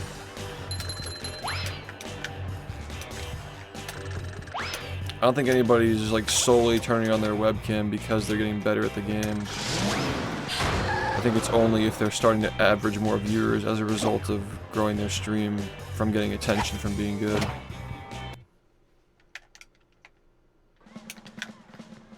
I mean, you should just stream it if you want to stream it. You shouldn't, like, stream things because you're afraid of people not watching. I like that game. Nobody ever streams it, though. If you got really good at it, I might watch you play it.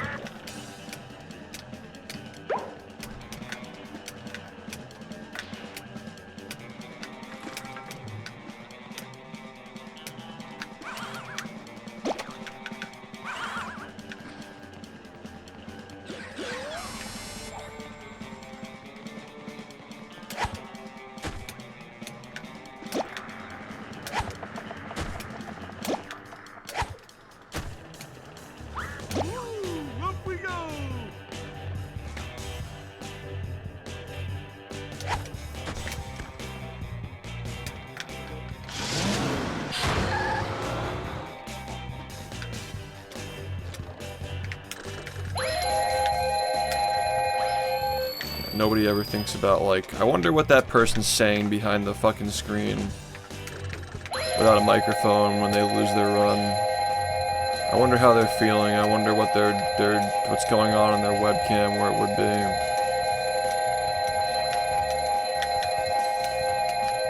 This run's over, by the way.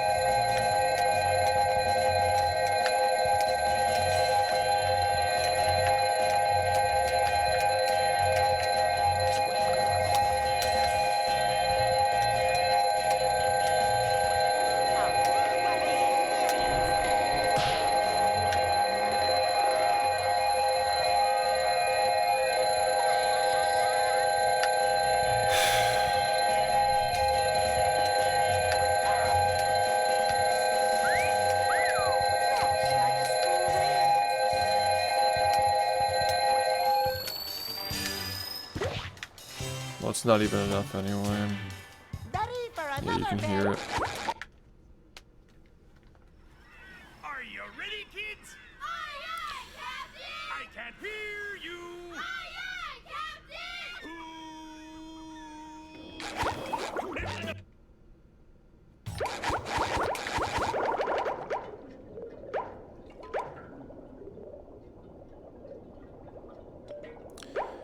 I just never, there's never a day when I wake up excited to play this game.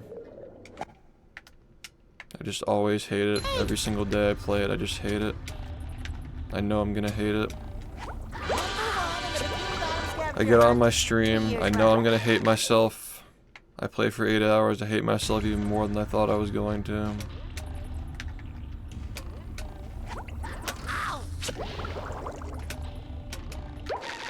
But yeah, man, speedrunning is alive and well. Everybody's just lining up to do it.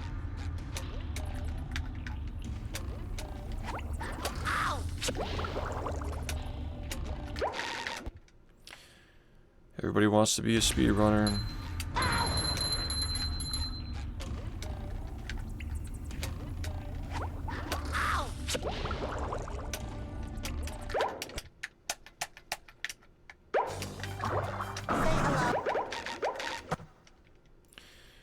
Please just pay attention. I have a headache. I have a headache from not letting off my steam and also just talking the whole time.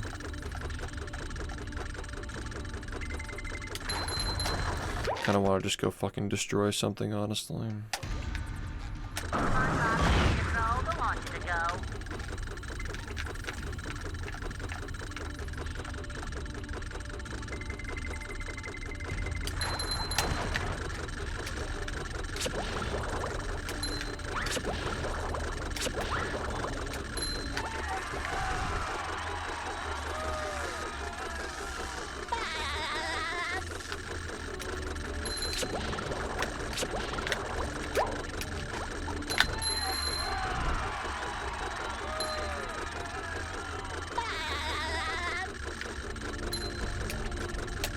Hey, Mr.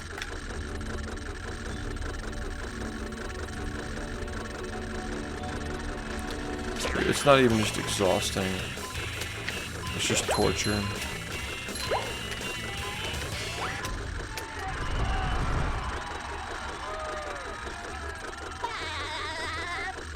Well, fucking past exhausting. Yeah, you must be too, Mike. Go fuck yourself. I can't hear you. All this just to fucking get insulted by random people on the internet every day. Gotta love it, dude. Gotta love it.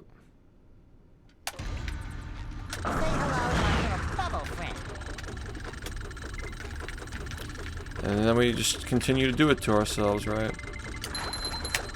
Just fucking deal with rude people. I could just stream politics and talk about electoral maps and react to things and just spout the popular accepted opinion, the outspoken popular opinion. My life would be so much easier.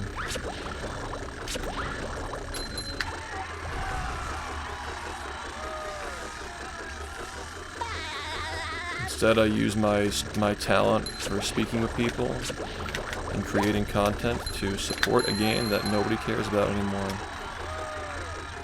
So I make 1/100th of what I can potentially make because...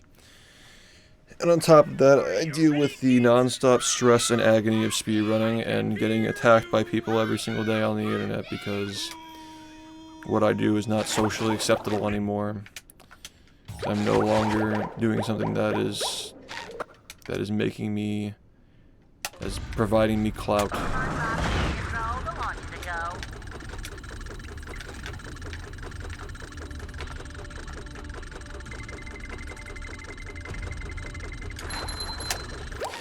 Let's go stream some Iron Mario, Iron SpongeBob.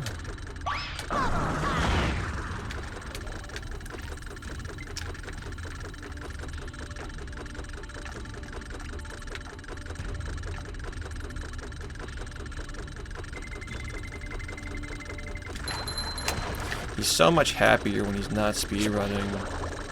I can't believe he didn't realize that. He would have stopped speedrunning if he realized that. He's so much happier when he's fucking playing random games and reading the chat more than he's looking at the screen. Why don't you just do whatever makes you happy, man? That's how anything great was ever done, ever, is just doing what makes you happy. You want to achieve greatness? Do whatever makes you happy, man. Just do what makes you happy, dude. Are you ready, kids? I can't hear you. If speedrunning isn't socially acceptable, strike me dead now. That's all I watched and done growing up. It's a different world, man. It's not 2016 anymore.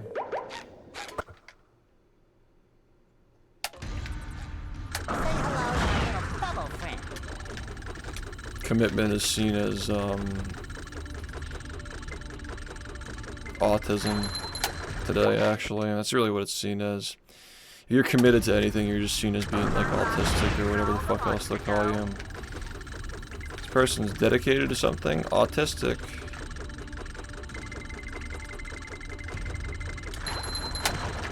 It's crazy how anything that is not just grabbing for attention is seen as autistic now.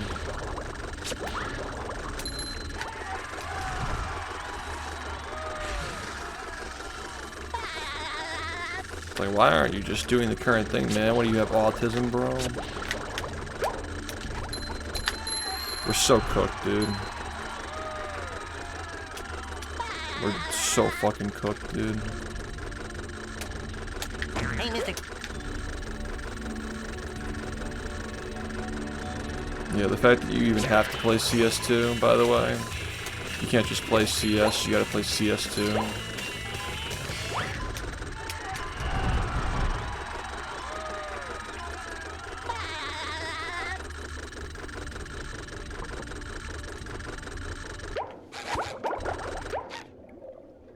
That's what they do in the military. They take apart their guns and put it back together. I don't know, you're just like passionate about something. You want to like master something, you gotta know how it works inside and out.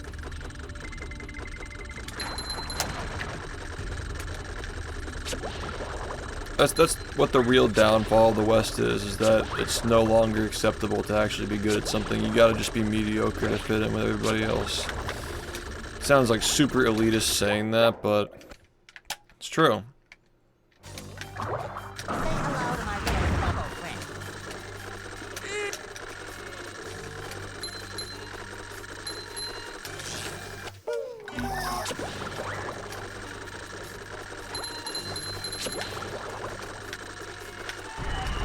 The mindset is no longer acceptable.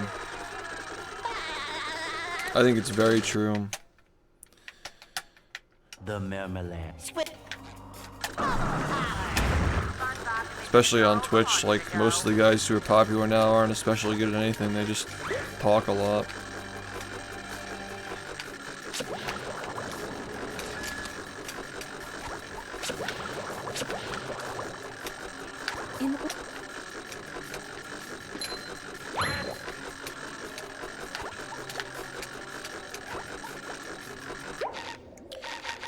We're gonna try or not? Where are all the security?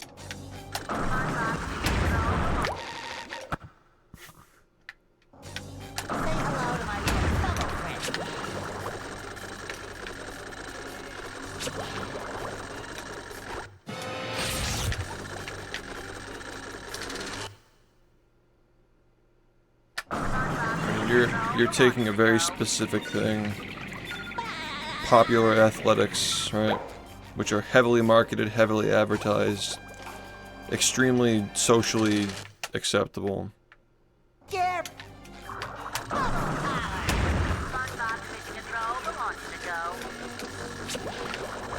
Maybe you just don't see it, but there are a lot of cultures where just like mastery of a craft is seen as an admirable thing regardless of like whether it's the popular thing. Which just goes back to what I'm saying is like, yeah, it's the same thing, like just just talking and making people feel like they know you is just more profitable and more lucrative than doing anything with a game.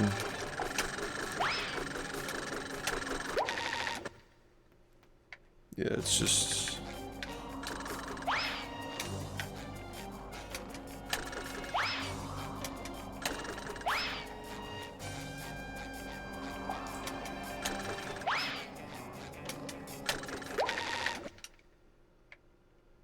I'm saying that people actively frown upon the ethic that is required to... Even outside of, like, okay, what you're also not seeing, too, is, like, the people who got that good at sports, by the way, like, they're basically celebrities. But to actually get there, promise you those people get lost friends over the fact that they tried so hard to get good. Promise you that. Like, in pursuit of being, like, a state champion, they probably lost friends who didn't take it as seriously. You changed, man. You're not coming to the parties anymore. You're just spending so much time practicing and working out. Like, come on. You know that a lot of those people sacrifice their social circles to get that good. But there are no socially acceptable games to speedrun. Even Mario 64, like, you could have said that 2 years ago, but it's 2025 now, dude. Even the best Mario runners are fucking chopped liver now. Come on now. They're all doing Iron Mario now. They're not speedrunning. Some the ones who are speedrunning are not. They're not. They don't have streams like these guys do. Everyone's doing Iron Mario. Are we allowed to say diaper in here? Wow, you really haven't really been here in like 5 years, have you? I like that's the first question you asked too.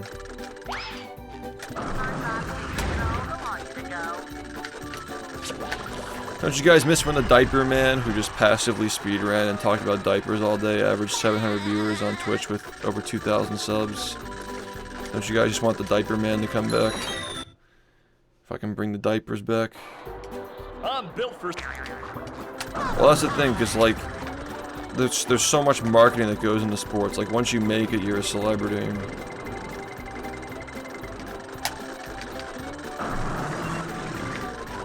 Like, look at the NBA, for example. These guys are professional players, but they're all just, like, support to, like, one guy who's actually good. But they're so revered by society because they're NBA players.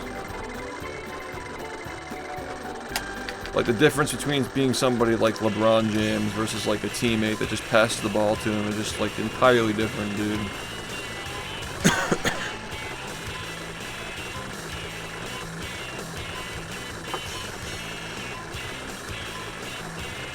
I'm saying is there are cultures that appreciate craft. Like, not just, like, this person is a celebrity. And when you say athletics, it's not all athletics, by the way. You're specifically talking about the ones that are just put in front of our faces every day, right? You're specifically talking about baseball, football, basketball, you know, soccer/football, right? You're talking specifically about those things. What about, like, professional darts, right? What about that?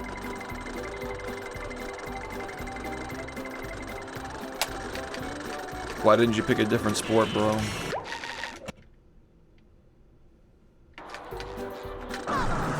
Even like tennis is like women's tennis is only popular because of Serena Williams. It's always just like a celebrity or like a story or a legacy that makes these sports popular.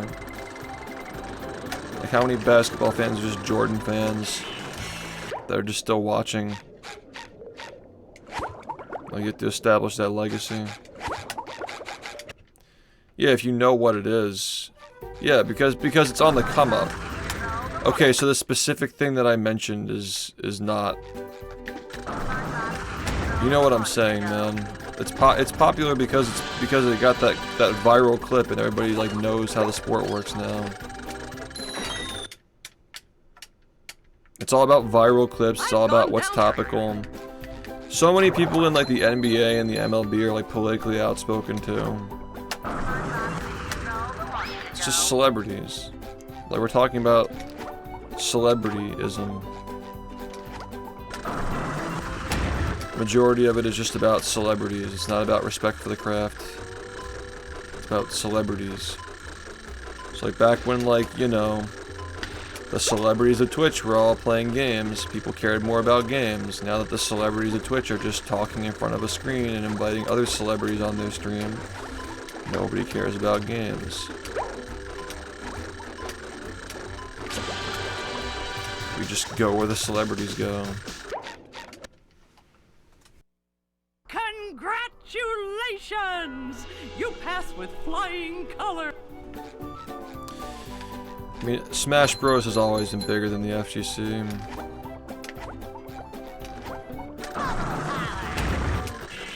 Are they respected? Like, I don't know. I feel like Smash is like as small as it's ever been. And FGC is probably just smaller than that.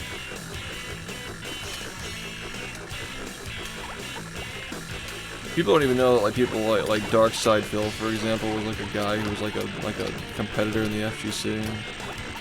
Everybody just knows him for being a lolcow now, but like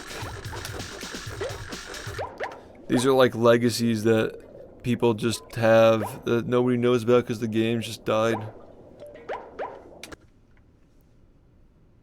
Here we are in.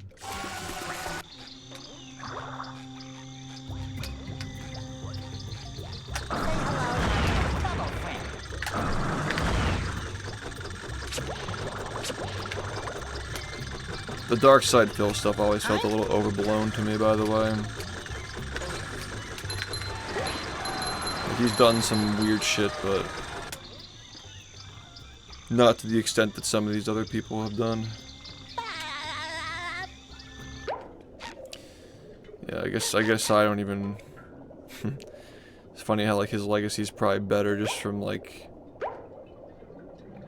being a lolcow. People are more curious.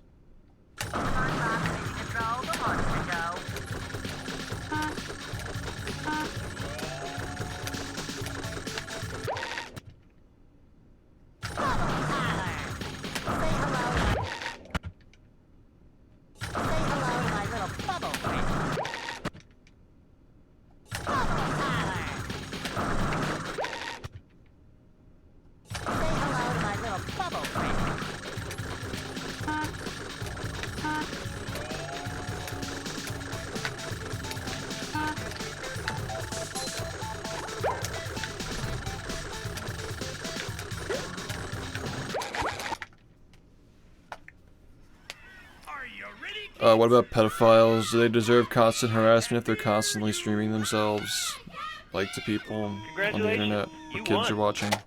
What about that? Cross, thanks for the 5 gifted, man. I appreciate that. Congratulations, you won. Yeah, I don't know anything about him personally. If he's...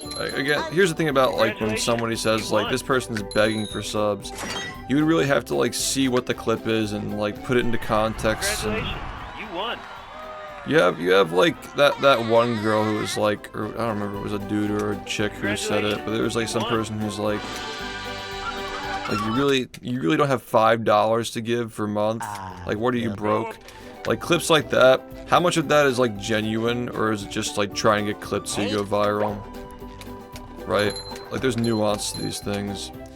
If somebody has a consistent behavior of begging their viewers to give them subs, like, that's different, but some people just fucking say things get clipped, dude.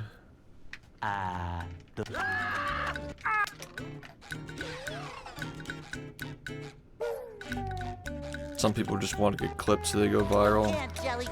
Because they have nothing else of value to show. Like, they're just nobodies who don't have any claim to fame. They just gotta get clipped, and see the clip of them saying some outrageous shit gives them a chance of actually building a stream. Like, you just don't know what it's like if you're like used to watching speedrunners and people who like built their platform on actually having some kind of skill that they're known for. Like, we're not just like random people who just you gotta just say things to go viral.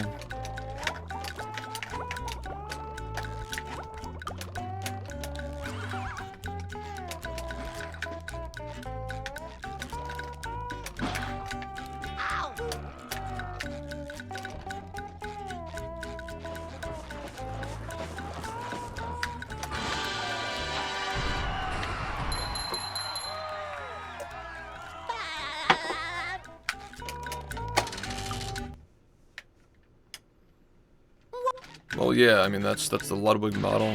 You figured it out before anybody else did. Just embarrass yourself and react to things and you'll get famous and rich.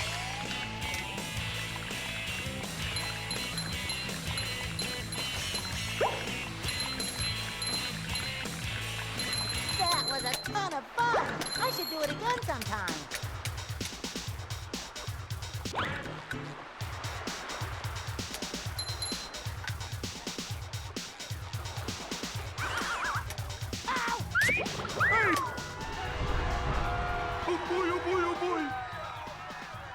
Because of what? Like, why would you put in so much time just to suck? I'm not following. Now I can wear 4 pairs of underwear. This is great. They call you a loser for putting time into a game when you're not good at it yet. Yeah, I'm not willing to take that fucking... That's kind of bullshit, because, like, I got called a loser for being the best at my game. That feels a lot worse than being called a loser when you actually are a loser, you know? If you suck and you're being called a loser and you actually are one, versus, like, 9 years of streaming the game and being the best at it and still being called a loser just because of the game you picked. I don't know, I can't feel sorry for anybody. If you're a loser, just get good. If you're quite literally losing, you have to get better. If you're not tough enough to handle that, then you're just gonna fucking not get good anyway.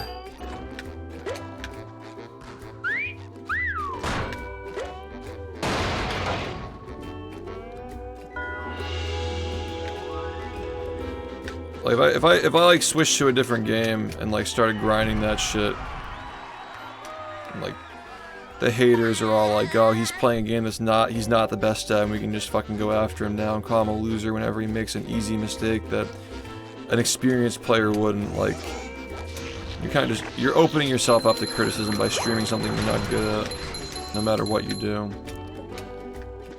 That's just the way people are. It's also crab bucket mentality.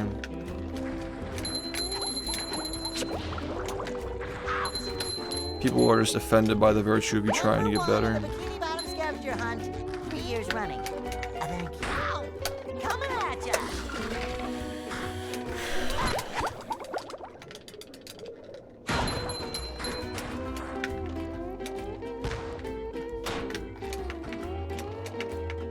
Ow!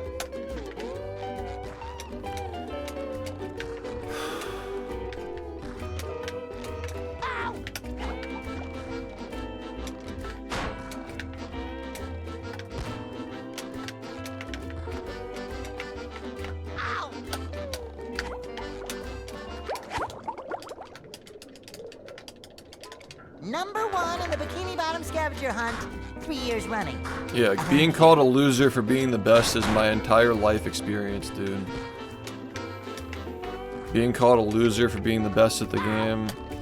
Being called a loser for putting on the best subathon, and then everybody else fucking copies it. I have never been given credit by the general Twitch population for anything. I'm just always made out to be a villain, regardless of what I do.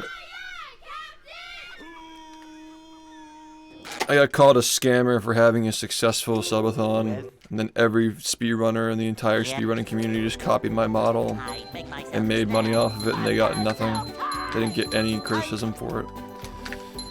And they were pausing their timers and like adding time when they felt like it, and not ending if it hit 0, just like adding time and just whatever.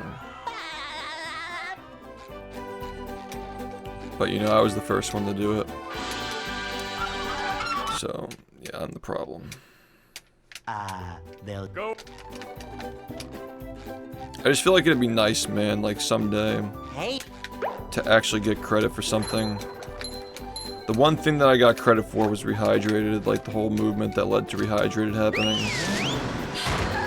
Like, that was like the one time in my life when I was streaming this game that I actually can remember being happy. Like, the game was annoying, pissed me off, but people didn't fucking care. They didn't get on my case on it because they respected the craft, they respected the effort because the game was validated by the remake happening. They knew that I played a big part in it happening, so I was well liked and respected by people on Twitch because they knew that I played a part in it. Like, I can just be the same person I am now and just not get shit for existing. For 1 year. I got to experience that for 1 year. And it was nice. It felt like I could actually fucking stream. Wasn't just working against the tides for an entire year of my life. Wasn't used to that. Makes you wonder, man. If I just fucking picked Mario and just like did the same thing, like Odyssey came out, like I wouldn't have had influence on that, but I would have been the guy to watch.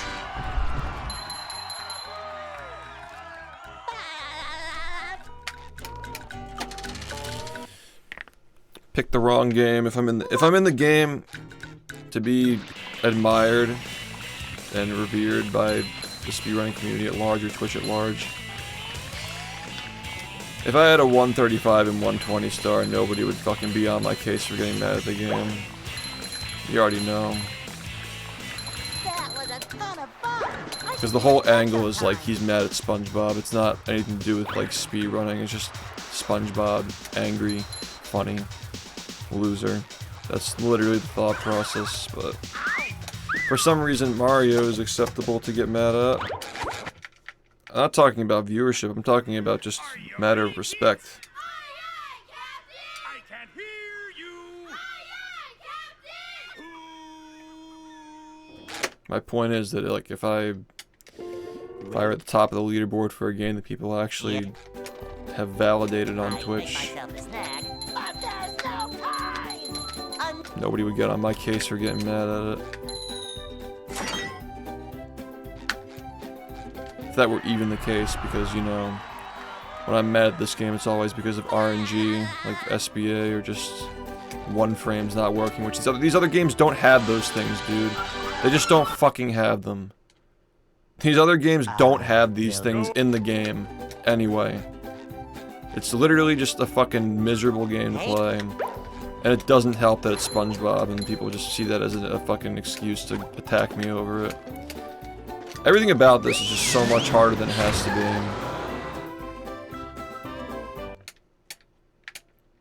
Just annoying.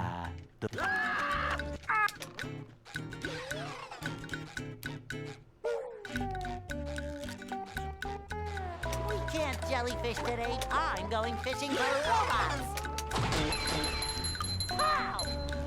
Like I said, the only time when SpongeBob was acceptable to speedrun was the 1 year period when Rehydrated was coming out. And people were like, oh, so people actually do like this game and it is popular, and like a big reason why it became popular is because of the speedrunning. That's actually really cool. I respect it now because a fucking company capitalized on the popularity of the game and sold a product. It got that validation from corporate, and now they fucking love it for some reason. It's just the thing to talk about, dude. So yeah, this guy's still getting mad at the game, but like, I don't care. It's acceptable to like it now. Smurf an easier game. But like, why? Why would I waste a year on that?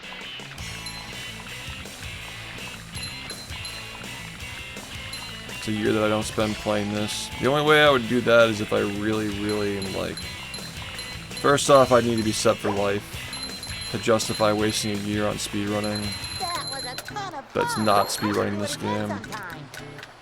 I'd have to have all my goals squared away in this, and I have to be set for life. And I need to have the time to do it, which I'm not saying won't happen someday, but...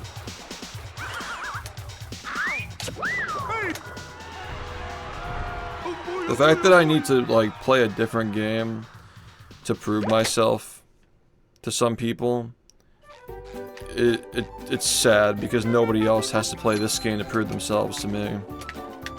Right? Now I can wear 4 Oh, I bet you'd pairs of suck at underwear. BFBB. Right. Who cares? It's an entirely different game. Yeah, it'd be really funny to dedicate like 4 years of my life to getting really good at a game that I don't even like.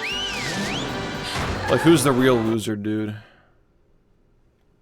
Who's the real loser in that case?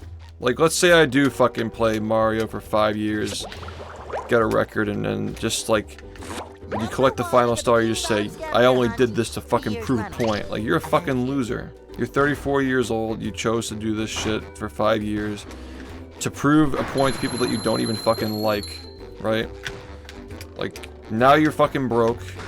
You're in your mid-30s. You wasted 5 years playing a game that you don't even have any sentimental attachment to. Like, my point is that a lot of these viewers who fucking say things like that, they'll never put their money where their mouth is. So, like, why would you ever waste your time proving things to them? Yeah, and then they'll just say that you sold out, exactly. He sold out. Yeah. You can't win. It's literally unwinnable. Like, either you're a person that is liked or you're not a person that is liked, and you don't really get to choose which one you are. People will just stretch the goals and they'll move the goalposts to try and make you evil if you're even somewhat liked at some point. They're just waiting for a reason to take you down. You're either liked or you're not, and it is what it is.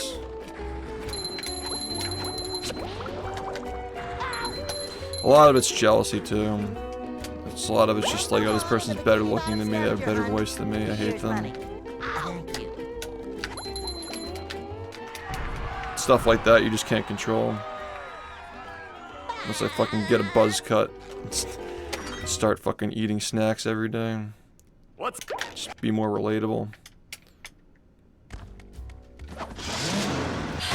Just fucking go like Nico Cotto or whatever his name is. For like a year, just like, wow, this guy's fat and ugly just like me. I'm gonna give him money.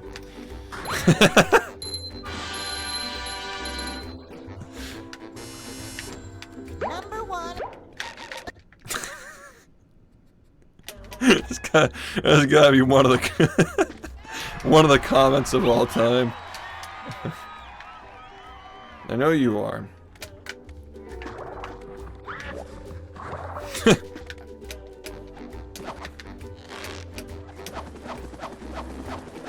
You gotta just have, like, that's literally what success is on this website, is like, you gotta just have no traits anybody can be jealous of, and only then will people start to like you.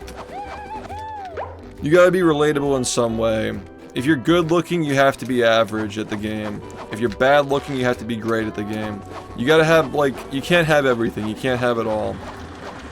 You can't be a fucking Italian stallion having a record in a game for 9 straight years. That's not relatable at all.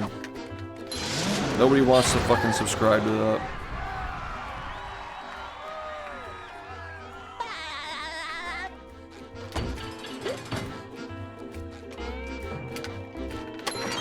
Well, yeah, well, you got fucking, like, Smash in your name. Like, you play competitive games, you get it.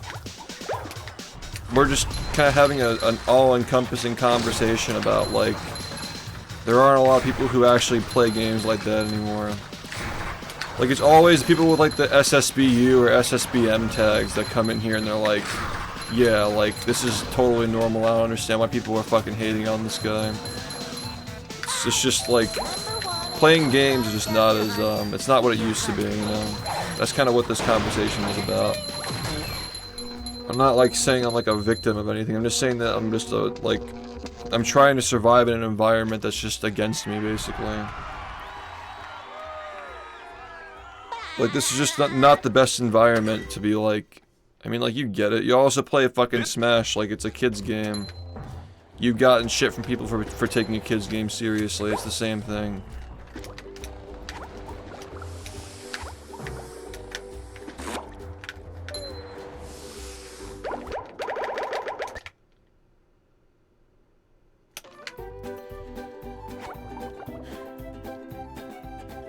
But like Twitch used to just be like all people like that. Like that used to be the main thing. Like Smash and speedrunning, they were just like the kings of Twitch. Like GDQ was like the Super Bowl back in the day. Like that was the majority of the platform. But ever since like the fucking softcore political shit that started like 5 years ago, like a lot of these people left the platform because it's not about gaming anymore. They've been replaced by people who just want you to just say the outspoken popular thing and just talk in front of a webcam all day.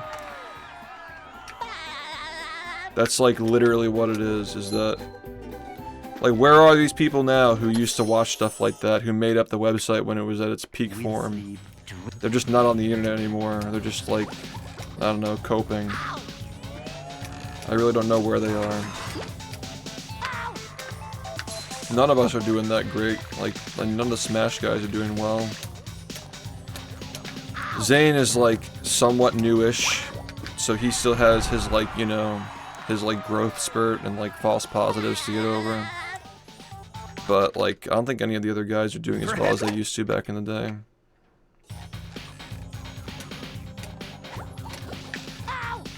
Everybody goes through that phase of like, wow, I'm getting so big and like everything's working, and then like you ride it for as long as you can, and then once you don't have it, you gotta just like reevaluate and figure out how to survive. Everybody goes through it, man. I went through the same thing with Rehydrated.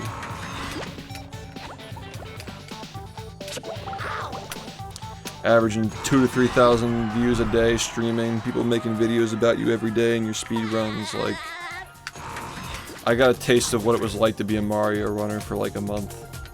It was pretty awesome. What do you think is responsible for this change in Twitch? Trump getting elected. Straight up.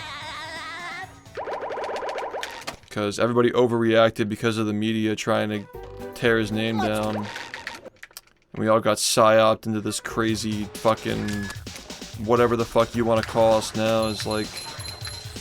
I stand by it. I think if Trump didn't get elected and the media didn't go crazy trying to push all this crazy PC shit, like, I really don't think that we'd be in this spot now.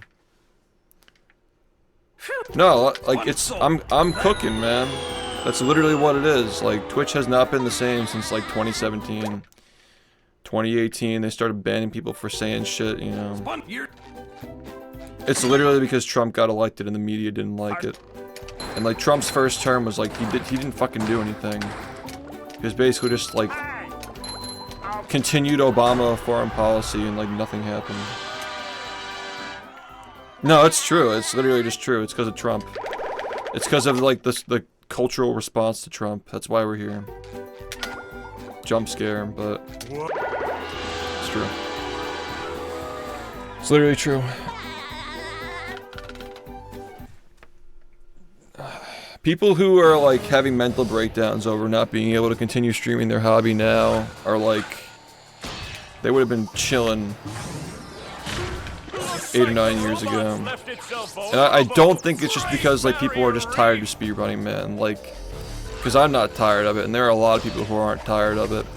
Notice how the people who are in my chat when I mention Trump don't fucking foam at the mouth when I mention it, right? You guys are just like well-adjusted people who pay attention to the news and have your own opinions. Like, I know that a lot of us don't like Trump. I don't either. But I'm also not fucking deranged, you know? People are just in a non-stop cycle of reacting and looking for the next thing and reacting to the next thing and the next news source and reacting to the next news source. It's like literally, and like the world record history videos are just another thing too, where it's like, I think that it's all kind of a product of that too, where like nobody wants to, everybody's just used to getting their news just like non-stop thrown at them, like non-stop. You scroll through your feed, what's the news, what happened, what happened, what happened. Like, with a world record history video, you just get the fucking bullet points, so like, you don't feel like you have to watch the actual streams, like, you feel like you're caught up, like, you're so in the cycle of making sure that you're caught up, and making sure that you're, like, on the same level with talking points as everybody else, so you can have these, like, meaningless conversations about politics you don't understand. I feel like you're caught up on current events, and you're, like, safe from whatever Trump is doing, or whatever people are saying he's doing. You legit fucking, like, you get caught into the mode of like, I have to be updated, and like if I'm wasting my time not getting updates, like it's just a waste of time. Like I need more updates. Like there's gotta be a way to like come back from this at some point. But like that's where we're at. People just want to get the updates. They want to know like the news.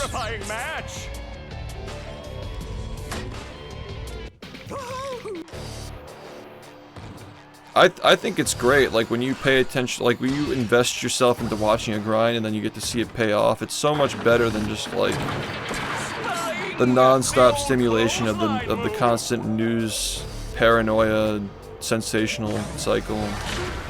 It's so much better to just like tone all of that out and focus on things that are they cook in the oven, you know what I mean?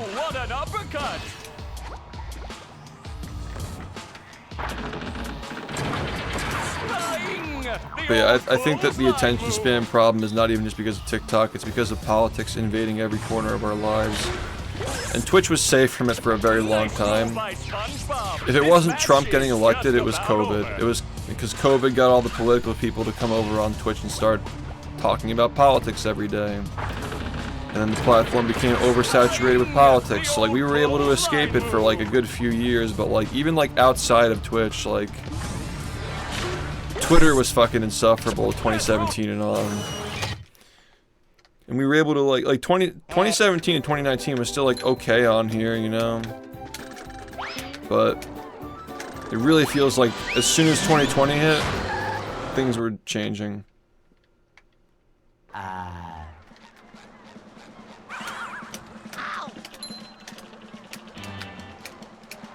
You just gotta get used to like the non-stop like Trump did something, I lost all my rights. Oh wait, I didn't. Wait, he did something and I lost all my rights. Oh wait, I still have my rights. Like you just literally just have to deal with that shit until you eventually just grow out of it. And I don't know, maybe like this current generation just like it's their first time. Like they just didn't have Trump as a president when they were I guess like awake. Like they were like 7 years old when Trump was president the first time. They're just not used to it. But it's different this time, yeah, but like it's like your vote doesn't count. Like Trump is more establishment now than he was 8 years ago. It's all part of the plan, dude, and you're not part of it. There are too many banks, there are too many companies, there's too much riding on the success of Trump's presidency. We'll still be here 4 years from now, we'll still have elections. They won't be real elections, you don't really have a choice anyway.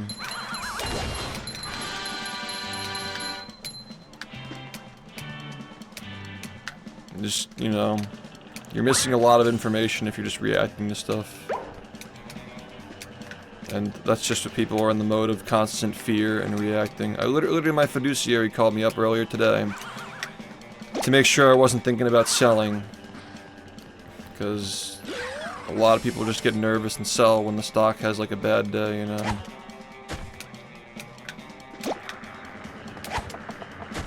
People just react. And there are opportunities. And people are afraid there are opportunities.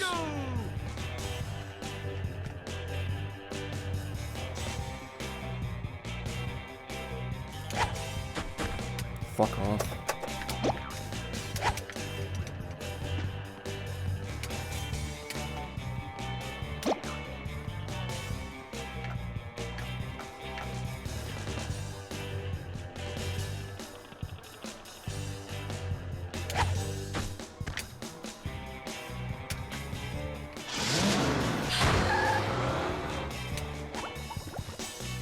What's so appealing to the victim mentality to these people?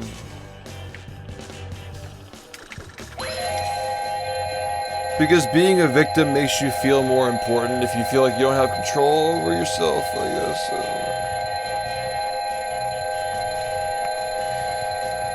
I think that's because of the emo era. Like, feeling sorry for yourself was just so popular.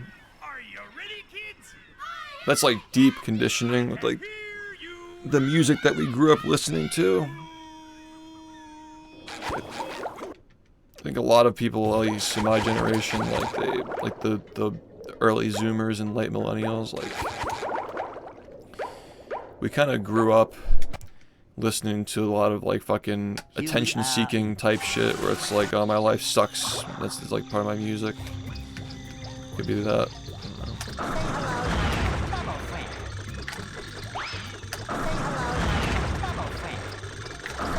People don't get attention from their parents, they gotta seek attention online. You know, being part of a group when you don't have a hobby to be a part of. If you don't have any hobbies, just get involved in politics. Make friends, because people will just agree with what you're saying, which is not real friendship. Same thing to people fucking, the haters who like make these like weird servers to like congregate in over how much they hate my stream, right? They don't have actual hobbies, they just, all they do is hate, so they just sit around and hate all day.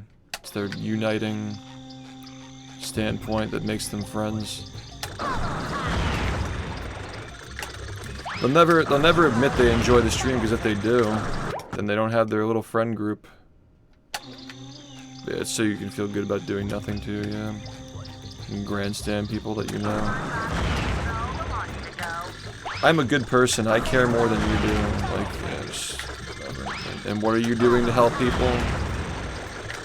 How are you helping your community? How are you making people's lives better? By spreading fear and just making people upset. It's kind of ironic, isn't it?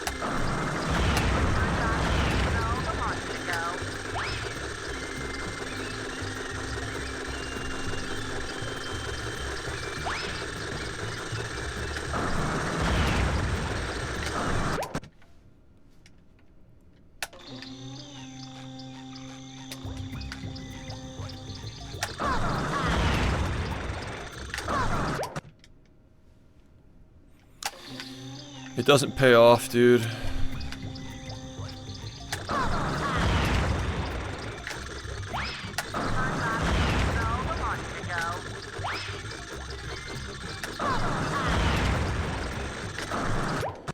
Imagine going back and looking at your life through the lens of like, wow, I tried so hard to be liked. It's one thing caring about being liked, but it's another basing all of your actions every day on just trying to be liked by people.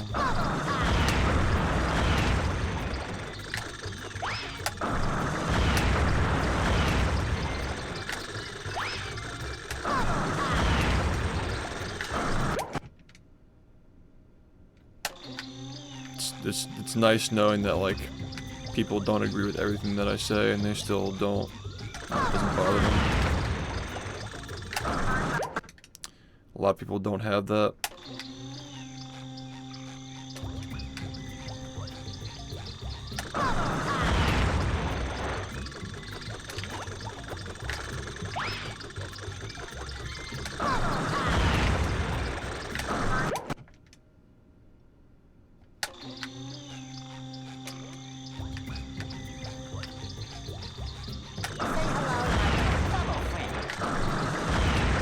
People have always worked, but they weren't depressed. I think it's the constant news cycle and screen time. Too much screen time, too much news.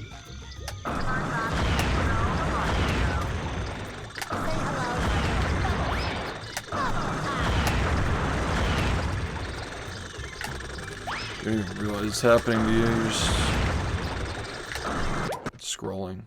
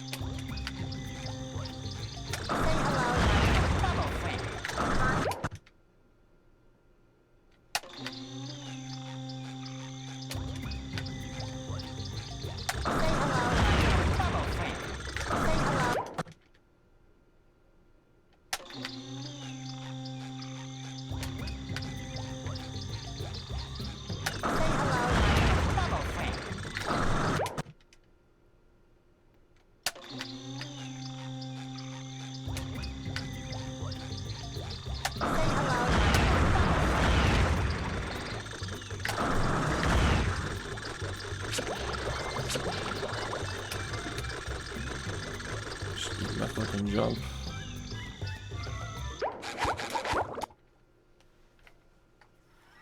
Are you ready, kids? Yeah, because they personally identify with their opinions, which is like, you're not even a human being if that's you, but like, personally identifying with your opinions just makes it so you can't grow, and you become your opinion, Make myself a snack. and you surround yourself by people who have the same opinions because you don't have hobbies, and you're just friends with people because of the way they think, and that's how you just stay 19 forever. Now you're in your 30s and you're still crying about Trump every day. Like, come on, bro, it's fucking 2025. Still crying about SHiFT in your little Discord server because you made friends who don't like his stream from like 8 years ago. Hey, And if you ever admit that you don't feel that way anymore, you lose all your friends. So you gotta rationalize it. You gotta just try as hard as you can to ignore conveniently truthful things and just make irrational things rational.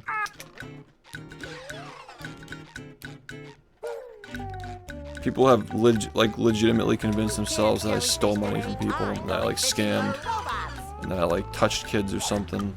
They just make shit up by the day because they have to prove to themselves that they're right for all the things they believe. And then next thing you know, like, you got people like in the lolcow community actually seeing this shit and recognizing how crazy they are. And they're like, oh, they're insane for thinking that we're insane, but in reality they're just like living in a different fucking dimension, dude. They were so mad when that guy made that video about me and he talked about how insane they are. Like, he said the purpose of the video was to like vindicate me and like show that like I get mad at the game, but the real problem is the people who attack me. And they were so mad about that, dude. I mean, it had the opposite effect where like all they did was read the title and they didn't like watch the video, so they started harassing me over it, but he ended up unlisting the video for that reason. It had the opposite effect that it was supposed to have, I think is why he unlisted it, but it's like they really do believe that I am just the worst person on the planet and nobody else sees it except for them.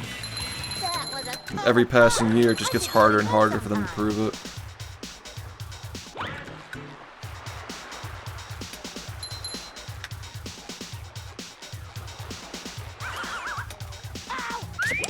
It's like, alright, this is his third subathon in a row that's gotten over 10,000 subs. People are still giving him money. He's still got the same fans. He's still streaming successfully.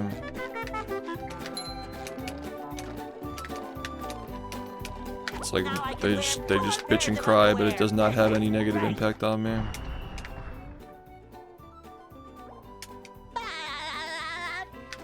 Isn't it crazy though, man, that like the lolcow community actually is full of people who are like legitimately just bottom feeders, and like somehow these people are just worse than them? Downtown. Isn't that wild that like we've somehow just like we've grown a fungus that is somehow even worse than that?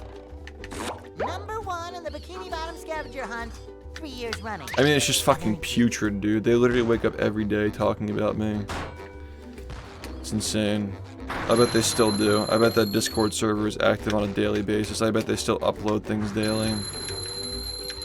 I haven't seen anything from them in months because nobody fucking cares anymore, but like, they just do it amongst themselves and it's enough to keep them going. Sometimes pushing a simple The fact that like they don't need any attention to do it.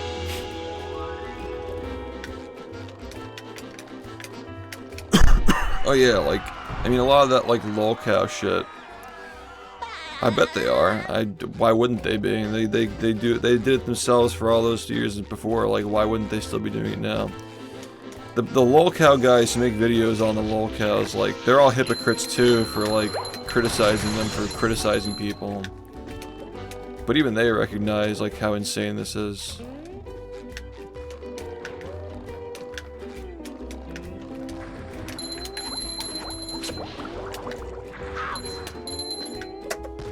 And some of these guys are just so lazy, like all they do is read Kiwi Farms threads and no further research required. I have no idea. I don't care.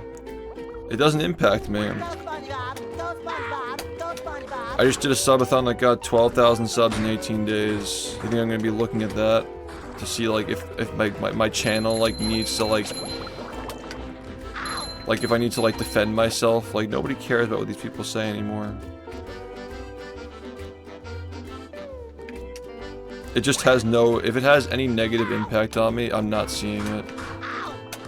All my fans know that they're liars, and they're not getting any people to turn away from me. Like, it's gotten to the point where none of my fans are being fooled by it. And all they're doing is getting new eyes on my channel, and like, some of them are gonna hate me and some of them aren't.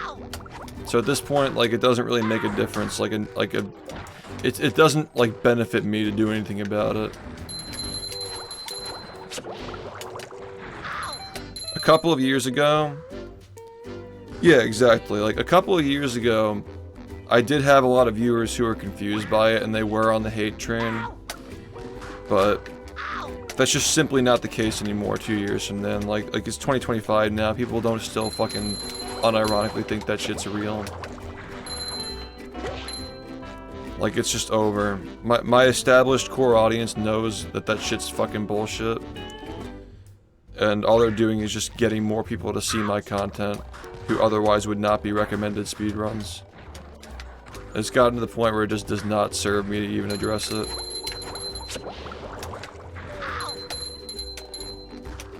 Number 1 in the Bikini Bottom scavenger hunt, 3 years running. Thank you.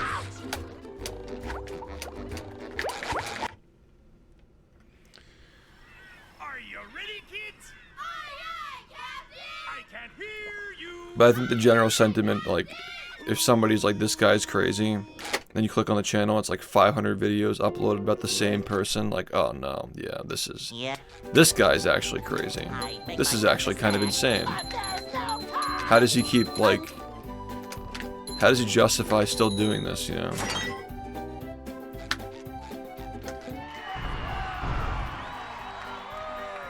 Yeah, I heard that, like, everything that the guy wrote on me was just completely illegitimate, like, all falsifiable information. Just straight up lies, and then the guy made a video based on the lies. So I guess he looked into it and he deleted the video, but... that's the furthest anybody ever got to, like, SHiFT is an unironic lolcow. Like, that's the furthest anybody got down the line. Most people just saw shit like that. They'd reach out to me and they'd be like, your haters are insane. I was tipped off that you're like some like lolcow or something, but I realized that the people who are hating on you are actual psychopaths. That's how it usually goes. And then this one time the guy just fucking, maybe he was just dry on content for the week and he made it. And eventually he just unlisted it because he realized it was bullshit. So I don't know, man. They've tried it too many times at this point. I've been scrutinized heavily at this point by all these people, and there's just nothing. There's just nothing. So, the fact that I'm like still fucking doing these subathons, still streaming, still doing fine. Like, why should I even be checking in on these people? They have no impact on me.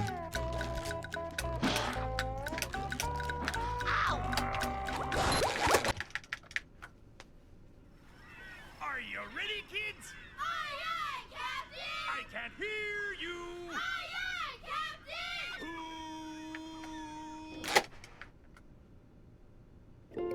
Well, Yeah, I understand the whole part about, like, I know people who work for the government who are getting laid off. And sure, some of the government layoffs are valid, some probably aren't. Like, there's gonna be a lot of crossfire and stuff, but... at the end of the day, like, we pay taxes so that people can have jobs. So, it's a two-way street.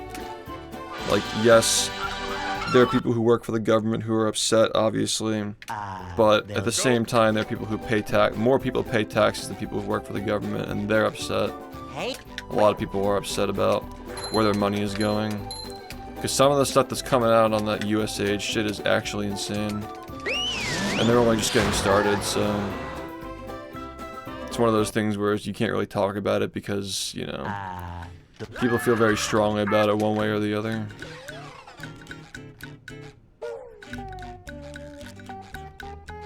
We can't jellyfish today. I'm going fishing for robots. I mean, when I forked over $100,000 to the government for 3 months of work during Movie Madness, I thought they were just sending missiles to Ukraine or something of that effect, not fucking funding some like theater to promote like gender identity in some random country, right? Like, what even is that? Is that even real?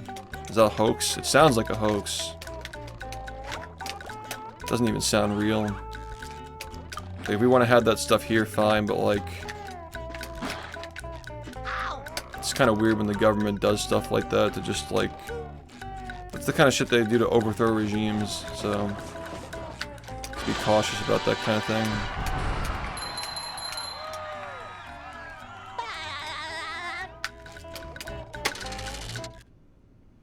I guess it's better than having your money turned into missiles, but like, it's not much better.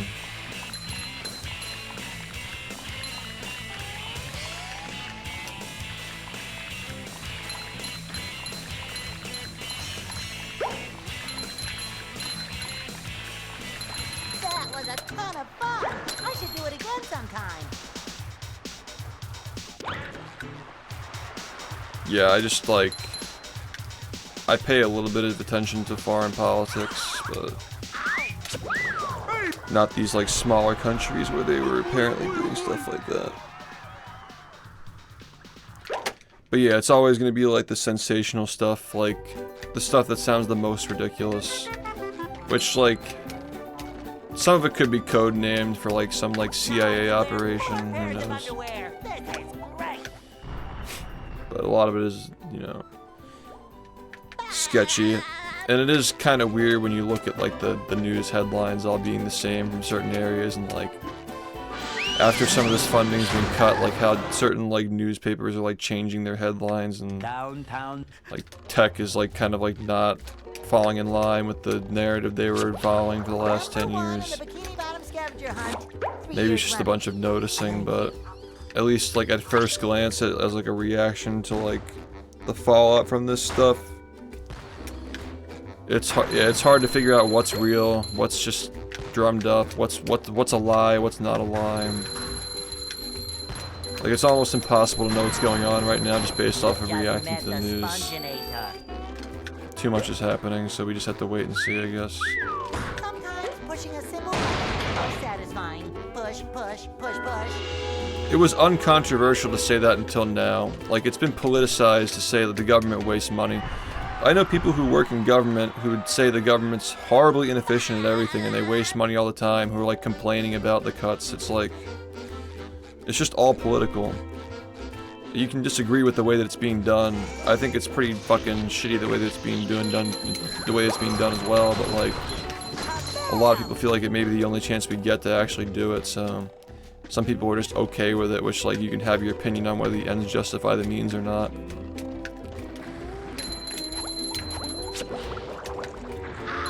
That was a pretty non-controversial opinion 2 months ago, that the government wastes a lot of money. So I don't know why people were just all against it. Like 100%. Like, people are gonna lose their jobs. Like, what did you think was gonna happen? Like, people just don't even understand what they're voting for at that point. Like, opinions aside, like, if you thought that like cutting the government wasn't gonna mean people lose their jobs, it's like, yeah, that's what happens when you cut the government, because they're just cutting people who aren't crucial to the operation. You quite literally voted for that. It's like, I didn't know I was voting for that. Like, you did though. You knew what you were voting for. Number one.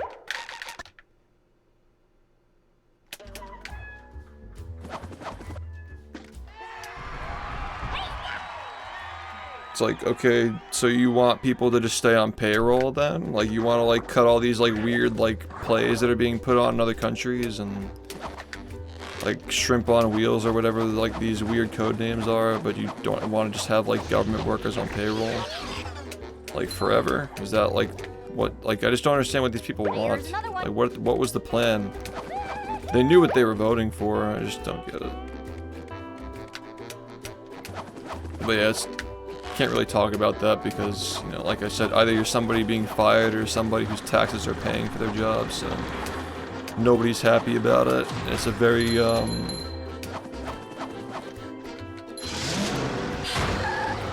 it's like you versus somebody else's paycheck, which is somebody's family and so forth. Yeah, I mean, he kinda has it. His pet golden retriever. You ever see the fucking... His pet golden retriever got a 39 OO. The fucking image of the dog with the Trump hair.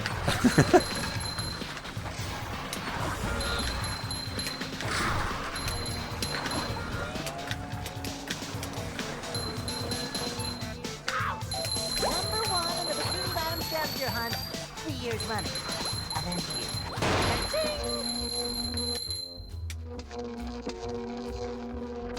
you. Yeah, I mean, there's a valid point that like some of these things that are being cut could just be code names for things that are actually important. We didn't say it was like it's gonna get messy, man. It's gonna get messy, but people absolutely do know what they voted for, though. They just like they didn't understand the implications of it.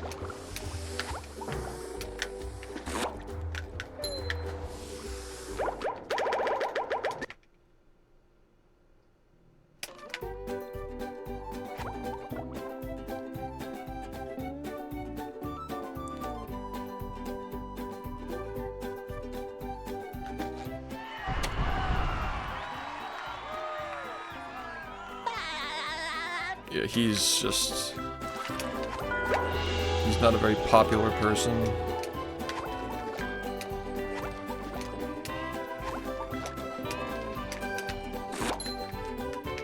He's just a 4chaner who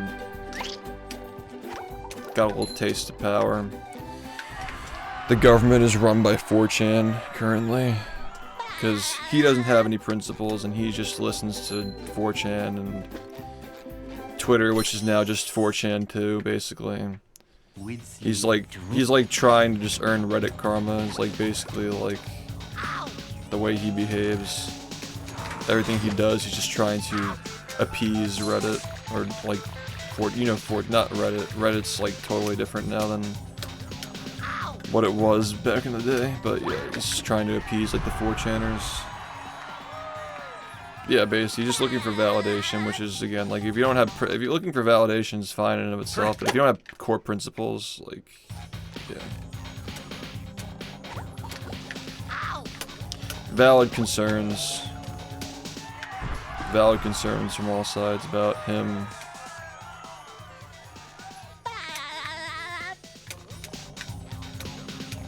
Yeah, a lot of hoaxes, a lot of lies, a lot of shit going around to keep track of.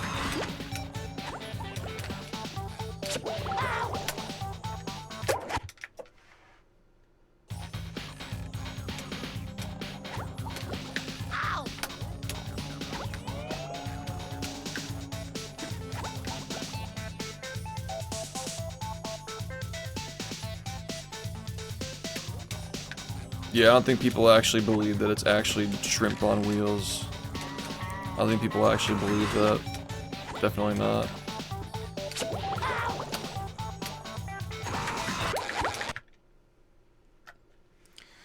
Are you ready, kids? Aye, aye, Captain! I can't hear you. Aye, aye,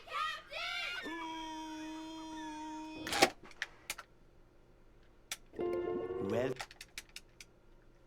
Yeah. I just think the level take is that nobody really truly knows what's going on right now. Like, every little detail of everything. Nobody's fully 100% informed. So getting mad over it just seems a little silly.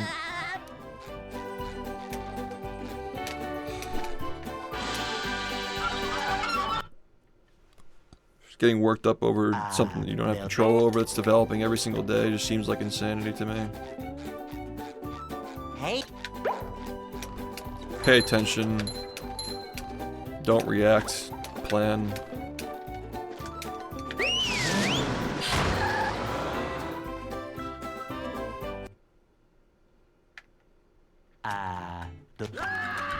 Because money just means nothing, dude. Like, the currency that everybody wants now is attention and validation. Can't jellyfish today. I'm It's going too fishing easy to make on money now. Once you have that much money, like if you're worth like billions, hundreds of billions of dollars, do you really care about having more money? Like, not everybody cares about, like, why did Trump run for president, right? He had like hundreds of successful businesses. It's just about influence, it's not about money. So you can like run that line of reasoning, like why would he want to do it if he's a billionaire? It's like, well, once you have that much money, there's only one thing left to get. You don't just get that by not using your money. I can't hear you. Basically, yeah.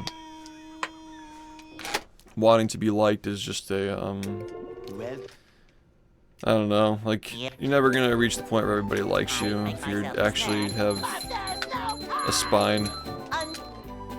Even if you're trying to be liked by everybody, like outwardly, you're gonna get the popular, outspoken opinion, but people deep down are gonna be like tired of your crap, you know. I can't stand people who run that game, just like try to be liked by everybody. That's annoying to me because like I feel like it's not genuine ever. they'll Go. It's usually just for the sake of like personal gain too. Just like streaming, there's a lot of motivation to be that way. Some people really are just wholesome though. Some people really are just fucking oblivious to everything around them. They're just wholesome playing video games, like, they're rare but they do exist. But yeah, there are some people who like, they touch on politics but they never say anything they could possibly perceive being controversial to the outspoken crowd that gives them money, and like, Jellyfish today. I'm going fishing. yeah, those people just aren't trustworthy for sure. But there are some people who just don't even know what's going on. They just have the privilege of just playing games for a living, and they're not involved. They're just funny and likable, and like that's that, you know. Clint was such a genuine dude. Like, Clint just liked speedrunning. He wasn't fucking involved in any bullshit. He made it look cool. Clint's probably a big reason why I was able to succeed on Twitch, because people like him made it fun to watch. Even Clint was like, guys, I can't do this anymore. Like, streaming speedruns, I feel like I'm just talking to chat the whole time and I can't improve. I'm starting to feel like annoyed that I can't improve. He started doing runs offline because he just wanted to get better at the game without having to babysit chat. Like, even he felt it, like, and he, you know what he did? He stopped streaming too. Like, he still does like random streams here and there, but like, you could tell the guy just loves speedrunning and he just didn't. I think that was a lot of his motivation, is that he just enjoyed speedrunning. He just happened to be a very likable guy. I should do it again sometime. Yeah, I mean, I totally get that. I know a lot of people who used to be big streamers for speedrunning and they just stopped because they felt like it wasn't like, their second choice was not streaming, not like doing variety, and I feel like I'm kind of in the same boat, honestly. Like, I talk all this shit about how I could be if I didn't speedrun, but if it actually came down to it, push to shove, I don't know if I could sell out even if I knew it was the right choice. Pairs of underwear. This is great. It's only selling out if you don't want to do it, but I can't imagine getting on stream and not knowing what I'm gonna do for the day and just like doing random shit, you know. Can't imagine not working toward a goal on my stream. downtown. Well, again, man, like, Clint was playing in 2017. This is back before any of these games were hard. Like, sub 140 had just been achieved in 120 star. Shit was like fucking easy mode for everybody. Like, how much has 120 star really changed over the last 8 years? Not much, and like, yet the record was like a 140 back then. It's just not, people didn't put as much time into it back then. You just met the The practice tools are way better now. People are way sweatier since the pandemic. Like, who's really like a world record contender? And even like Clint wasn't even a record holder. He was like second place by a massive margin. Like, he was second place, but not a competition for first place.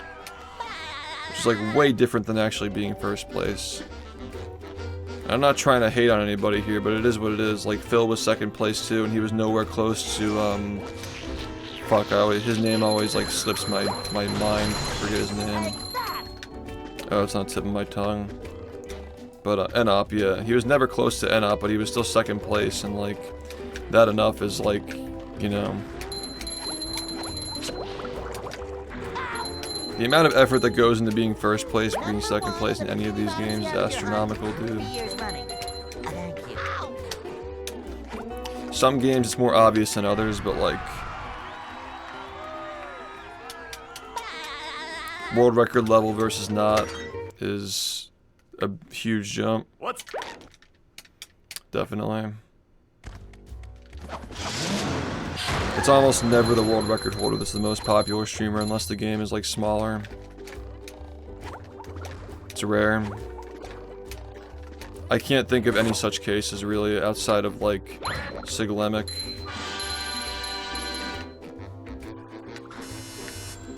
Number 1 in the bikini bottom.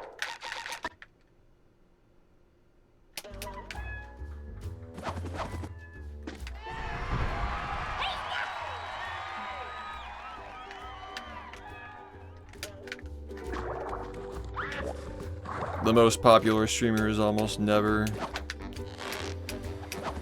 unless the game is small. Like I think that like Inkstar is doing better than most of the others. This is bullshit, man. I think the Inkstar stream does better than most of the other Sunshine streamers, but the game's also really small at this point. I think he's got the most viewership, but the game's also like very small. Cases like that. Many such cases.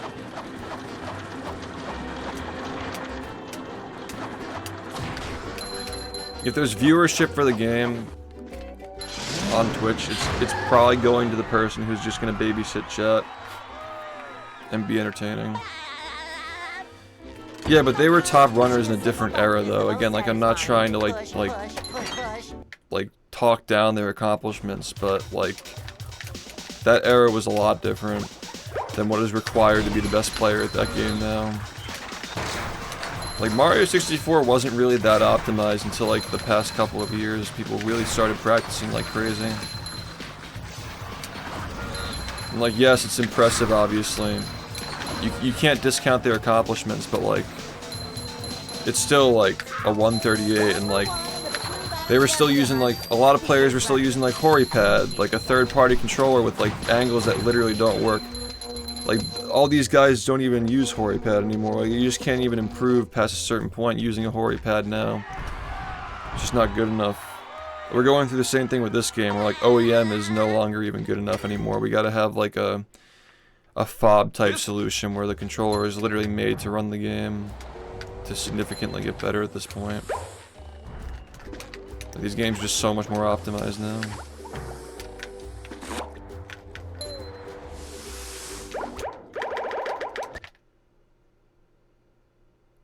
But yeah, I don't think that Cheese wants to compete either. Like, he wants to grow a stream now. If anybody has the right to, it's him. You know, simply, even though, like, for many years he's been focused on his stream primarily, he still comes back and does it sometimes, but he's not, like, competing at a crazy high level.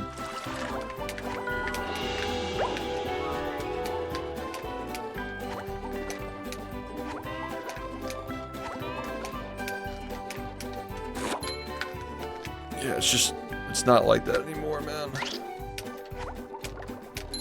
Locking in for a run is just, really, you mean, oh, you, cheating, yeah, that kind of cheating, yeah.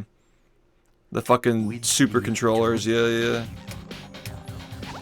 Yeah, we're really trying to, like, make sure that, like, all we're doing with this game is just, like, the controller lasts longer, nothing special, just lasts longer. Melee is a little bit of a different story though. That game allows some crazy shit. Oh really? Yeah, that's... Would you consider a snapback capacitor correction though? because it is kind of just correction when it comes to like. It is mild, but it is still technically correction, you know. It's like having training wheels on. Snapback even. Snapback just allows certain controllers to actually like work though without having to wear them in. So I'm on the side of snapback personally. But some stuff is a little crazy though.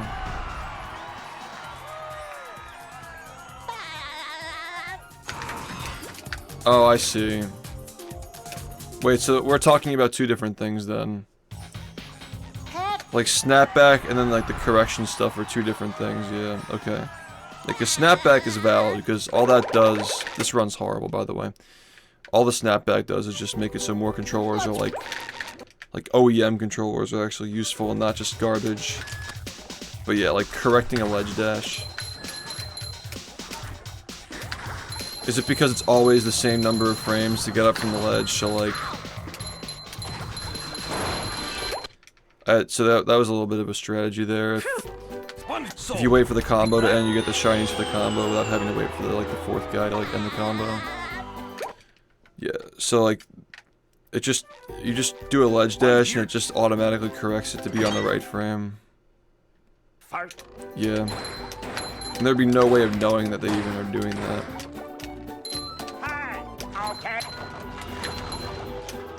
They're gonna have to start issuing controllers, like controller inspection, and then you get like a seal on it. And if your seal is broken, then you can't. Yeah, there you go, see? If the seal is broken, then you just can't compete. Yep. That's what I was thinking too.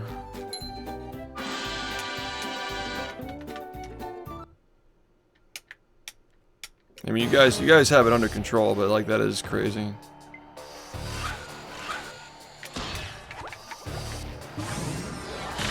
Looks like the robots left it so vulnerable. Great Barrier Reef. No controller on this planet would make me good at Smash. God. Now the robots taking a beating out there. So Goom Wave is like the new controversy. The robot better change tactics and fast.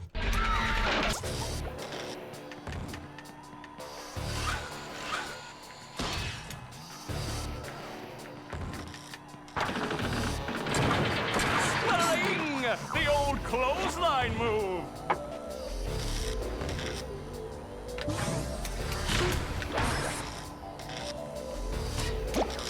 The robot's losing its head.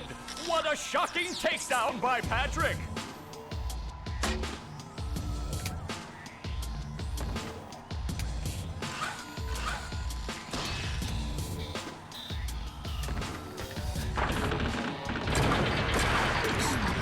Why is it so tempting to cheat, man? That's gonna get taken out of context. I just can't imagine playing a game for 10 plus years and then cheating. Like, Oh, nice flying. why is it so tempting to cheat, dude? Move by Patrick. He says while he's speedrunning the game at world record level. Yeah, but like, why are people like, I don't get that. Like, you play a game for like 15 years and you just cheat.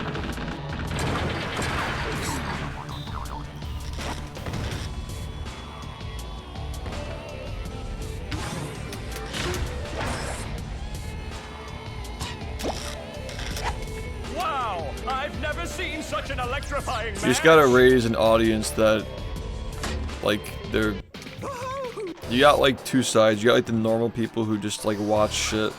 And you got the side that just watches things for clips and tries to just take as many clips as possible out of context. You gotta be friendly with the side that does the out-of-context clips, so your life is just gonna be miserable on the internet.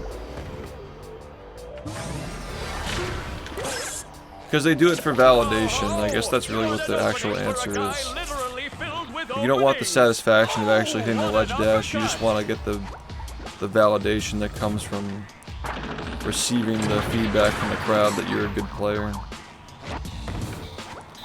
That's what it comes down to. Nice move by SpongeBob. This match is just about over.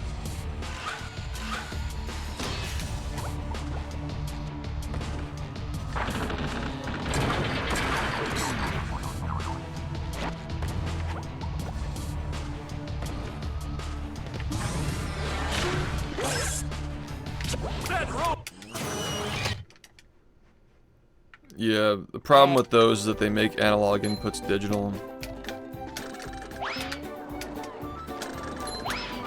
Not a crazy example, but imagine being able to sneak in this game by holding down like pressing a digital button, like you just automatically sneak. Stuff like that, but it like some of it's like it like chains into like really difficult inputs that like you wouldn't be able to like masterful stick movement that you wouldn't really be able to realistically replicate with that level of consistency that like an overhand controller would. Like tilting the controller in like opposite directions like ever so slightly to like do these like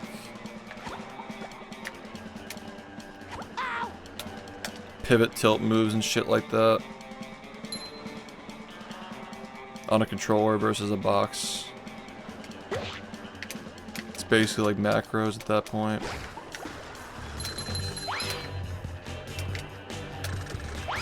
Why does this happen every fucking run, dude?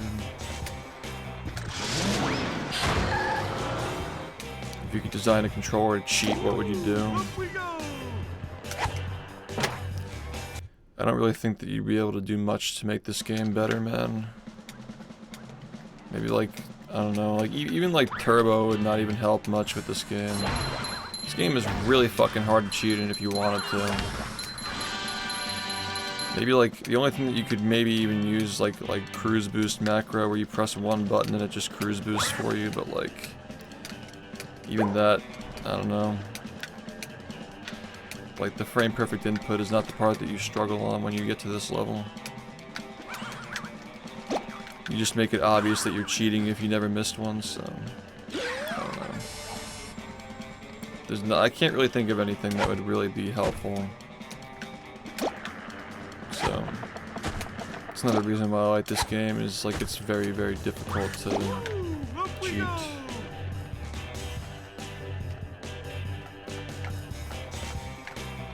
You have to go. There's no time, you have to go.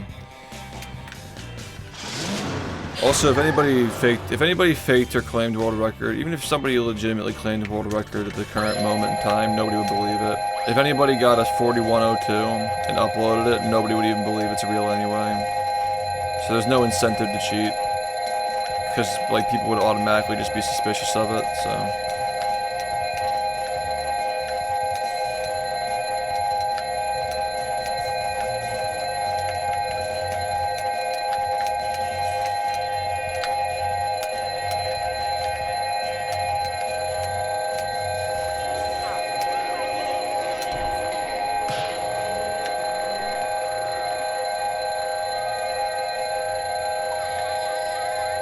Yeah, that's crazy. That's like the clone hero debate where like the FPS makes the game easier for certain songs.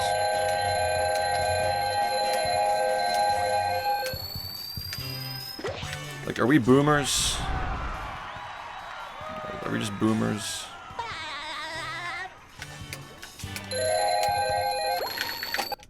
Alright, well, that was...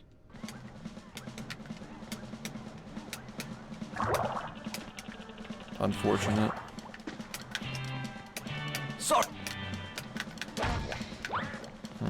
I don't know, maybe I can do something weird with this, I don't know. Yeah, but like so many people just want to fit in now. Feels like more people than there were like 10 years ago. Like everybody just wants to fit in somewhere. Maybe you just see it more the older you get, but everybody just wants to fit in. Oh boy, oh boy, oh boy.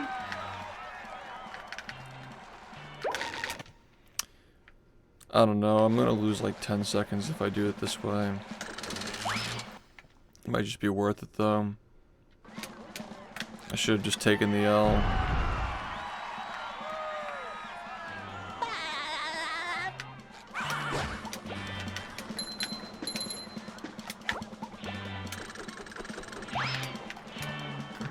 Whatever. It's over anyway. It doesn't matter. It really just doesn't matter, man. It doesn't matter.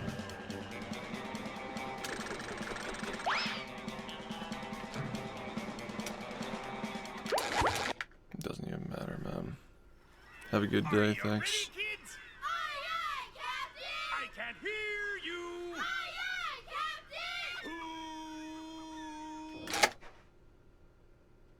Captain! Well, Yep. I'd make myself a snack. I like how the one SBA that I got that actually was serviceable was on a run that was so bad that I couldn't even recover it, even if I got a good SBA. So, yeah. well, Out of like 5 runs that made it there today, it's the only one. I'd make And it was the myself a worst one of snack. the day.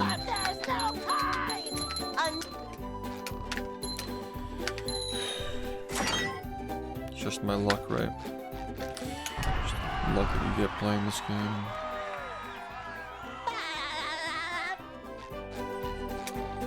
Sometimes if you don't fit in, it's a sign that you gotta make a place for people who think like you, I guess. they'll Go. Hey,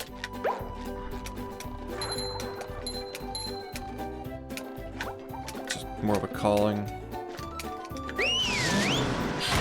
Something's missing in life.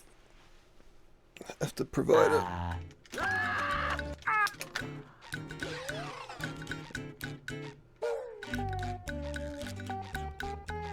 we can't jellyfish today. I'm going fishing for robots. Pow!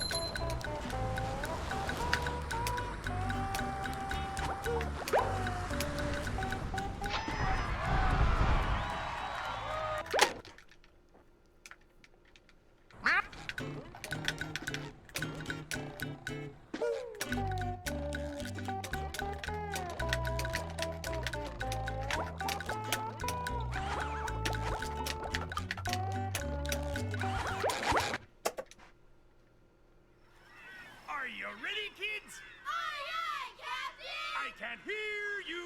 Aye, aye,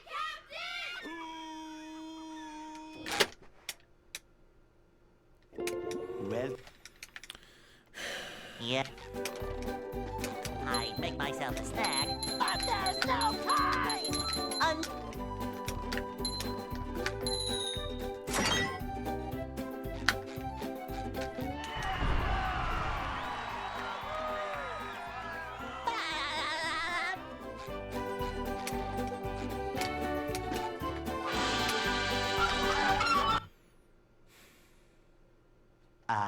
they'll Go.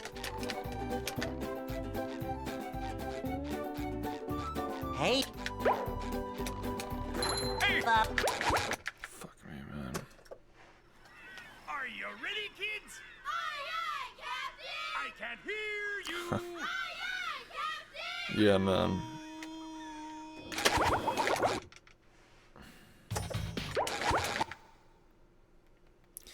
They don't know that I'm a Smash player. I can't hear you. They don't know that I'm a Smash player and streamer. well, Yep. I'd make myself a snack, but there's no time. Like go back to full-time streaming or whatever. And you realize, like, you know, you're not feeling it, I guess.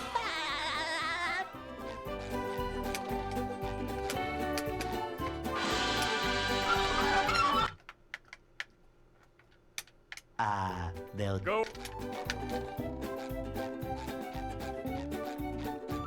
Hey,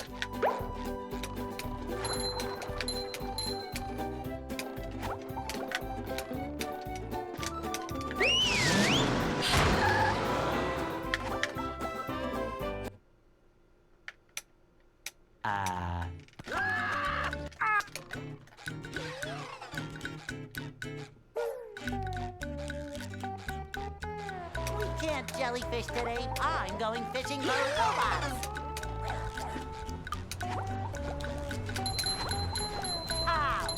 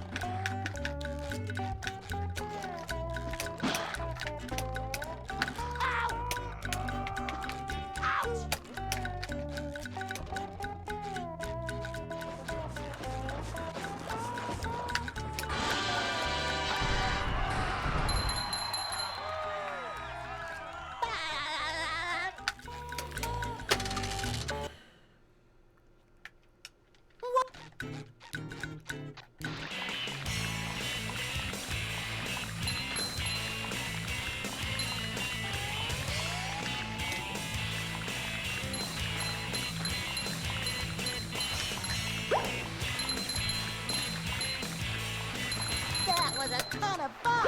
I should do it again sometime.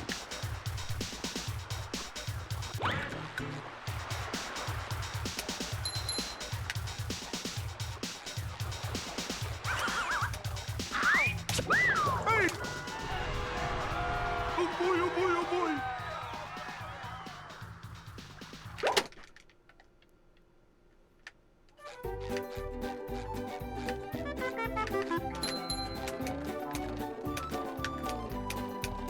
Now I can wear 4 pairs of underwear. This is great.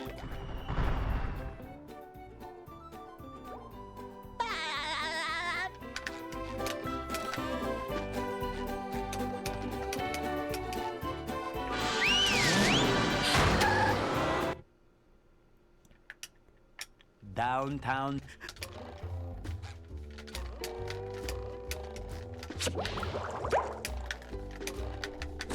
Number 1 in the Bikini Bottom scavenger hunt, 3 years running. Thank you.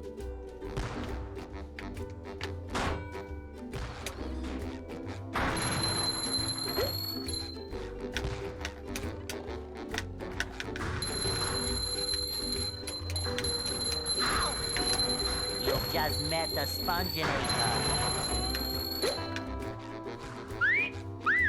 Sometimes pushing a simple button is most satisfying. Push, push, push, push.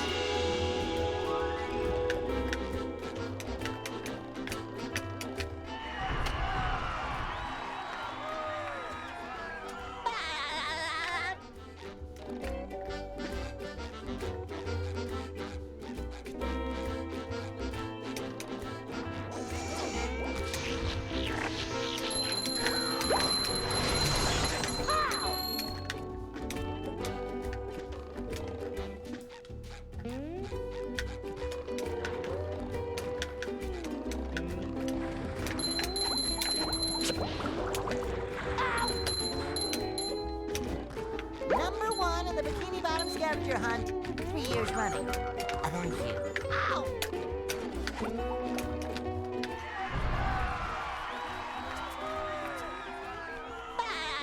Yeah, it was Unreal 4.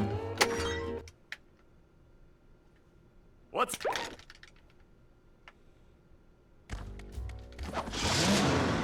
Patrick Star game was Unity though. That game was fucking cooked, man. Physics were just so inconsistent.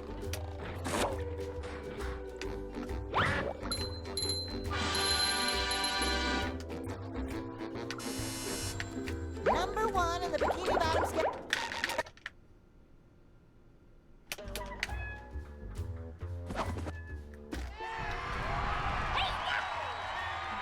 Yeah, it was good. It was actually a good speed run. It makes me not want to do speed runs of the next Cosmic Shake thingy, because like, if it's not a good speed run, I'm not going to force myself to do it. If it's like Cosmic Shake where it's boring, I'm just not going to like... I should have just stopped at sub 50 on Cosmic and just like done like some other challenge run with it. because I clearly was not enjoying the game at that point. Like, that was like the last big burst of motivation I had to play that game, was sub 15.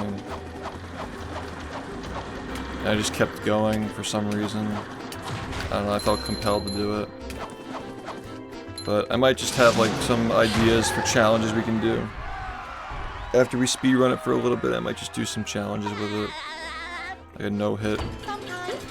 Do a no-hit instead of a speedrun after, like, people get bored of the speedrunning. After I get bored of it especially.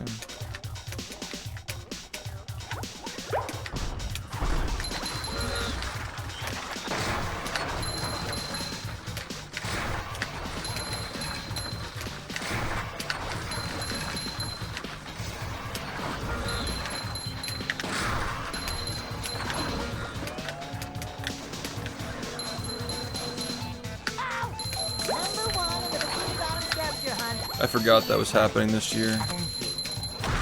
We're gonna get some announcements and stuff. It'll probably help my channel a little bit. Be cool.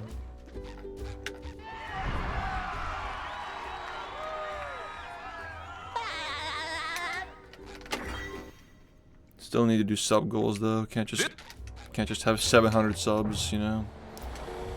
Gotta double that somehow. I don't know how we're gonna do that, but we were doing that last year. We were doing fine.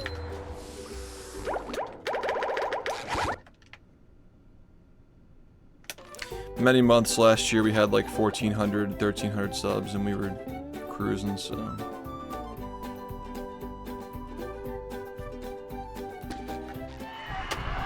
I'm just trying to get back there.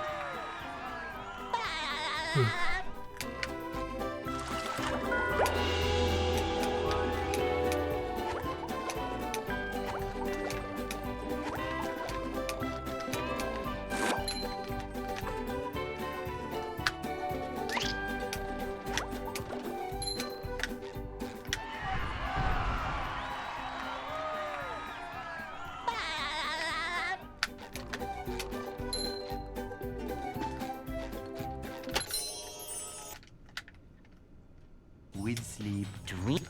If I start my stream before fucking 10 PM maybe.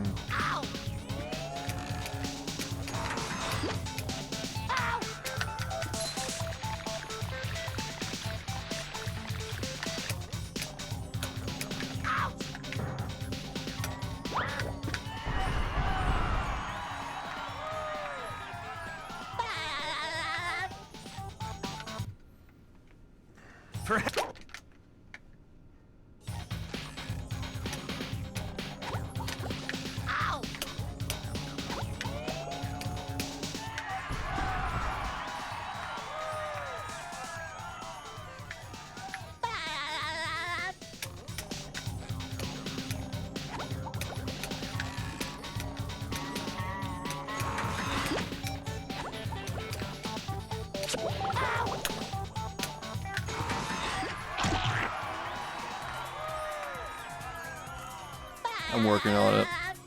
I'd usually end around this time. I'm trying to walk it back.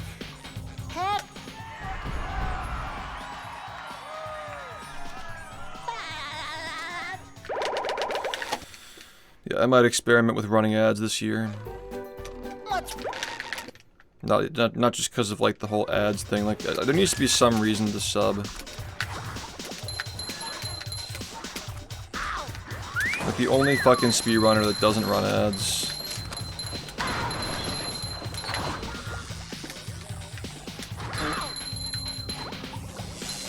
I feel like I should be. What's so? I never wanted it to come to this point, but it might actually just be the move. Just run ads. Encourage people to sub. One here. Fart.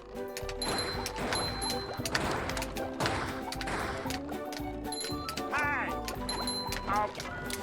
What's the alternative? Stop speedrunning? People don't want that, so I mean...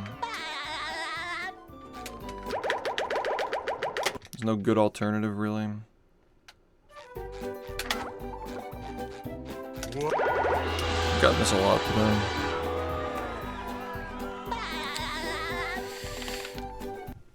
might just try that. Starting like sometime this year, I might just run ads and see how it goes. Looks like the robots left itself vulnerable. Yeah, it'll be like Great three minutes of barrier ads per hour, nothing crazy.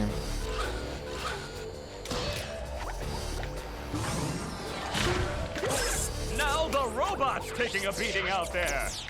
Cause yeah, I'm starting to realize, you know, I think a big reason why people don't sub. Because people watch the stream every day, but there's no incentive to sub.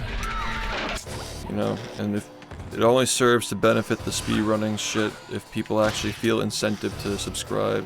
They feel like they're getting some kind of a benefit from subscribing. I think a big reason why I had so many subs back in the day is because emotes were a bigger thing on Twitch, but now they're just like background. There has to be like an actual incentive to do it. The robot's losing its head. What a shocking takedown by Patrick. Everybody uses third-party software for emotes now. So we're back to just like, what's the incentive to sub? Support the streamer. You know? You gotta just run ads. I never wanted to. Like, my ego hates that. I always spoken virtue about how I don't run ads, but nice flying head thing move. if it's generating revenue for the ads plus the extra subs that I'll probably get because nobody wants to watch ads, you know, I feel like that actually would be smart to do. Just to, because let's be honest, man, if it's between speedrunning for another 5 years and not, like, just run the fucking ads, dude. Wow, I've never seen such an electrifying match. Ugh. I can't rely on the stock market forever. It's too volatile, especially this year. We don't really know what's gonna happen yet.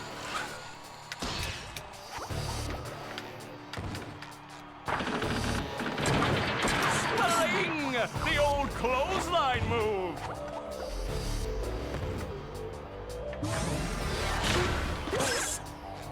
Whoa!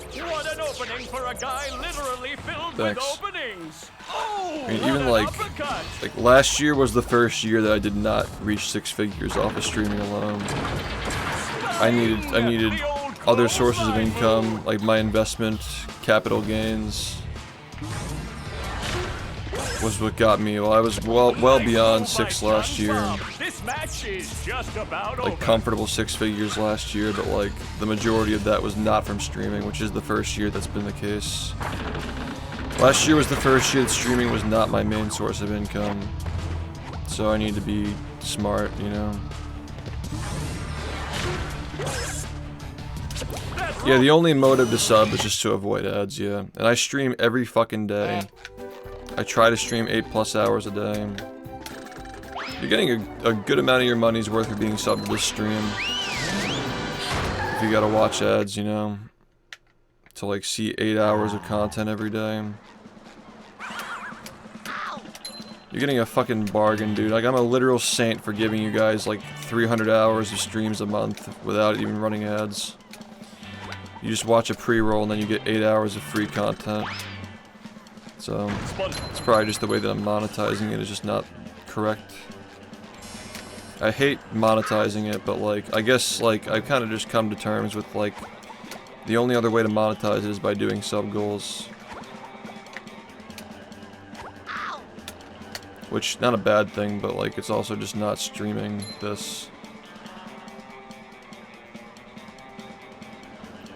I think that's what happens, yeah, like, if you have turbo, I just get the money. Yeah, it's not really about the ad revenue, it's about, like, there's no incentive to sub.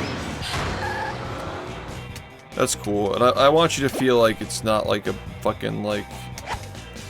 I want you to feel like you're actually getting something out of it, you know? It does kind of suck that, like, we are at the point on Twitch where, like, there's really no incentive to sub other than just, like, not getting ads.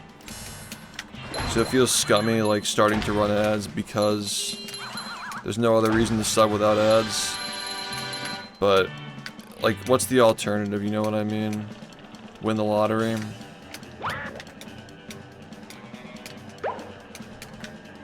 Maybe we do it for like a couple of years and then we stop doing it. I don't know.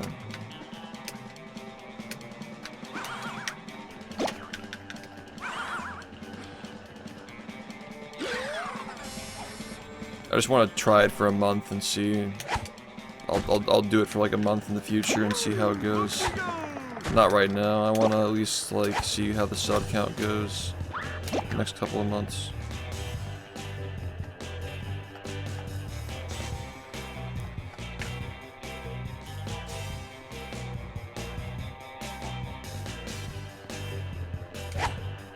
Well, that was fucking cool, man. I love how delayed that was too. Like you just kept fucking walking.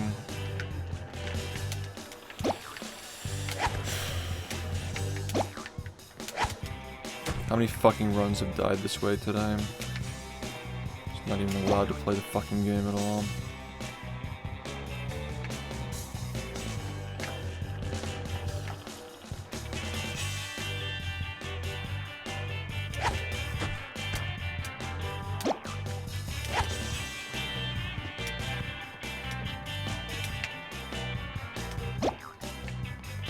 Yeah, man.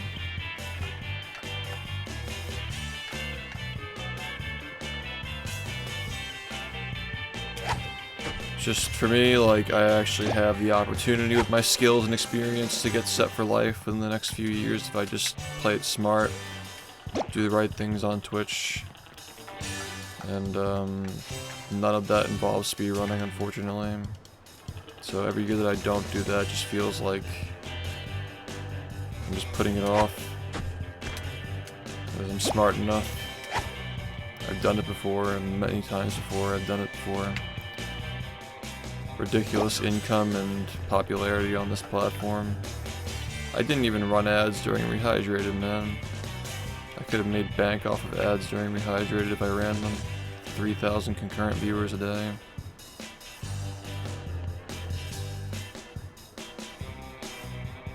Just, I've always hated ads, man. I never wanted to run them.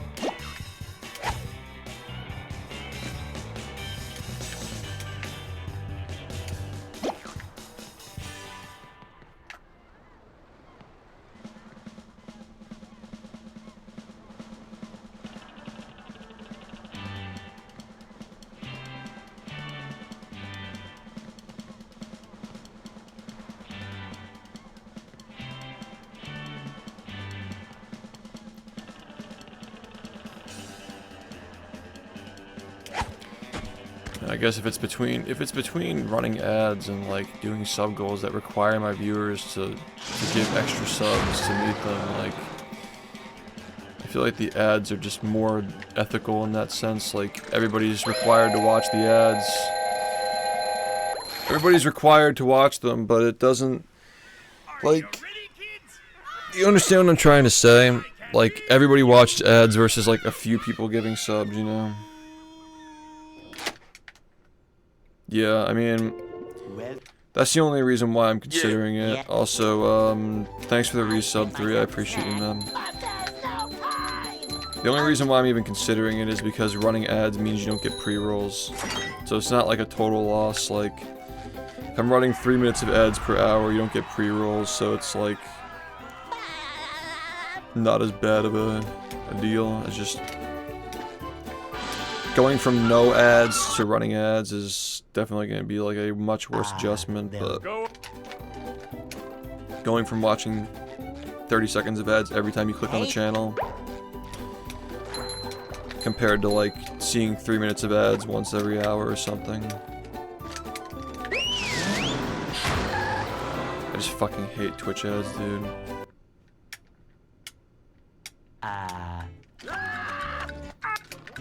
Yeah, you think I'd do better if I just did pre-rolls?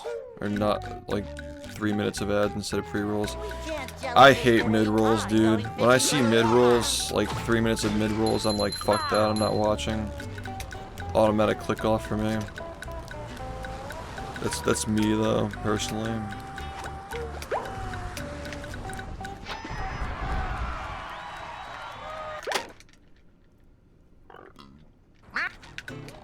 Do you think people are less likely to leave if they get past the pre-rolls, though? Like they went past the pre-rolls and they're committed to staying.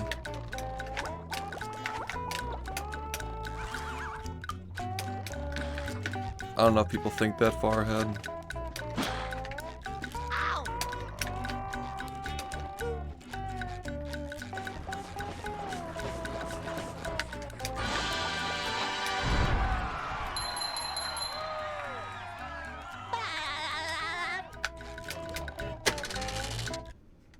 Yeah, people have like different takes on pre versus mid.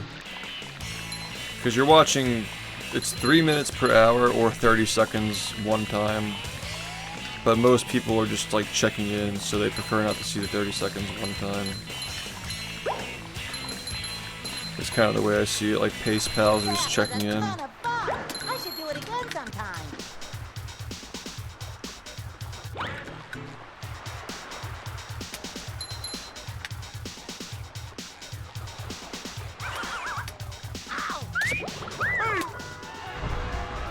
Oh boy, oh boy, oh boy!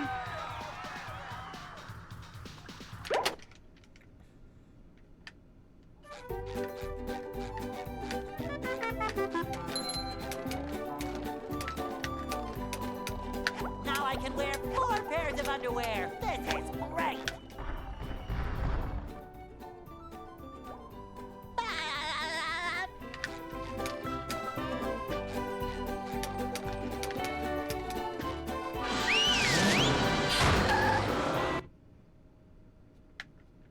Downtown.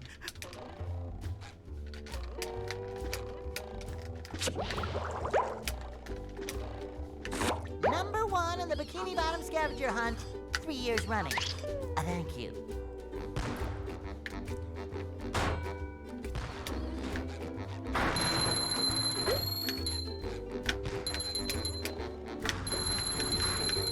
What I'm thinking I'll do, try to have a clean month where I stream at the right times every day. Just to get a baseline. Do it like outside of the time, like summer and winter where the ad revenue is higher at certain times of the year. And then I'll do a month where I run the ads and I see if it makes a difference in revenue, viewership, you know, subs. I really don't want to run ads, but it's getting to that point where, like, if I have 700 subs when I'm not doing subathons and sub goals, it's pretty fucking low, dude. And if ads can make the difference there, then, like, whatever. I stream so many hours, I'm sure that it would do something. Never really thought of it that way, but yeah.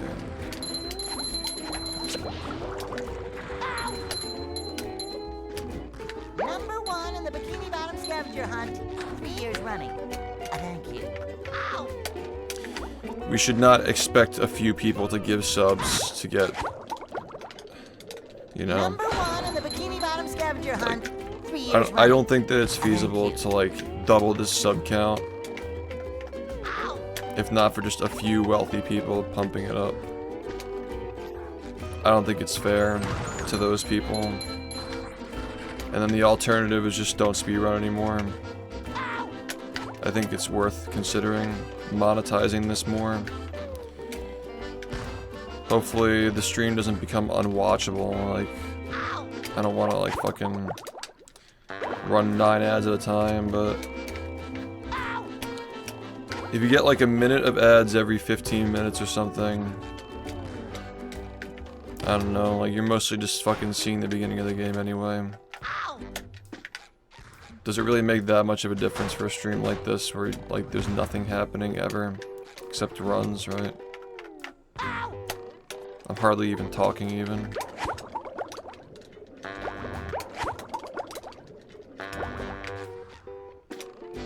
Yeah, but I don't want to stop what I'm doing for 5 minutes an hour, though. Like, I just want to do runs, you know? And so what? So you can see those 5 minutes it takes to get to the cannon and reset, like... I know you're not suggesting it, but I don't think it works for this format. I mean, the only time you're really gonna get hit with an ad at an inopportune time is if I'm in late game, which... that happens like once per stream. And at the same time, if I'm in late game and you're not currently watching and you click on the stream, you're getting hit with pre-rolls anyway, so like, if you're not already watching the stream, you're getting fucked, and if you are watching the stream, like, sometimes you get fucked, not always. So, I don't know, it just feels like it's just a good idea to try it at least. I don't like giving into Twitch's bullshit where they were bullying streamers into running ads, but like... Are you ready, kids? Aye, aye, Captain! I can't hear you. Aye, aye, Captain! I don't even know what I make ad revenue on, dude, I'm not gonna lie. Well, I've never paid attention to ad revenue. In my 9 years streaming on this website, it has always just been funded with patronage. Like, it's always been subs and donations. I've never ran ads. The only ads that get ran and pushed to you are ones that Twitch runs on their own. Do I know how much I make per viewer? I'll tell you how much I made in ad revenue in the last 30 days.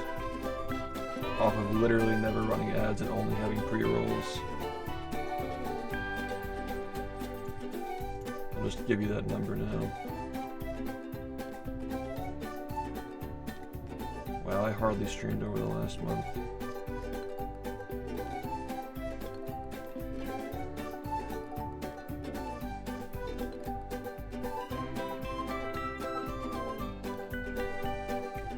What is Turbo?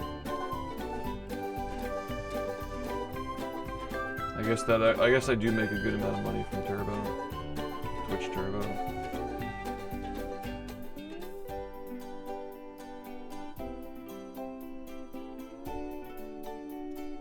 How do I, like, I don't even know how to, like, look at the amount of revenue that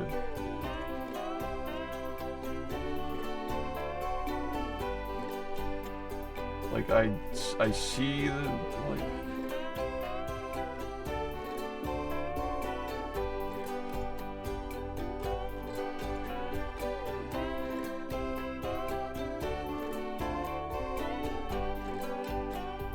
Can I, like, do it by month, maybe? I don't even know how to... Oh, here we go. By month. Alright. So let's do, like... September, so we can get a good idea. Yeah, I seem to make... Okay, well, it's December I made, like, $300 off of pre-rolls. Like, $255. October I made a lot of money on ads, $321 on ads. That was probably because of the Patrick Star game. That's just off of pre-rolls too. Like just doing pre-rolls. September was almost $300 off of ads. I could probably make like an extra $1,000 a month off of just ads. That's like $12,000 a year. That's not bad, honestly. It doesn't make a really big difference, but like... Then you factor in, like, more people are gonna sub because they don't want to watch ads. And like, plus, like, I stream so fucking much, dude. The hours that I stream. I wonder how much money I'd actually make in a month if I just ran ads like that. Like, just ran 3 minutes of ads per hour with how much I stream. That actually is a lot of money being left on the table. I didn't realize how much I actually could make on ads. Because that's 2 months of the year where I was averaging like 300 viewers and I made $300 almost off of literally not even running them at all. Just pre-rolls. well, Yeah. I make myself a snack, but there's no time!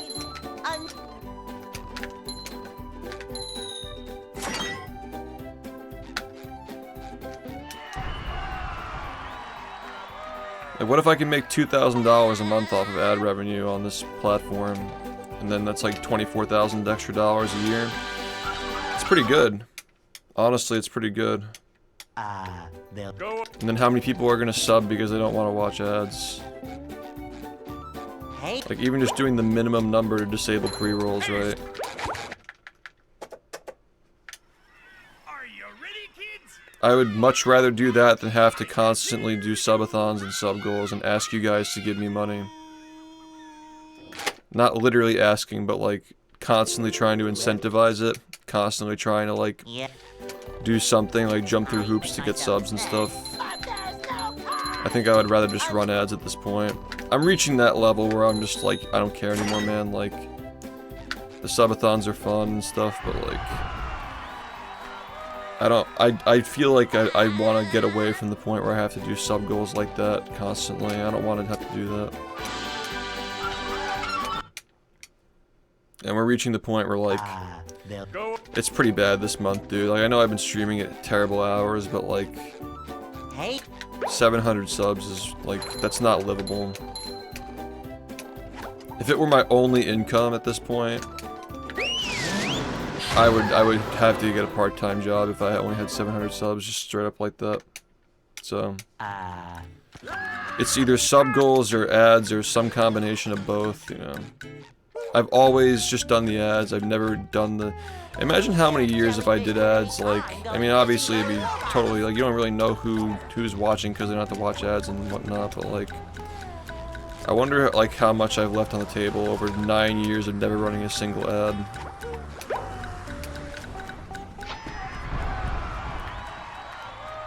Makes you wonder.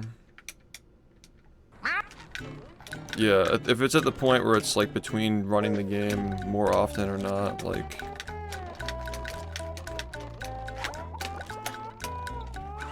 Also, the haters are just making me money by watching. That's also funny too, if I run ads. They've been freeloading this whole time.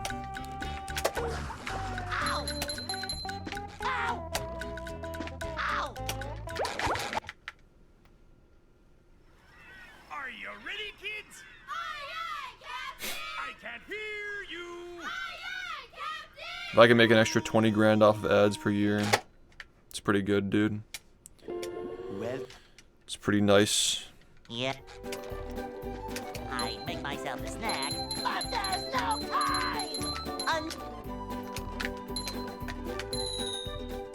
Yeah, maybe it's quite literally valueless because I don't monetize it. I just don't monetize my speedruns. I feel like it's not necessary. I'd just rather... I used to be of the opinion outright that like I don't want money being involved in my speedruns at all. I've always viewed it as a thing like I just want to stream it. Feels weird like trying to monetize it, but when you look at it from the perspective of if you're not monetizing it, you're just trying to get people, like a smaller percentage of people giving subs to support it. It seems more fair that like, especially people who don't support the stream, like if you're subbed to the stream, like you should only be required to be subbed once, you know. Like for the last year, we've required like we've like needed more than just people subbing once, you know. And I don't know, I just don't feel good about that anymore. Like how obvious it is that like the sub goals really do rely on like maybe a handful of like 30 people who are generous enough to give to them, you know. It's gotta be more equally spread out. Especially because like a lot of these people who are giving subs aren't giving them in support of the speedruns, you know. Are you ready, kids? Yeah, I need to be on track for my financial goals.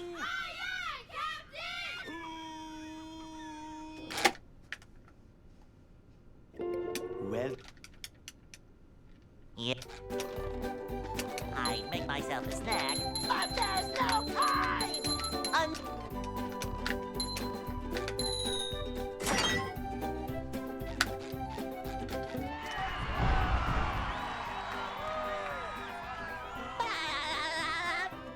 I'm just trying to make speedrunning livable, dude. I don't want to ever feel like speedrunning is a burden on my stream, but it feels like it is, monetarily and Hey, growth-wise. I can deal with the growth. I'm happy with what I have in terms of viewership, but like, it just doesn't make enough money. So if running ads is gonna help, like, whatever.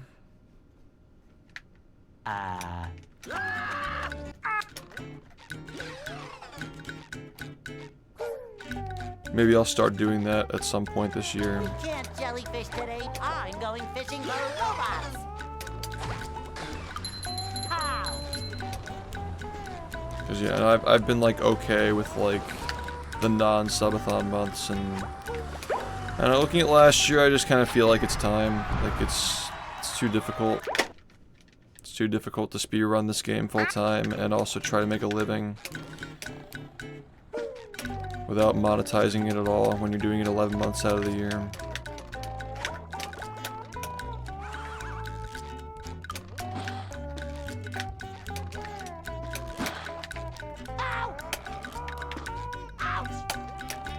Like, it's nice that I can do a subathon once or twice a year and they're all very successful, but it still feels like 11 months out of the year I'm not working.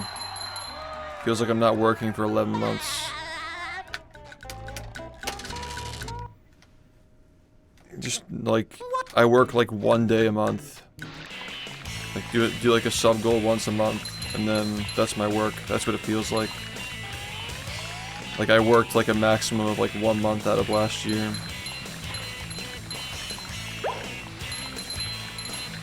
You know, if it's between that and spending more time not streaming, I think that ads are the way to go. Might just have to just succumb to it, just give in. Give in to the ads.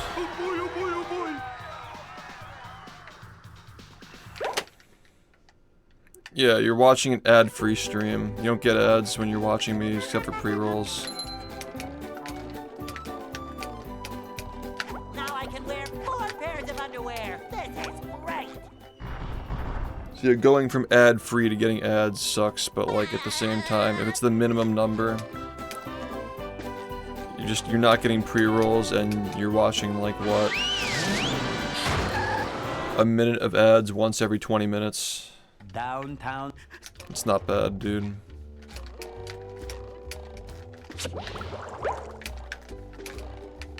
Number 1 in the Bikini Bottom scavenger hunt, 3 years running. Thank you. A minute once every 20 minutes, and also like I'm probably in downtown, so you're not missing anything.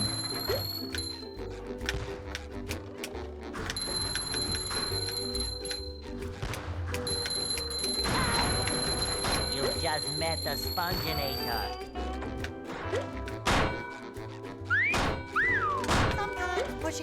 Yeah, we just have to be realistic here, because like 2022, I made a fuck ton of money, and like 2023, I made a fuck ton of money. But they just don't pay as much for Prime now, and like last year I didn't do a subathon, and like I see how much harder it is to get subs without doing a subathon 2 years later. And I kind of see now, like, yeah, like this current model of like doing sub goals and subathons, like it still might not even be enough. Like, gotta do something else, you know? Gotta find a way to like make what I'm currently doing work as best as I can, and then add stuff after that.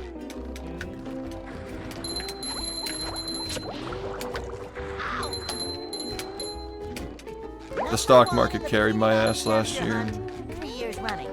Thank you. I just saw how well it was doing, and I'm like, alright, Are you ready, kids? I can afford to not do a subathon this year. I can't hear you.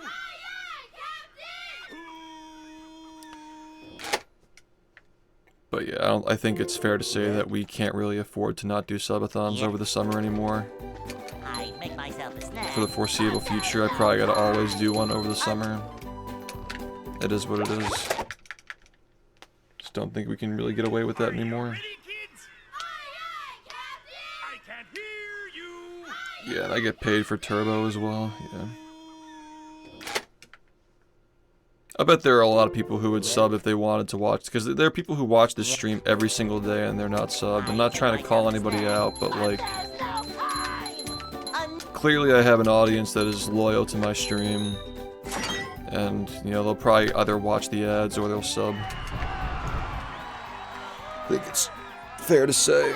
that one of those two things will probably happen. And it's not like I'm fucking taking the money and like buying a fucking like Aventador or some shit. Like I'm just trying to make this work, you know? Go. It's not coming from a place of like trying to maximize my profit. Like I don't have any profit, you know? Hey,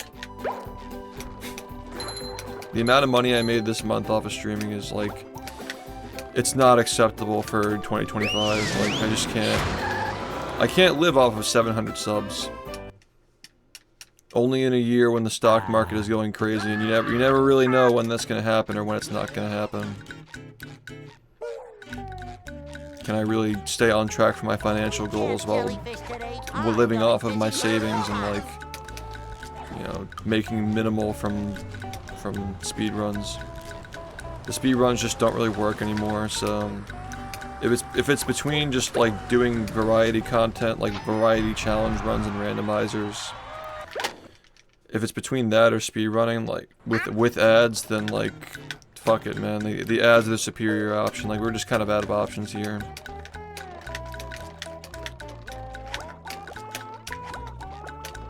I think it's good news that like I made $300 off of not running a single ad in 1 month. Like just off of pre-rolls. Like I've always been vocally against ads and I've always talked about how much I hate them. But if I can get an extra $2,000 a month off of just running ads and nothing else, it just makes me able to speedrun for more years. But you could buy it. Yeah, I mean, I don't want to. My $30,000, or at least I paid $30,000 for it, car is just fine, honestly. That was a ton of fun. I should Probably do it could have just again bought sometime. something way cheaper, but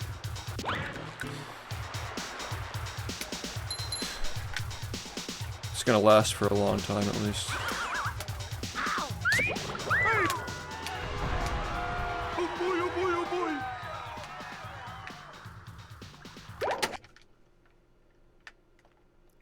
Yeah, it's like, it just makes sense, I think.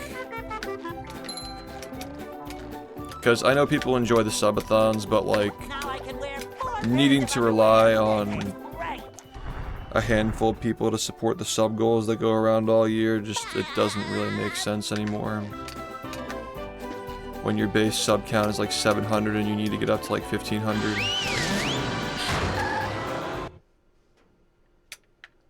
Yeah, honestly, the shitbox is based, man. Low insurance rates, too. Number 1 in the Bikini Bottom scavenger hunt, 3 years running. I don't spend my money on vacations or alcohol or any leisurely, no concerts, nothing. Like, I don't fucking do anything but just work. So, figure if I want to buy a new car, it's a $40,000 car, but I got it for 30, so I saved $10,000. It's basically new. Like, if I want to have that, as opposed to like all the other shit that people spend money on, like, fuck it, you know, and I'm taking good care of it too, so whatever.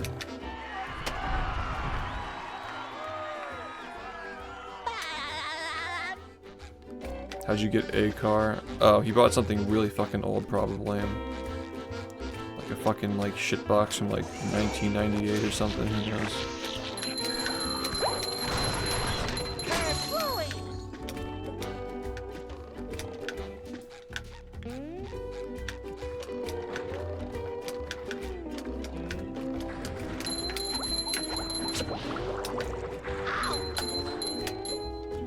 The car got me thinking though, man, like, it set me back a little bit.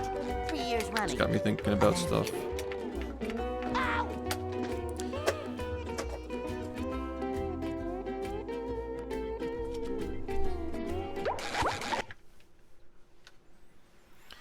Are you ready, kids? Yep, Hear you. it's just luxury, basically.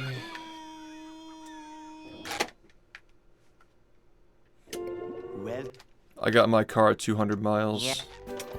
$10,000 discount for 200 miles. But there's no time.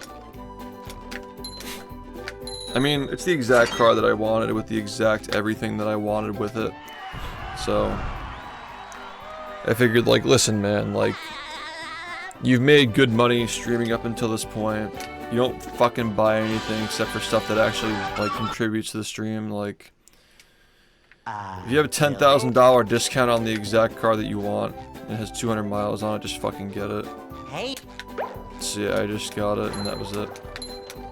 But now it has me thinking about, like, you know what's more expensive than a car? A house. You know what's more expensive than a house? A house that you're gonna raise a family in. And how's that gonna happen at the rate that you're going if you're just relying on the stock market? And subathons and sub goals.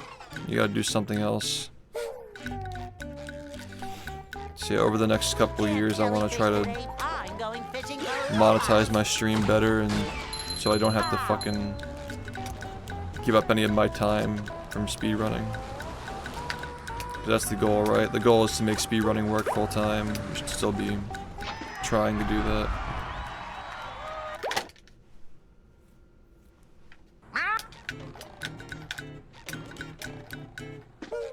I just have my goals that I want to reach, and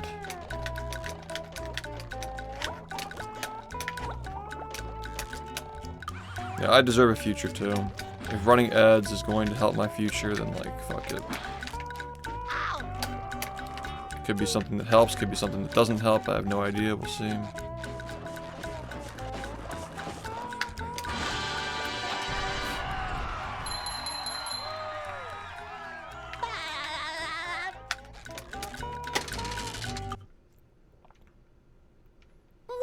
$30,000 for a luxury car with 200 miles, yeah. I mean, it's an entry model, technically. But they don't make all-wheel drive on the higher-end models. They don't, that's only on the GT, so...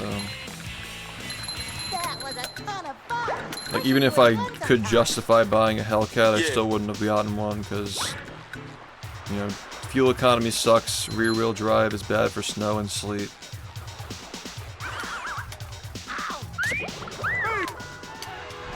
Yo, Tarnation, thanks for the 11 months, man, I appreciate you.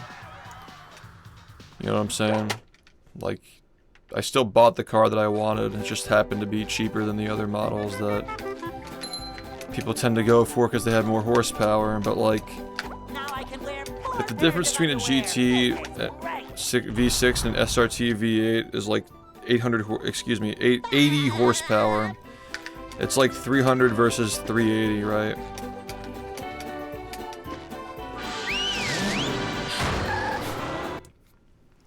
You know, why are you paying that much more? Just to say you have a V8, I guess. And also stop to get gas more often. And also not be able to drive in the snow.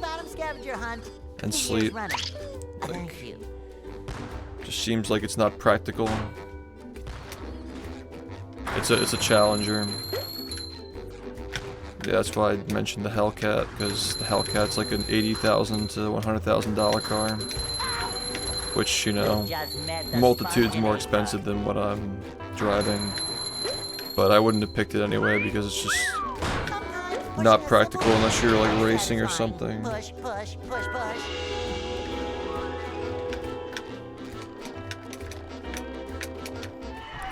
If I wanted something really nice, like if I were a fucking multi-millionaire, I don't even know, like I'd probably just get like a Corvette or something. I don't really think I have the taste for those kinds of cars. They're just a liability. They're just insane on insurance. You gotta like obsess over them, like take good care of them, like you can't park in an area where it's gonna get stolen. Like stuff like that is just not, I don't want to deal with that. You know what I mean? I don't want to fucking deal with that. That lifestyle is just all for show and just racing, which are two things that I don't care about, so. It just feels good having a car that is something that I like that is less likely to get stolen, I guess, you know. It's also good to decent gas mileage, or what it is. Let me just try to get this fucking jump, please. Well, some people just like, they really just like driving a lot. I understand it if you're really big into driving, if you're like racing and stuff.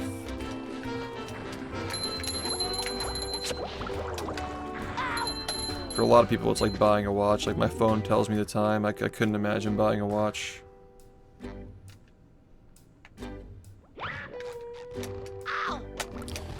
Yeah, I'm just not really into like the sports car stuff. Like I think the muscle cars look cool.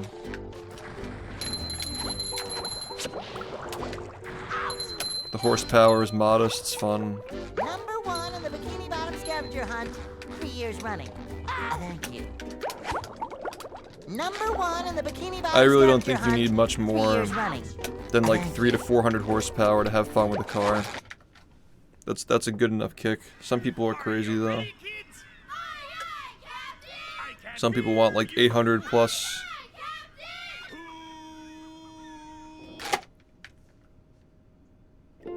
Well, Is it reactionary? Yep. I guess you gotta kind of adjust. I don't know. Every one frame is a Are you reaction. ready, kids? I can't hear you.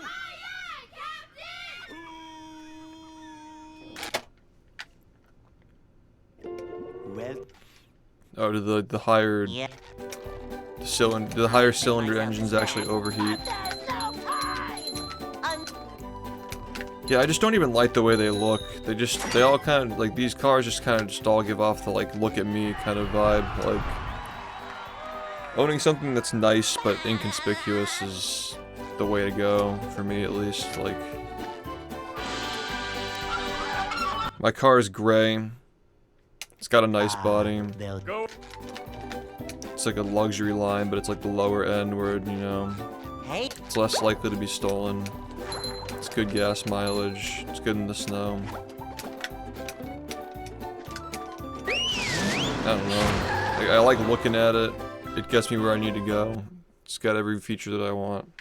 I've never worn prescription glasses. They were always Gunnars. They were never for sight. They were always for blue light blocking. I'm going fishing for robots. They're literally made of plastic. Pow. I'm using an OLED screen now, which the technology is better, so...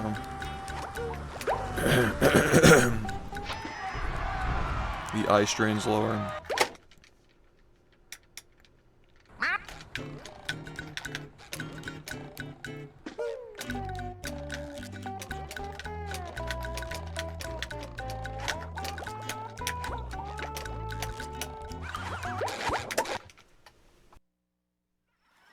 Are you ready, kids? I can't hear you. Do people remember that I wasn't wearing those, by the way? Like 2017, 18, and 19, I wasn't wearing those Gunnars. I make myself a snack. I feel like people forget that I used to not wear them. Un-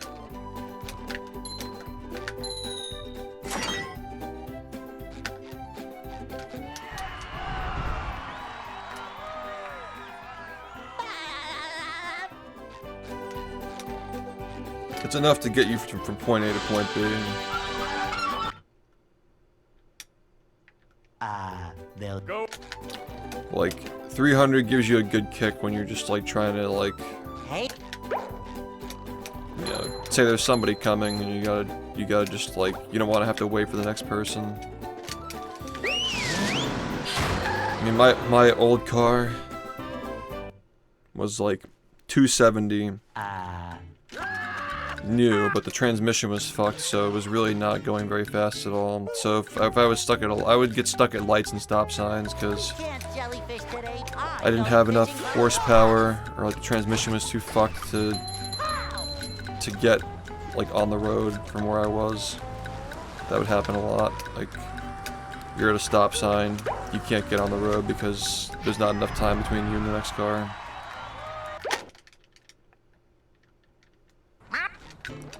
Yeah, exactly. Like, you don't need 300 horsepower. That was considered fast in the 80s. Like, 300 horsepower was a a fantastic car if you were driving that in the 80s. People get pulled over for that too, you know.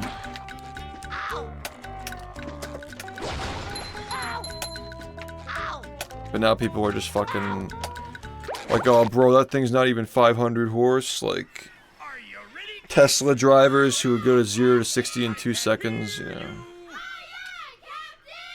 Yeah, exactly. Well, Yep. I make myself a snack. Are you ready, kids? Aye, aye, Captain! I can't hear you. Aye, aye, Captain!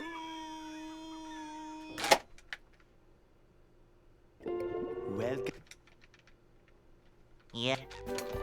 Yeah, that's a fast car for the 80s and 90s. There's no time!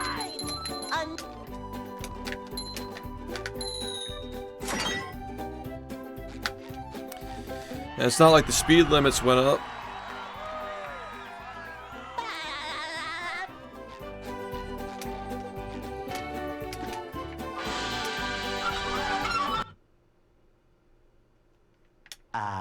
They'll Go.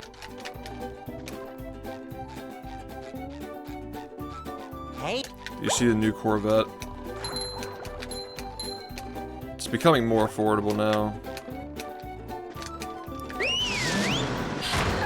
It's like a fucking like twin turbo 12 cylinder or some shit. No, I don't think it's 12. I don't think it's like that.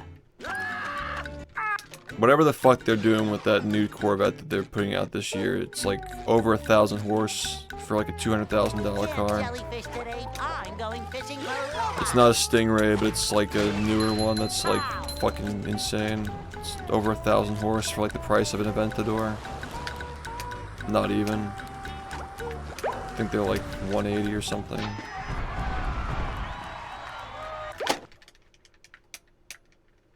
I think that's it, yeah, the ZR1. I think it's like a twin turbo or something stupid. Like a V8 engine. I feel like any car that's so going over 1,000 horse is more than 8 cylinders though. Yeah, that thing looks stupid. It's a really nice car though. And there's always going to be a faster car, whatever you buy now, like 10 years from now. It's fucking crazy. Yeah, how the fuck is a car like that getting that much power out of a 5.5 liter V8? It's just a twin turbo or something, right? It's got like a hybrid thing going on there, like the wheels are electric, like kinetic energy just like puts the power back into the wheels or some shit. There's something going on there that makes it that fast. These hybrid cars are gonna be fucking insane though, man. Like, that was a ton of fun. I should do it again sometime. yeah, like why the fuck is a car like that able to have over 1,000? Like, it's crazy. Just a fucking V8. What are they doing with that thing? Oh boy, oh boy, oh boy. Yeah, I like Corvettes too. I don't know if I'd ever want to own one, but they look cool. Like I said, like I like to be a little bit inconspicuous. I don't like to get like attention, like people looking at me and shit when I'm like out and doing stuff. If I wanted people to look at me, I would, like if I had the money and I wanted people to look at me, I would get a Corvette though, definitely.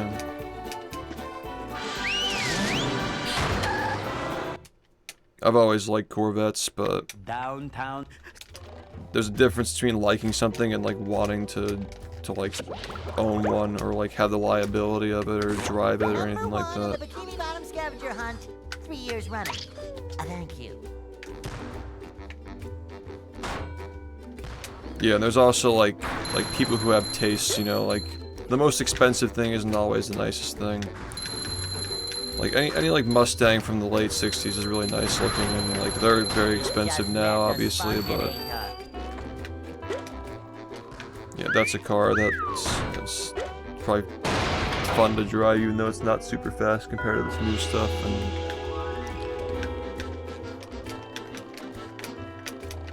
save money with taste too. A lot of the stuff that requires taste is not nearly as expensive. there. Very cool.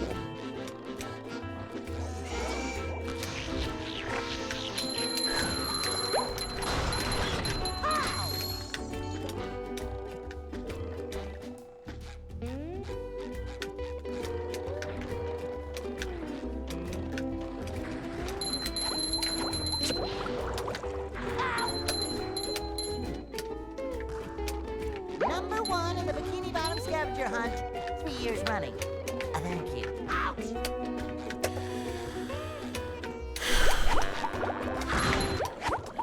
Just fucking I sitting feel here like a doing new this shit, sponge. man. It's so awful. It really is awful.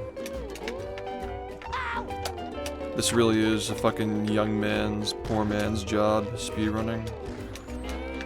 This is like... It's like the coal mines of Twitch, dude. Imagine voluntarily working in the coal mines of Twitch.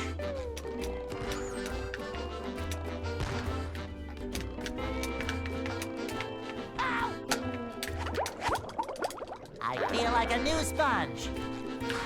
Well, that's me. I choose to do this. If there's anybody on this entire planet who can say they choose to speedrun, and that it's not a requirement, it's absolutely me at this point. There's just an overwhelming amount of evidence that I don't have to do this, and I haven't had to for a very long time.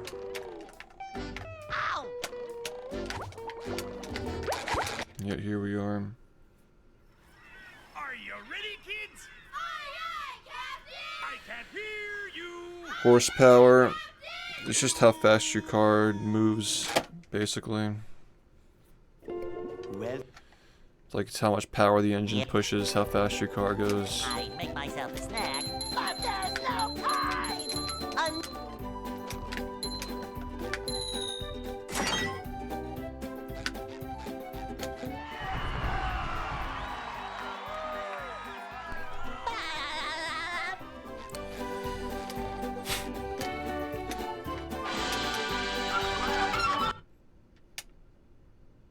Like, it's... they'll Go. Horsepower affects your acceleration, like your top speeds, stuff like that. Hey, Like, if you get like a Ford Model T, and you're trying to like drive that on the highway, you'll be flooring it going at like 60 miles an hour, basically. You're not gonna get very far on that thing, because the horsepower is like 30 or something. One of the first cars ever made, so... we can't The just first fish commercial with a car. line going fishing for robots. Ow! They fucking sell like rockets now, dude. Some of these cars are just not even cars, they're just fucking rockets with wheels. How often you get to the end? Like, never. Just never happens, man.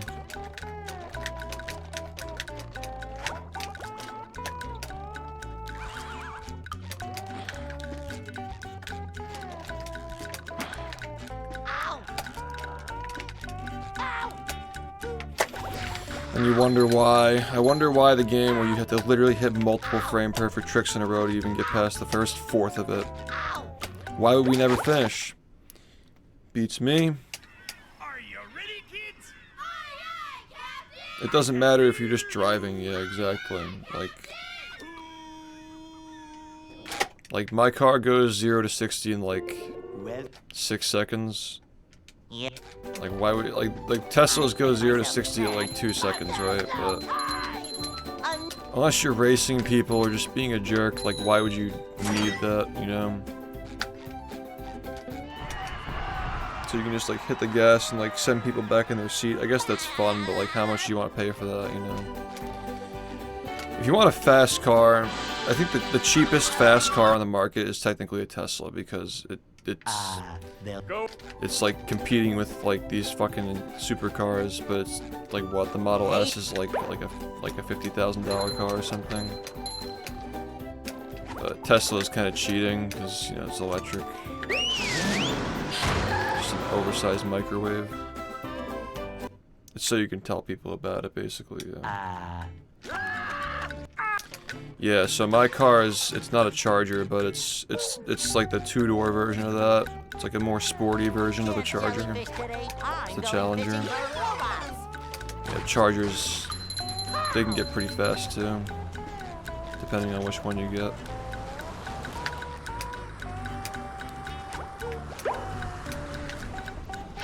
Yeah, mine's like 308 horsepower, which, you know, for a car that is a muscle car, that's low today for today's standards, but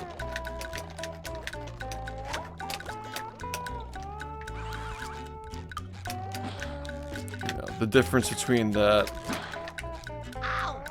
the next one up is like 380, right? You're paying more. You lose the all-wheel drive if you're in the Northeast. That's pretty valuable to have, in my opinion. For like an extra 80, you know. Like either you're like the drive line. The only way you can get the all-wheel drive is by doing what I have with the 308, right? But I think you're either just going for that or a Hellcat, honestly. Like, there are just two purposes, like a good car for daily driving, or you're just fucking balling out. Going with the fucking 700 to 800 horsepower Hellcat, basically. Like, everything in between is just, like, compromising, I think. Technically, you can argue that buying any muscle car that is not, like, a decked out V8 engine that's getting, like, 700 horsepower is a compromise, but, like, I don't know, like, you could easily spend $30,000 on a daily car, so I guess it really depends on your situation. Yeah, exactly. If you're not into like racing people and like drifting and shit, 300 is perfectly fine. It's perfectly fine. Downtown. More than enough for as a daily, exactly. If you want something fun, or if you get into a car accident, it's over before you even realize it. You know, just get yourself a fucking ZR1 and drive with fucking 400 miles an hour on the highway.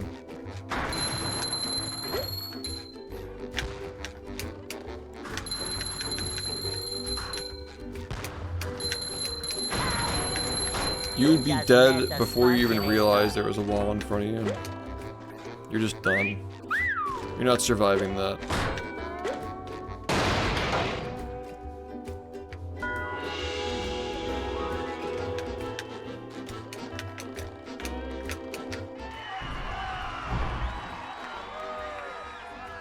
Yeah, that too. My dad used to be a biker.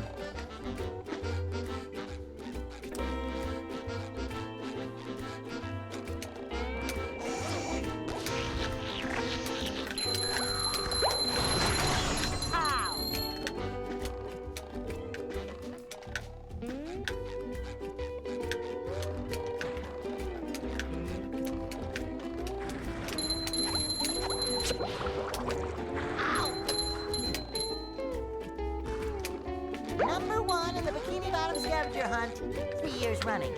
Thank you. Ow!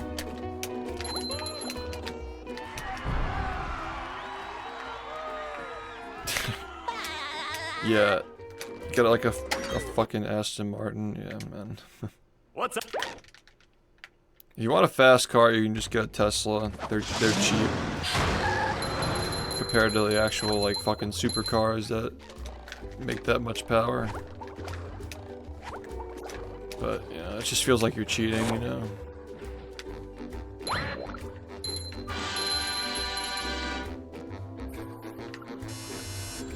Number 1 in the Bikini Bottom scavenger.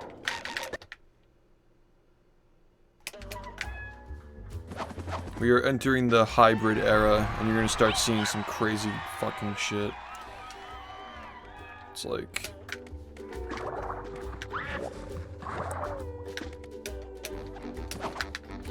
I don't know how they're making a 5.5 liter engine push 1,000 horse, but you know what, man?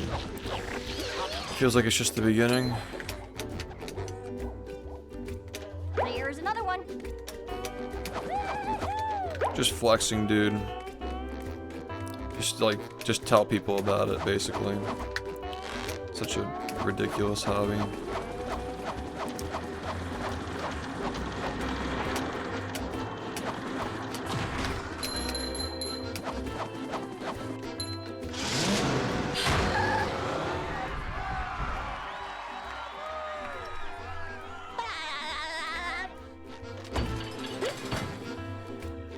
Yeah, I mean, it's all the experiences, you know.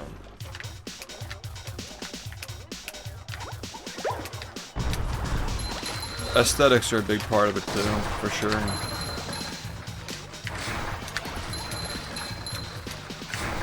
Like my car's got like a pretty long like hood, you know. It's also got like the vent that comes out. It's just fun driving and like having the vent from your exhaust like in your peripheral. It's just, I don't know, it just looks cool. Stuff like that is just amusing. Can't deny it.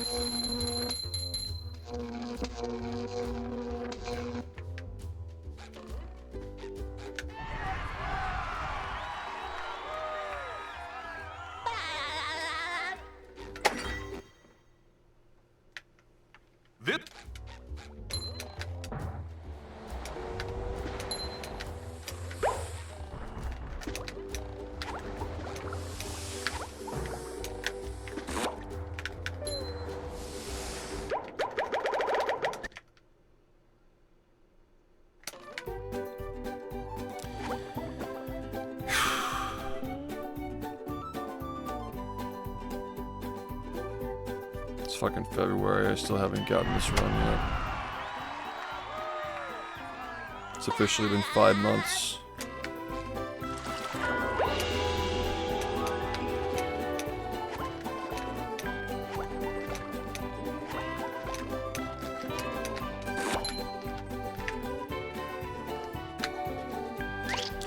It's definitely been the hardest minute break I've tried to get in the last few years, for sure. Before this, I don't even know, like, before 43, it was probably like 40, 50, 53, honestly. With sleep. Dream.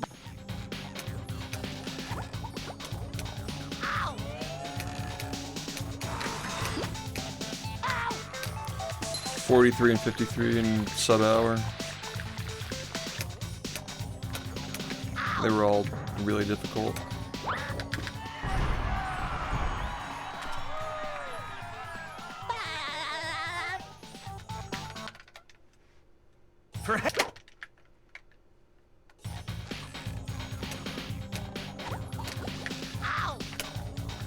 Great. Just makes my life easier.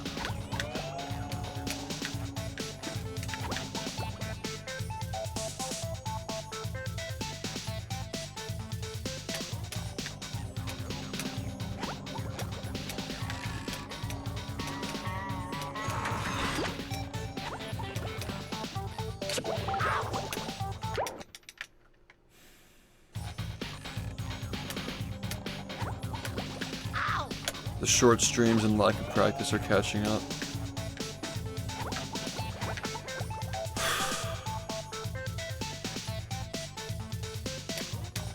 I hate it, man. You just can't live a balanced lifestyle while doing this shit. It's not even just about the streaming. It's the fucking effort that goes into getting this run.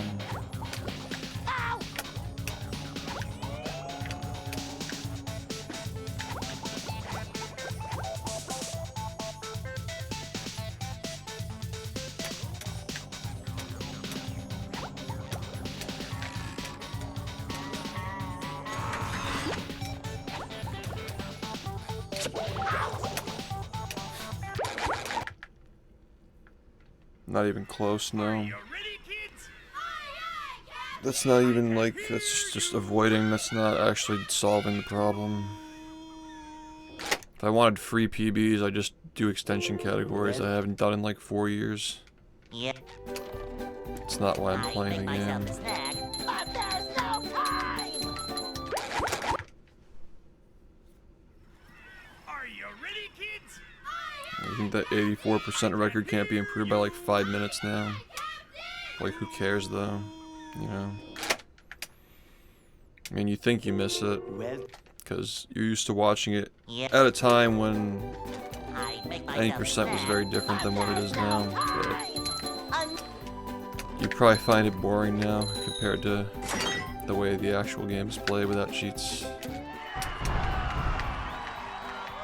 Have a good night, man. Thank you.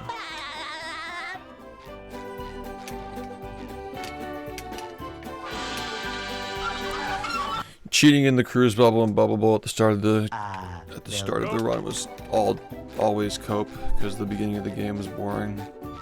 Hey, Now it's just torture.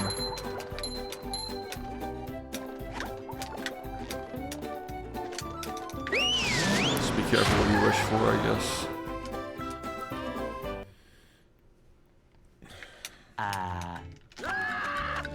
Because I remember when we were going for sub 40 in that run like 6 years ago or something. we can't jellyfish today. I'm going fishing for robots. Pow! Like 30-second spatula average or something like we have now, but with cruise boosting the whole time.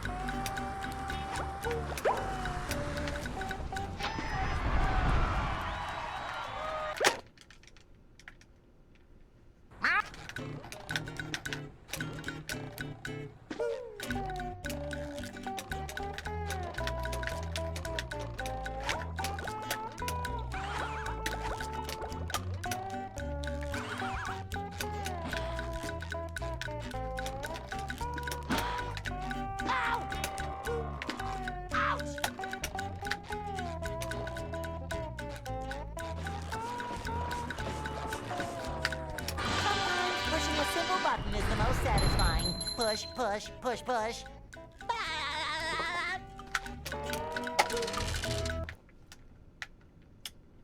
What? I mean, probably be sub 30, honestly, at this point, right? If it was a 34 like 4 years ago. That was a ton of fun. Probably be sub 30 capable.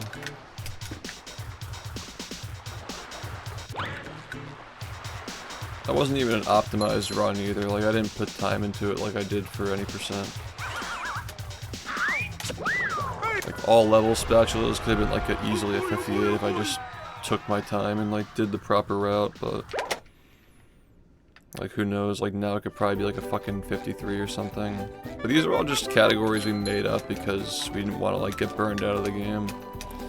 Now I can wear You know, we used to do the fucking rounds through all the random extension categories, but now we just, again, we're just focusing on any percent like we did at the start. There was like a weird like 2018 through 2021, that like 3-year period or whatever, 4-year period, was doing a lot of like random extension categories alongside the actual any percent stuff, Number 1 in the which, Bikini Bottom scavenger hunt. you know, 3 years running. Thank you. just kind of got bored of that. When I do 100% this year, I'm going to be going for at least a 106.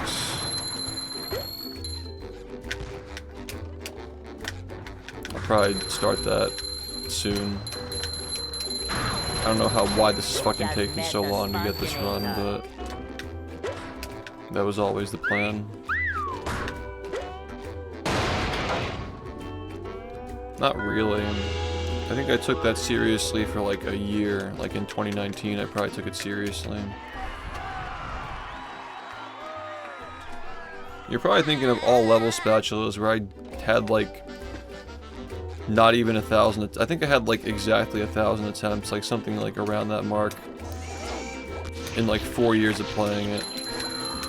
like the same number of attempts I go through in a month of any percent. Like I hardly played that run at all. So that's probably what you're thinking of. I put a lot of time into cheap percent, strangely. Did I though? I had like 10,000 attempts of a 1 minute category. Bikini Bottom scavenger hunt, 3 years running. Thank you. I guess I really didn't put that much time into any of them. Like 100% I have like 10,000 attempts in that one. That's a fucking long run. I finished like... I think I finished like 10% of those runs too. Like 5 to 10%. Nah, it's probably closer to like 5%. I know I haven't finished 1,000 runs of it. Actually, I might not even be at 10,000 attempts for 100, I don't really know. Number 1.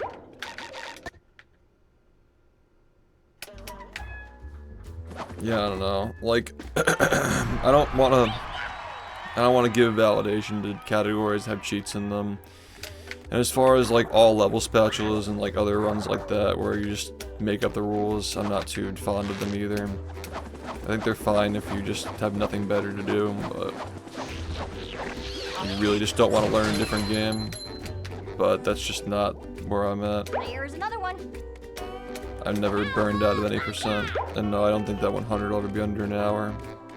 If that ever happens, I'll probably be like 40 by the time that happens.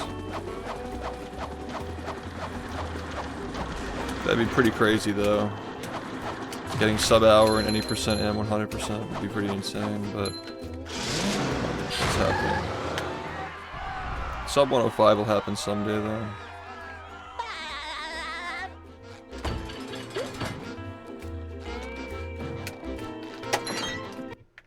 I mean, remember the last time I did that run? How many runs were just like brain down clip, just causing runs to die or lose a shit ton of time, right? Like last year with the new brain strat, there are runs that otherwise would never have, like, I don't even know if my current PB would be my current PB if it weren't for that strat just like not existing anymore. Like, I got to keep so many more runs last year because of that strat.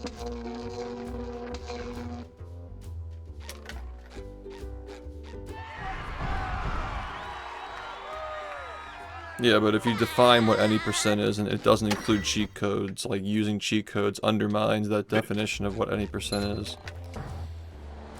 So like either they're allowed or not, and they're clearly cheats, so just don't allow them. Something being faster than any percent is weird.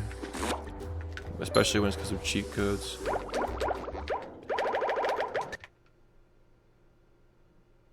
Like having to explain to people that NG plus is not actually NG plus. And that you're using cheat codes and it's also faster than any percent. Like, it was always weird having to explain that. Because it doesn't make any sense. It's just ideological.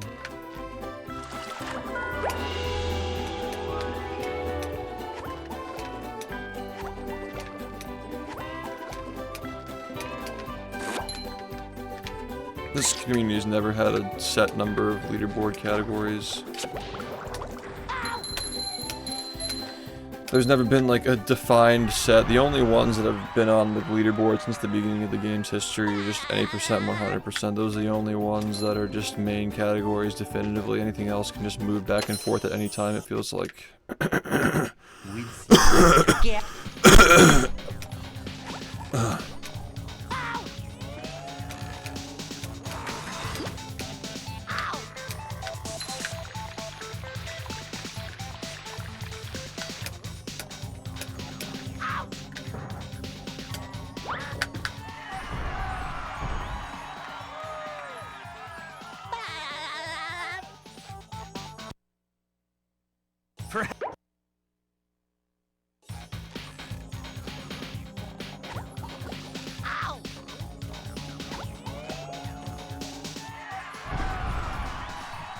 I mean, case in point, that's a valid point for Simpsons because you can just literally skip missions, but I wouldn't use the Simpsons leaderboard as an example for anything.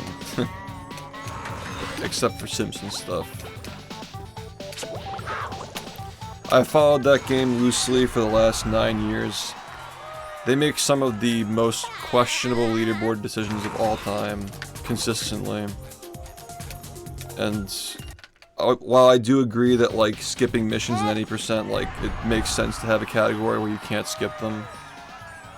Like, that's a lot different than cheating. You know?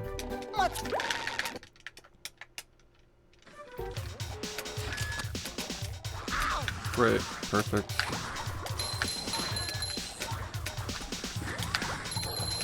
It's not comparable either. That's actually not even comparable at all because you're still getting 77 spatulas. You're just coping because you can't cruise boost at the beginning.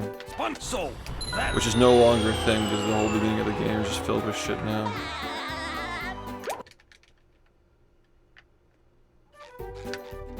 Here. Fuck.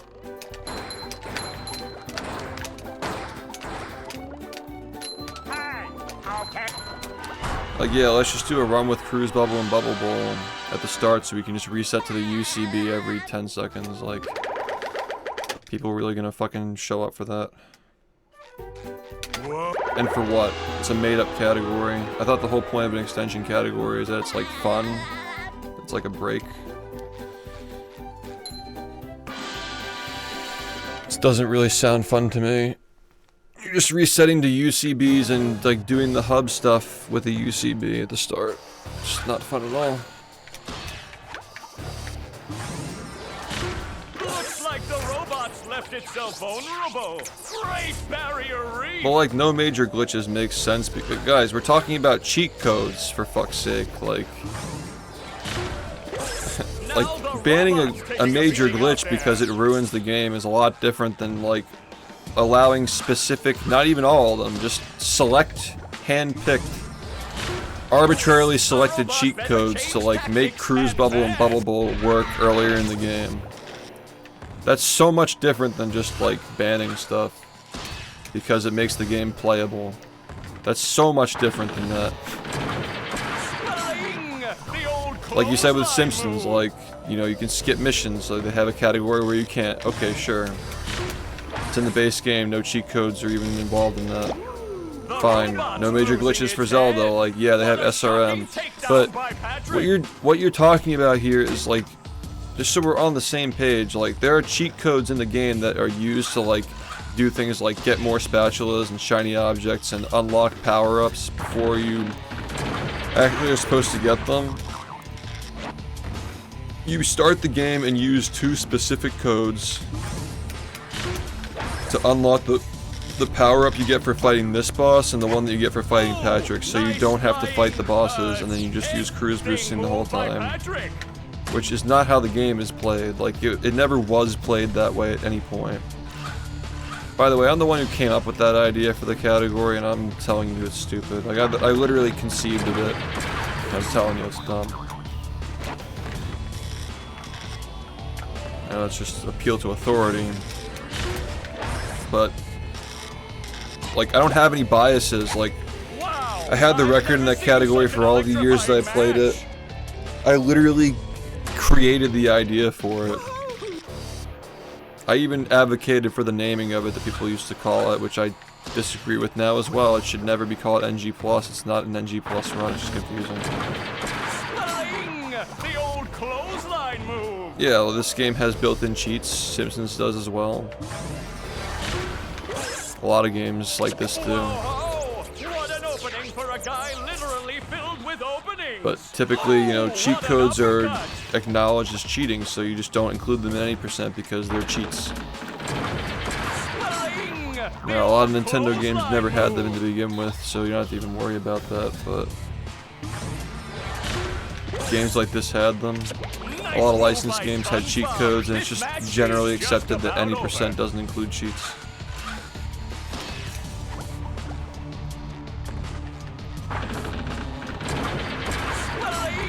The old clothesline move. So having something that's faster than any percent with also cheats definitely looks weird.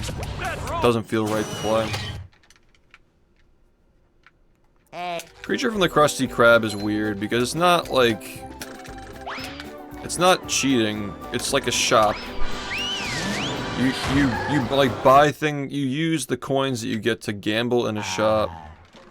Yeah, but I don't subscribe to that nihilist attitude of speedrunning. Like, it's all arbitrary. We just make up everything. Like, no. Like, there are reasons why we pick the things that we pick. Starting times, ending times, what rules make sense. Like, just saying like, oh, you know, fuck it. It's all just like made up anyway. I don't subscribe to that. That's just a nihilist point of view, and it's not a productive line of reasoning. There are reasons why this is considered beating the game. The way that we do it.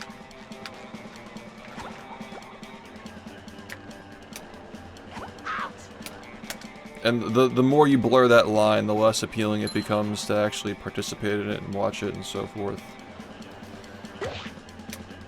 But even when you put it that way, it's still not even enjoyable. God, dude. Playing the game with cheats like that makes the game less enjoyable, so there's like, my point stands, like, there's no way, there's no reason. If people still wanted to play it, they'd play it, but it's just not fun anymore. Wow, this is an unplayable run, and I don't even know why I'm continuing this at this point.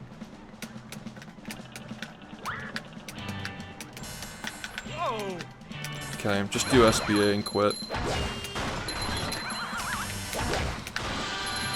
You need to fucking stop running your fucking mouth and actually play the game. You just wasted another day running your fucking mouth and chatting it up on Twitch TV, being a streamer. So fuck you for being a streamer, actually fucking talking to your chat, responding to messages. Meanwhile, you're fucking letting these awful runs just slide by, not even thinking about what you're fucking doing anymore, not looking at the splits. These runs are going nowhere. They're going nowhere, and it's because I'm fucking sitting here just having a fucking social fucking expo. I'm trying to speedrun a game.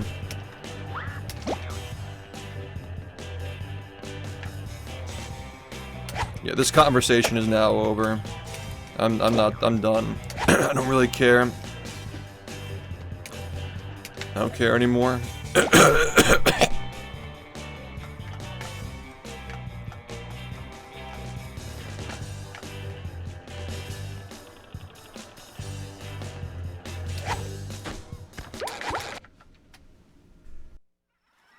Are you ready, kids? Aye, aye, Captain! I can't hear you. Aye, aye,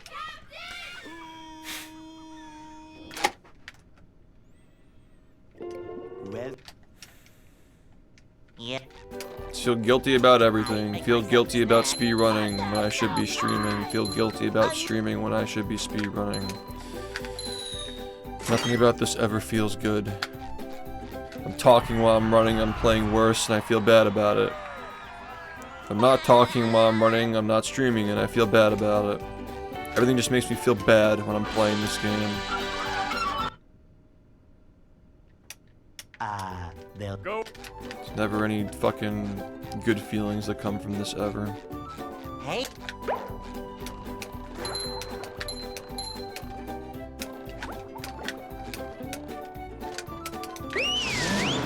And there's your fucking soft lock, dude. Just fucking kill myself, man.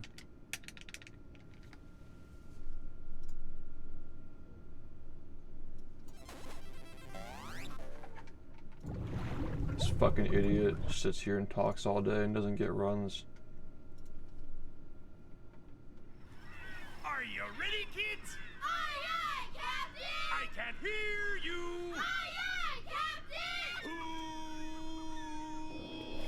Who lives in a pineapple under the sea? SpongeBob SquarePants! And yellow and pork.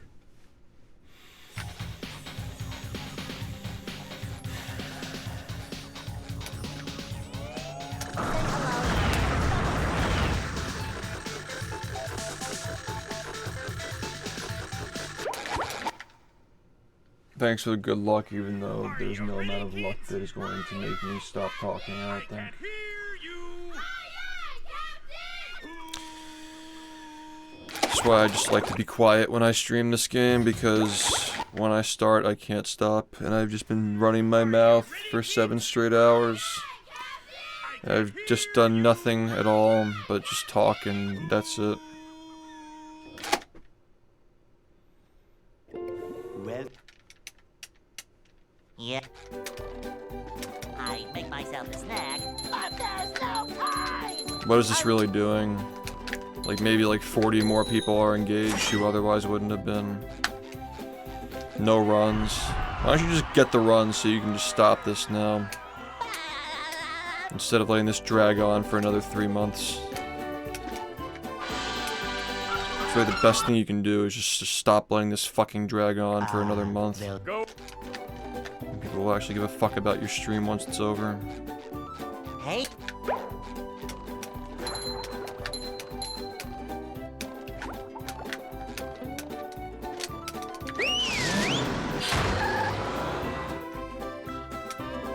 Ridiculous, it's almost March and it's still a fucking 41. Are you fucking kidding me, man? Absurd. Actually absurd at this point. This is still going I'm on. going fishing for robots! How?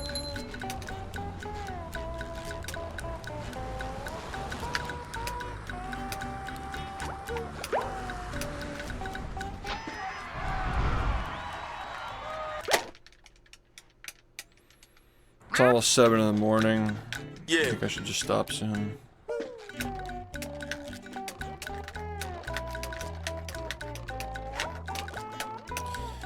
Hope someday the chat can entertain itself, so I can just do runs. I feel like that'd just be a better relationship, instead of me having to constantly talk the whole time. Sometimes pushing a simple button is the most satisfying. Push, Thanks, push, Pitt, for push, the push. 13 months. I mean, they're just gonna get bigger from here, man. They're just gonna get longer and more brutal and more awful from here, and this is just the beginning. You think this is bad? Like, when I have like a 40-30 or something, it's gonna take like a year to beat that. The rate we're going. That was a ton of fun! I should do it It's again just gonna get sometime. impossible, man. Sub 40, 2027 probably. It's gonna take a fucking long time. Hey! Oh boy, oh boy, oh boy!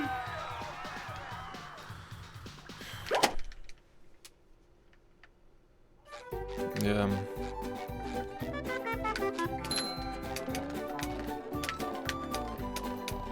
Now I can wear 4 pairs of underwear! This is great! I can't shut up. I just can't shut up. I can just shut up and actually focus on the game.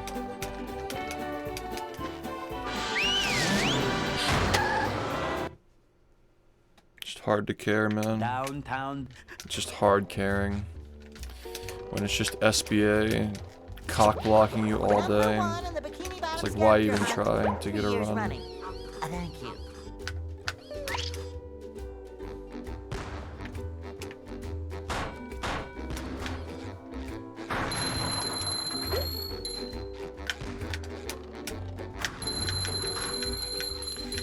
Just feel so dirty whenever I get off my stream and I feel like I didn't get any runs and I just sat here for 7, 8, 9, 10 hours. Just hate myself. Pushing a simple button is the most satisfying. Just feel like Push, an irredeemable push, piece of push. shit. I feel like a 40-minute game, you should at least be able to get 1 run. It's like almost never the case.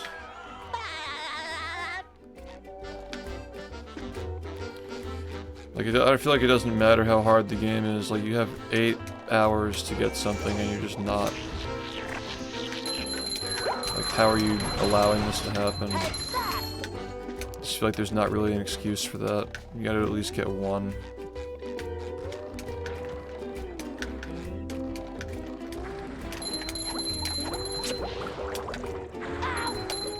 I feel like I've been giving up lately.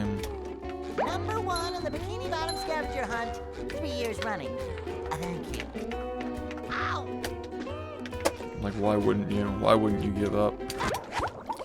Just all you know is just reset to canon Number one in the Bikini and mash Bottom one scavenger frame hunt, button until it 3 years fucking running. eventually works. Thank you.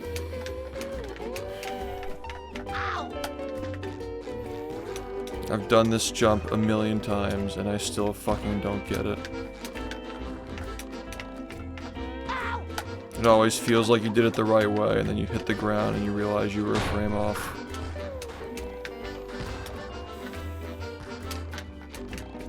Ow! Number one in the Bikini Bottom scavenger It just hunt. feels 3 terrible. years running. Thank you. Just going through that every 5 minutes. Like, why would I still care? Ow! After a certain point, you just have to stop caring. And then you're just playing without thinking about it. It's just all you can really do to cope with it. Ouch! You just spend hours passively playing and talking to chat and coping because you just can't accept that you just couldn't get a run. Ow!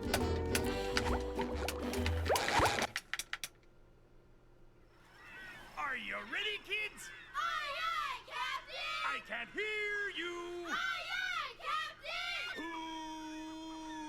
Captain! I mean, there's nothing confusing about it. Well, Just, it is what it is. Yep. I make myself a snack, but there's no time! It's not like it's unsolved. It's just dumb. Just unfair. It's never going to be better than what it is currently. It does save 20, yeah. I can get a 132 SBA split with that strat. Go. It's just not even comparable. Like, it's just so much faster. Hey,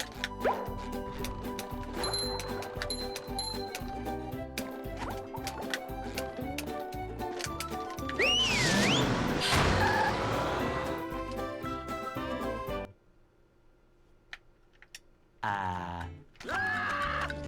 mean, it doesn't really matter, like...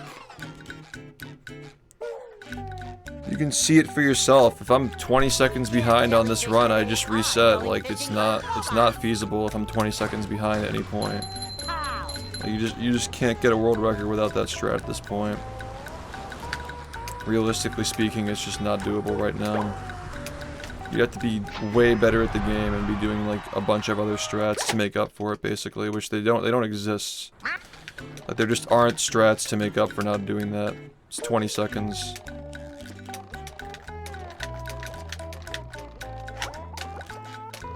And why are we focusing on that when, like, that's been in the run for the last 6 years and, like, obviously something happened over the last 3 years that made this game so much more insufferable to play. My attempt counter 3 years ago was 27,000. It is now 67,000. So what happened between, like, what happened to cause those fucking 40,000 resets in the span of 3 years only? What happened? What things changed to cause that? In the last year, it's out of the 40,000, half of them were just in the last year. By the way, that was a ton of fun! I should do it again sometime. 20,000 of that was just in the last year. Thanks for the good luck. Like, clearly it's not SBA that's causing this, right? Like, I don't know why people just point fingers at the one thing. When the whole game sucks, dude. The whole game fucking sucks. Jellyfish Fields is, like, arguably the worst level in the game now. It's just fucking RNG mental torture. Then downtown is just like, oh, guess what? Like, if you don't get these one frames, you have to fucking do Jellyfish Fields until it eventually works again. And then you just do the same exact thing again with Dream. And then if you got past all that, maybe your run's not so bad enough that you can actually attempt SBA, and then it doesn't work. downtown. It's just everything, man. It's not like one thing changing is gonna make this better. It's just everything at this point. It's just an unworkable Number one situation. in the Bikini Bottom scavenger hunt, 3 years running. And you can just say it's luck, but like, it doesn't matter if you're not getting runs. You're getting worse at the rest of the game. You're getting out of your flow, and then you're done. You're not gonna get a fucking actual attempt for a long time. Those 3 days I had this month where I was actually getting close, like, that's it. Like, those are the 3 days I had where I was actually, like, building up to it the proper way, and I got it. Got something, like, just came down to, like, I got a bad Murmulaire one time, or, like, I missed a UCB one time. And, like, just the one level that was not up to standard was, like, that's it, 4109, 4110. Like, that's where we're at now. Like, it just has to be a near flawless run. And then even then, we still have a fucking minute to save to get to sub 40. Just to, like, reiterate, like, how impossible this shit is. Like, the fact that sub 40 is even feasibly possible, when it feels like sub 41 requires a near perfect run. Like, in terms of not making mistakes like that. Like, it's just movement and, like, optimizations and quick setups. To save the rest of the, like, 40 to 30 seconds that are, like, on top of that. Like, always getting a great SBA, always getting a great start, always getting every UCB quickly in first try.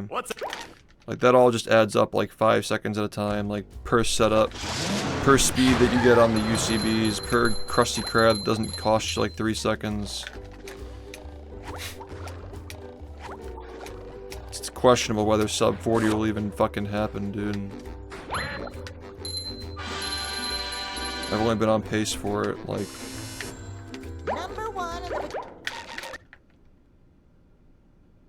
The longest I've ever been on sub 40 pace was the Tiki going into the hole for SBA. I've had sub 40 pace in terms of time going out of SBA, but technically the number that I got would have cost me 6 seconds, so it was not on pace. So I've had time-wise sub 40 pace going out of SBA, but not even like shiny-wise, so that's literally as far as it's gotten at this point. Like, sub 40 pace is the longest it's lasted. In terms of just time, it's just past SBA. And that doesn't even account for the fact that I was going to lose 6 more seconds because of the wrong shiny count. That's happened once. It's happened one time. And I'm still talking, by the way. I'm still sitting here yapping. That's the one time I've gotten sub 40 pace out of SBA.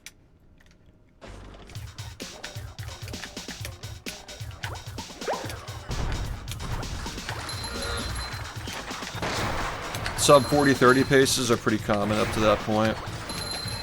You can maybe even argue like sub 40-20 maybe. I will say though that the fact that I've even had a pace that was technically on pace for sub 40 out of SBA without doing glideless is pretty insane. Like, technically that means, like, with glideless, if it's working on a run that it works first try, it actually is pretty feasible to get somewhat often sub 40 paces with doing, like, glideless and maybe, like, some other, like, tiny things to save time. That's at least a good sign there, is that it might be feasible down the road to have a consistent, you know, plan to get past Goo Lagoon on that pace.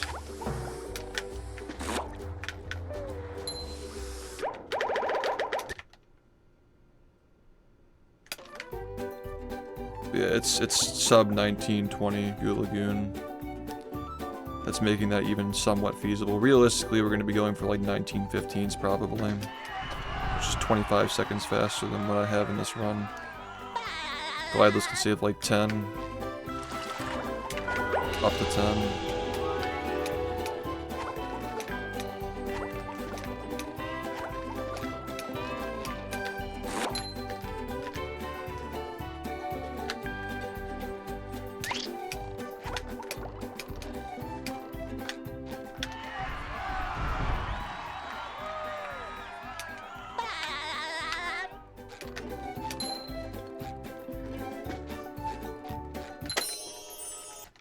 You gotta be really fast with that setup though, man.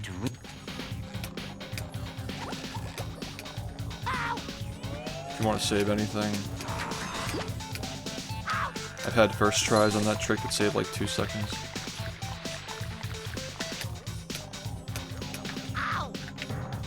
The skill ceiling is probably insane, or it's just random. Maybe a little bit of both, I don't know. But it's got a lot of potential. Like some of the last potential left in the game.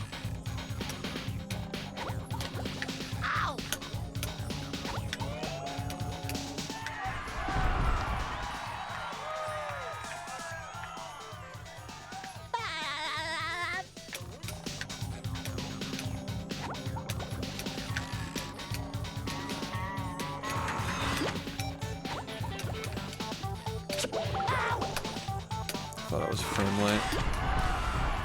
Just the mental torture of never knowing if you're doing the right inputs ever. There's no setups, no buffering, just fucking raw dog 1 frames the whole fucking run, man.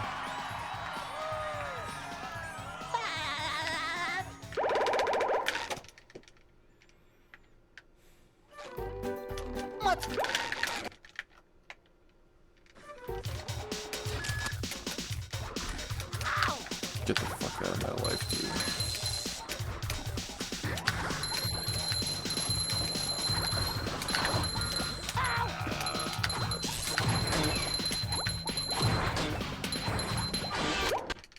It's so annoying. So that Thanks, they've been absolutely terrible. All night, I've been unable to do anything. spun here. Fart.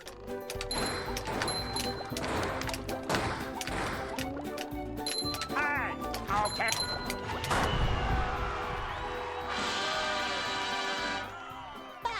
Always leveling. This game's always pleasant. Just fucking this up now too. Always getting terrible splits out of Dream 1. Always getting bad Krusty Krab RNG. Always off to a terrible start. And SBA just puts it in the dirt every single time. Every fucking time, dude. Looks like the robots left itself Every vulnerable. single Great time. Barrier Reef.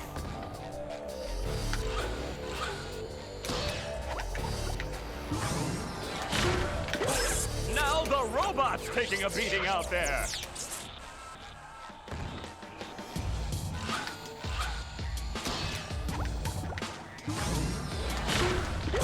The robot better change tactics and fast.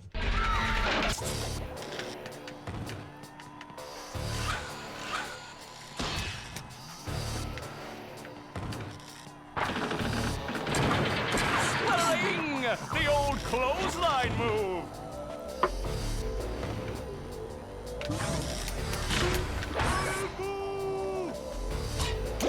I don't know, man. I just can't imagine speedrunning for enjoyment at this point. But I guess it has to be enjoyable, otherwise nobody would do it. That's why people are gravitating to the randomizers and stuff like that now, because it's all enjoyment with no bullshit.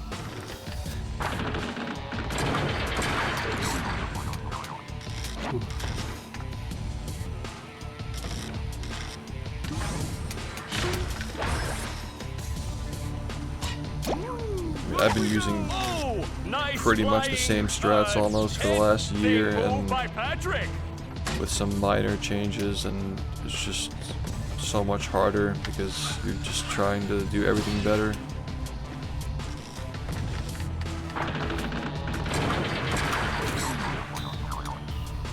It's already hard enough to do it even first try.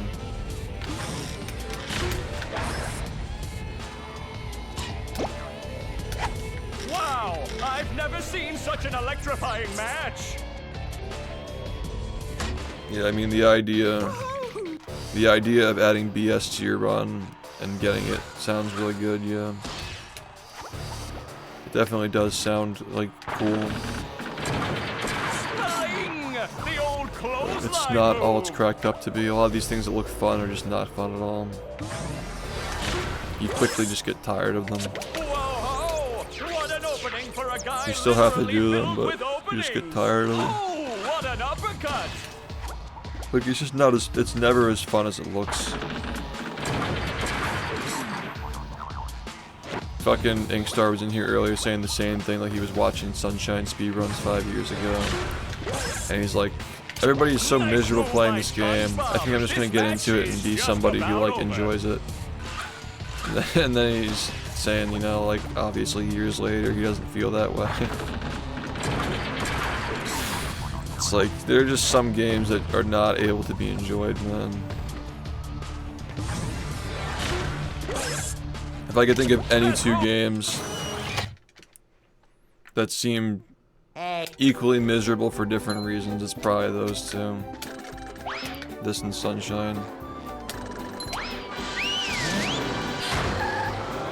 Maybe because I've done runs of both of them and I see, like, more clearly, I know more about the games, but...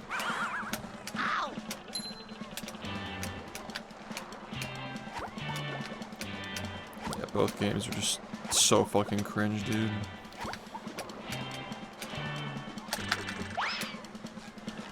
Spot.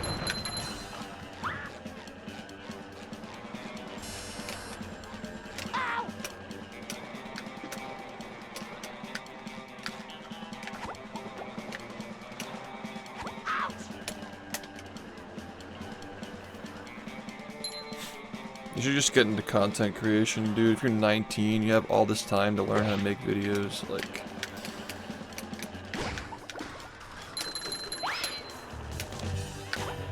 There's that fucking dude who makes, like, a bfbb video on some random shit, like just makes up some fucking top 10 list on spatulas and gets like 50,000 views off of it easy. I mean, 50,000 is not a lot, but, like, it's a lot more than, like, most people get making videos on niche topics like that. Also, Kraken, thank you, man. If I weren't speedrunning, I'd just be fucking doing shit like that, like obscure facts about bfbb, like shit like that. Like, people, the normies love that shit. It gets more people to like the game, you know. You're also young.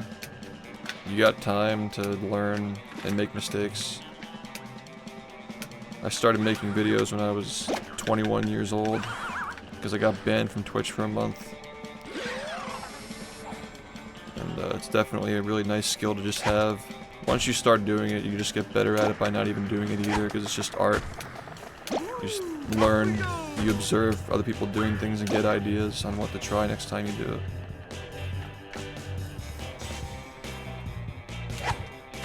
I should have just ripped it. I shouldn't have waited. Oh, well, thanks for the 94 months, man. Yeah, Conker should go back to making videos.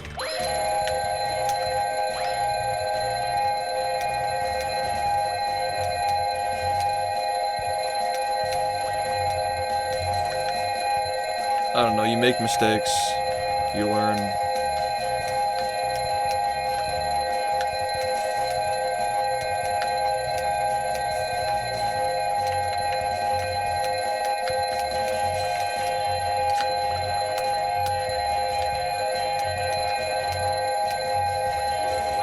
It's just so fucking sketchy, dude.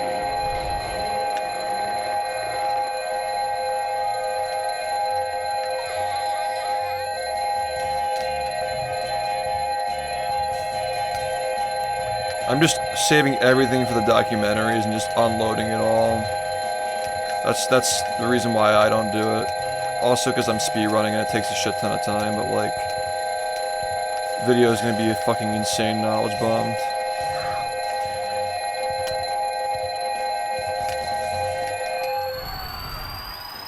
Just, like, simultaneously pointing out everything that's wrong with Rehydrated while also, like, talking about, like, the brief history of records in that game. As, like, a segue between, like, the non-VMS and VMS eras. Like, there's just so much that can be, like, touched on without having to, like, make a fucking video. Like, I don't really just, I just want to make something that people remember. I don't care about trying to like start like a. I'm not a YouTuber. Like I don't need to make consistent uploads. I don't really care. I don't want to live that life. I never want to make a video because I feel like I have to, not because I want to.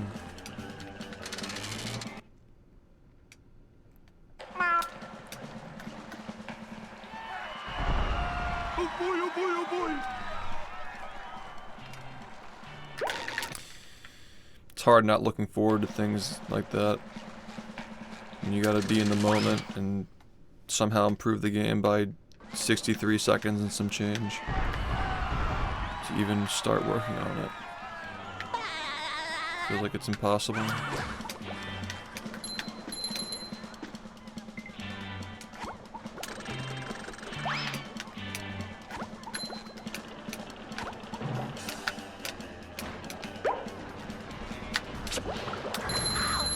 You've just met the Sponginator. That was almost a fucking disaster. I didn't press down the input or some bullshit.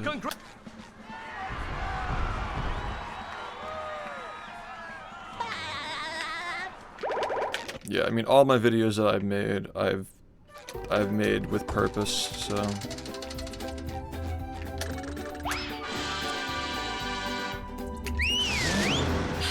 I would never want to be somebody stuck in the position of having to make videos even when I didn't want to. Oh,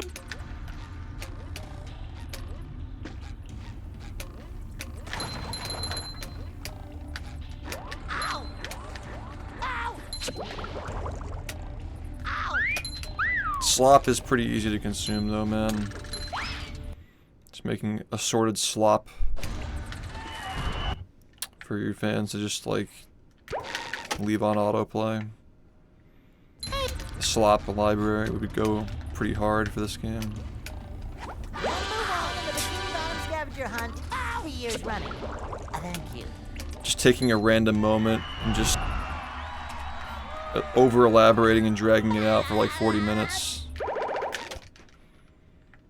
It's the classic. The Y input that changed everything. And then you'd have like the whole comment section. Like, it's amazing you can go into this much detail on such a niche moment in such a niche game, and I feel so special for having been recommended that. It's like, dude, these people just fucking write down their shower thoughts and monetize it. Can we just be honest for a second?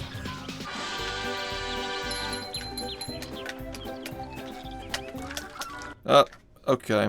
Well, that's over. Bubble, bubble. The dropped input that changed everything. Bubble.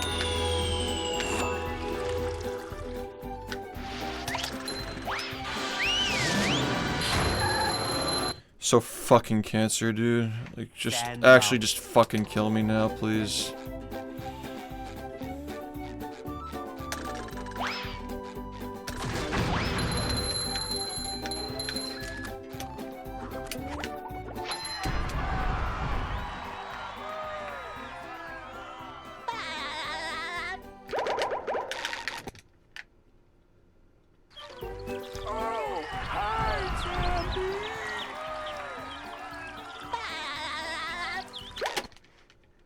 I don't even know why I'm continuing this, honestly. So, do you want that? This was barely even acceptable before that happened, and I lost 10 seconds to that, so... So, that. What happened? Oh, I pressed the B button. I pressed the B button to decline the text, and then the controller didn't put the button to the game. So I lost 10 seconds. And now I'm way off pace, and I don't think I can even recover it now. So, that.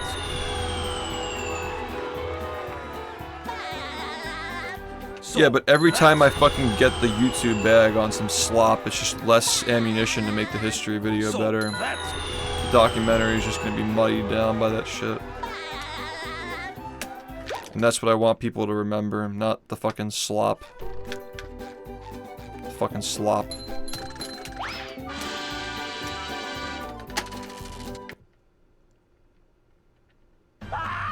Yikes! Looks like SpongeBob's in for a rough ride. Ow!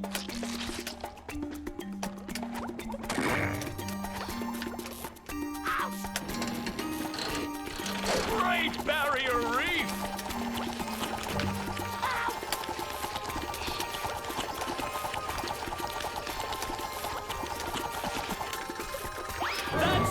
it?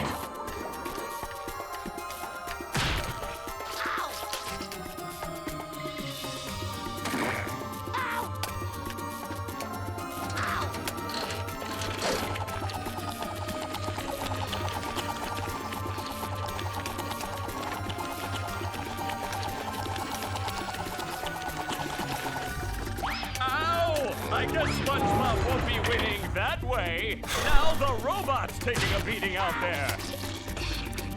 Ow! Ow! Ow!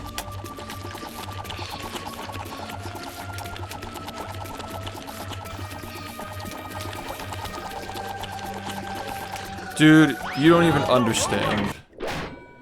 You know what it's like just fucking doing this shit for 7 straight hours to get one run that you can actually manage to salvage, and then you just drop an input and the whole thing's over.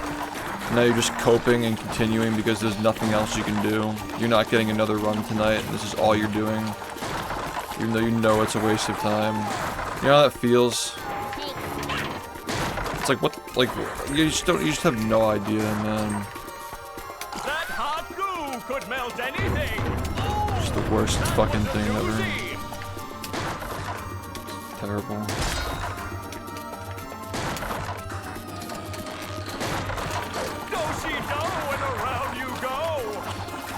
100 facts you didn't know about this obscure topic that you haven't heard about since you were 7 years old. It's like, well, I wonder why I haven't heard of it. I guess I'm missing out. Gotta click. Yo, thanks. One more douse with that stuff. I'm missing out? I haven't heard of this? I haven't heard of this? I have to click on it.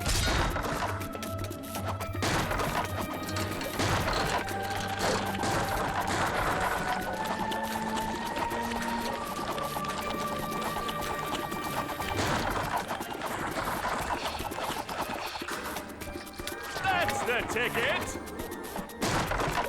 I forgot to... I'm just not even here anymore, man. That does it. SpongeBob This is is not even a run. This, I don't even care, honestly. I'll get around to the whole mute thing. I feel like a new sponge. Guess I get to complain about this while I'm doing it. It's just a nice added bonus.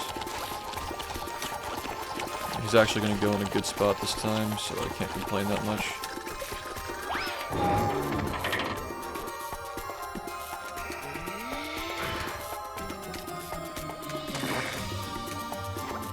Gamer Jake commented, "Remember this from when I was a kid. Can't believe there's a community around it. Not like every other fucking random stupid game has a fucking community around it in 2025.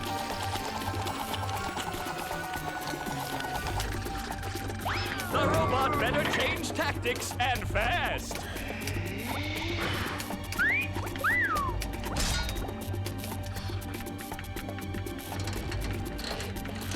Do-si-do and around you go.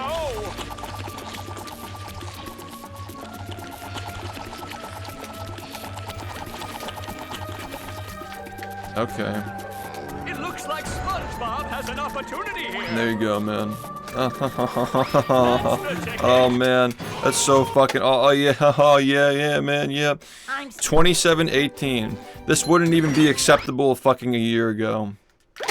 A year ago, this would still be unacceptable. But what the fuck am I gonna do? What should I do? Should I just reset and play the beginning of the game at 7:14 in the morning? Yeah, sounds like a plan, dude. Let's just fucking do that.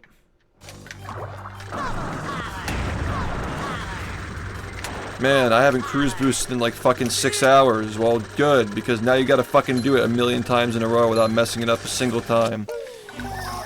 Really fucking awesome, dude. It's like you're guaranteed to mess it up.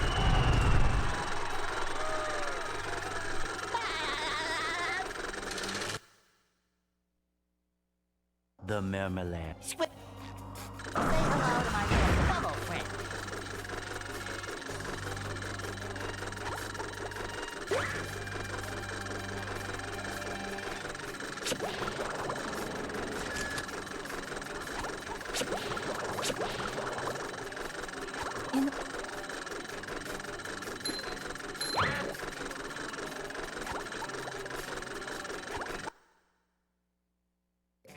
security.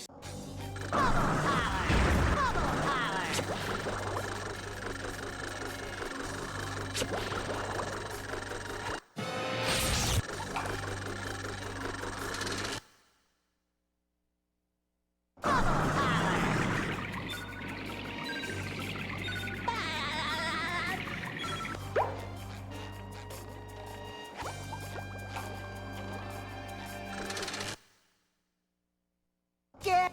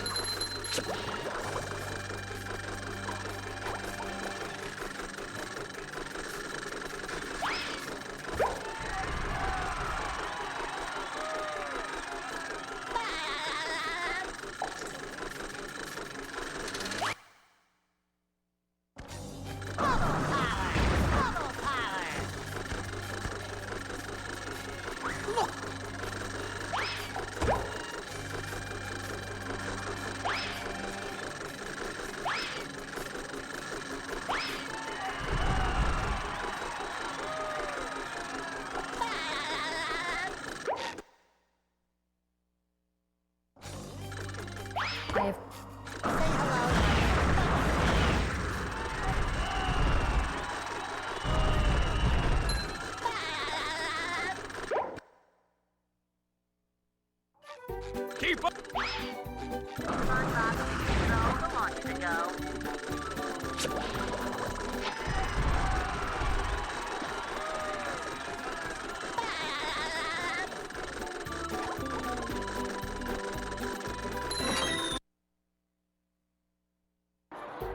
I'm Bill.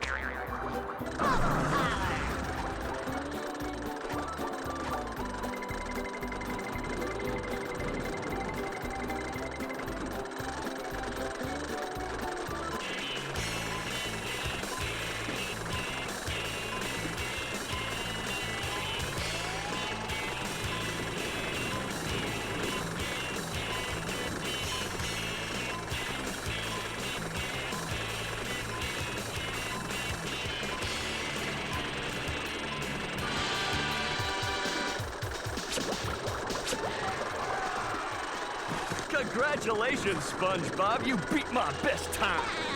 Here's a...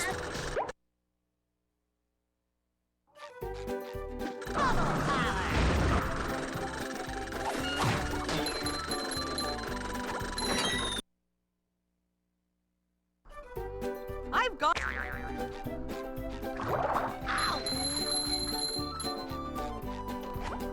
say hello to my little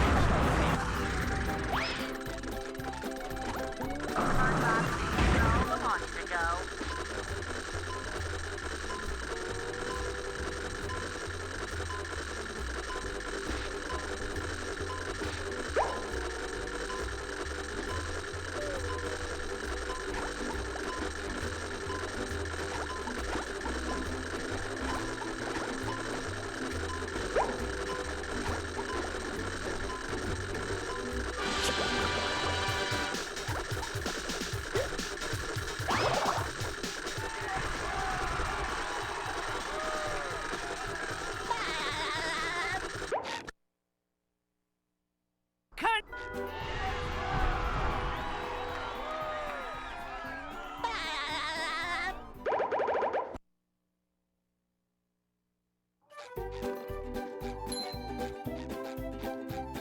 bubble.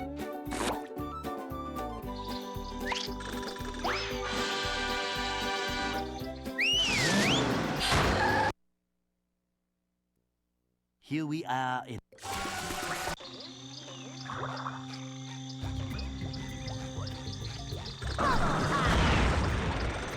hello to my little bubble friend. Huh?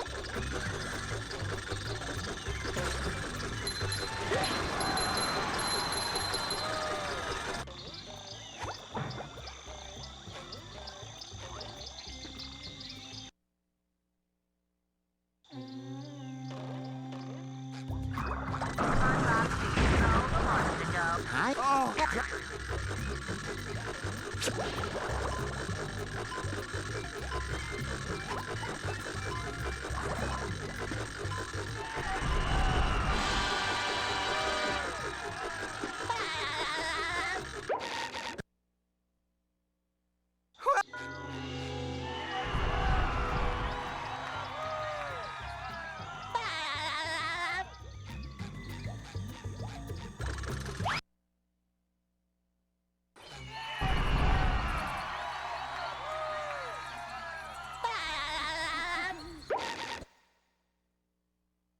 Hey.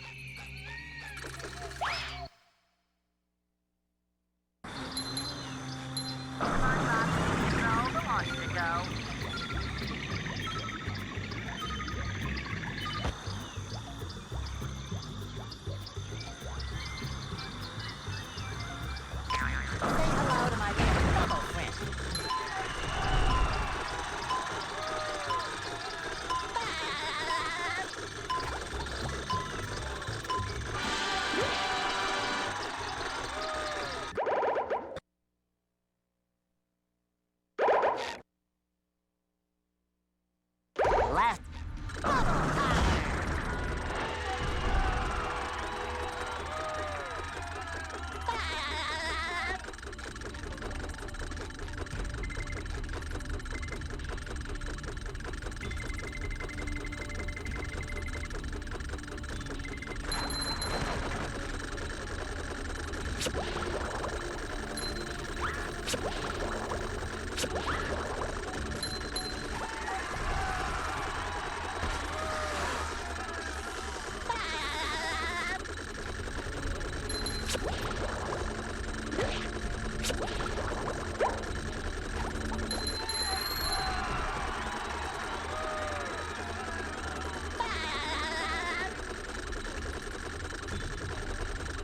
Hey, mister.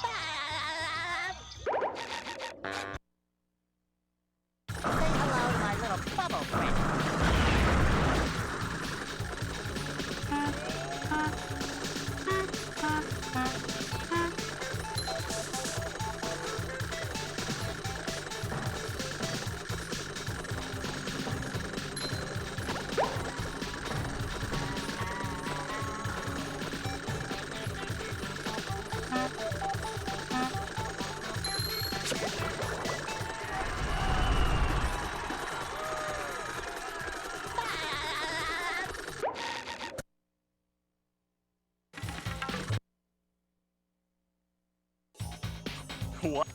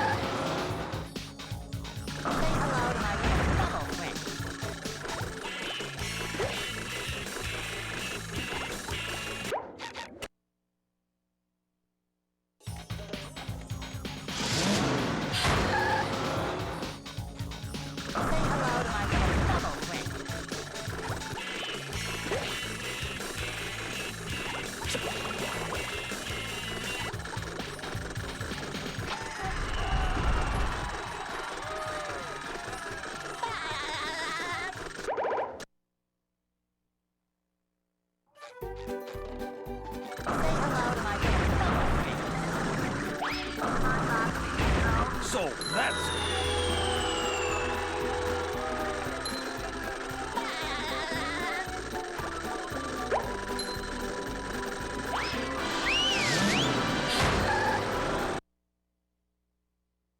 The graveyard.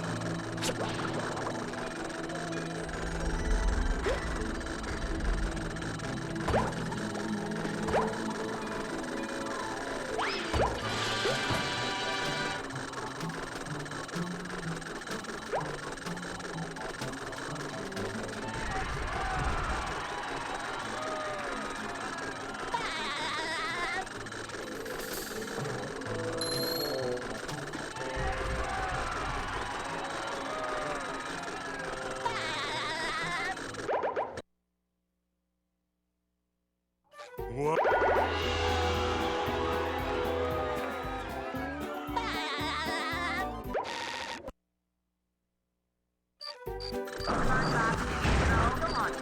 They serve food here, yes, but they don't serve love.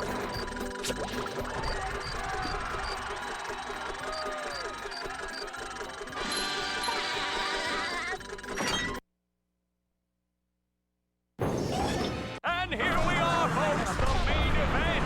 A gauntlet of ever-increasing ferocity. It looks like SpongeBob has an opportunity here. Yikes!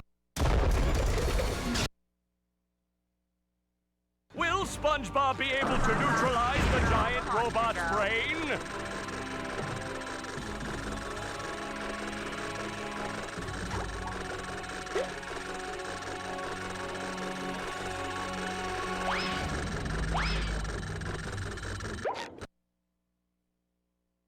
Will SpongeBob be able to neutralize the giant robot's brain?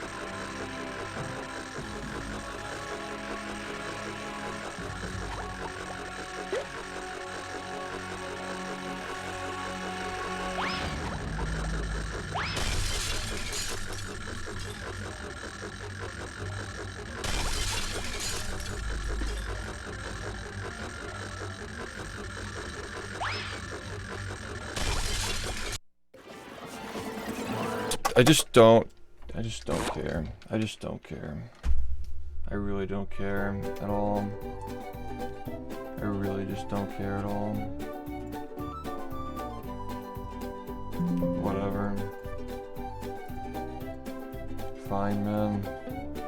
You wanna fucking almost get a 43 in 2025? Sure, dude. You wanna lose a minute to Fast Nut? Even after you've been doing it for fucking 8 years at this point? Sure, man. Fine. It's okay. You'll just be here in 2028 trying to get a 3-second PB. It's okay. Who cares? Nobody cares. You don't even care. Why you even fucking turn on the game? Just kill yourself.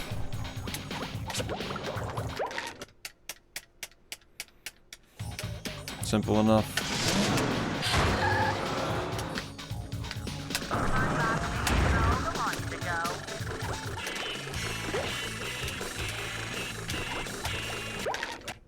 I can't think of a better solution at this point, honestly.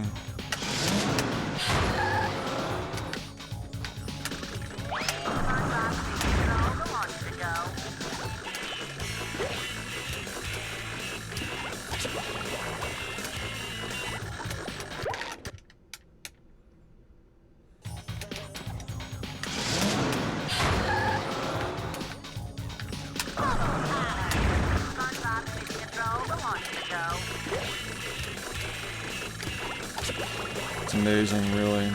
Almost a decade of practicing this and you still get it 5th try. Really awesome, dude. Did you practice that every day since 2017? Looks like it. Just getting it 5th try.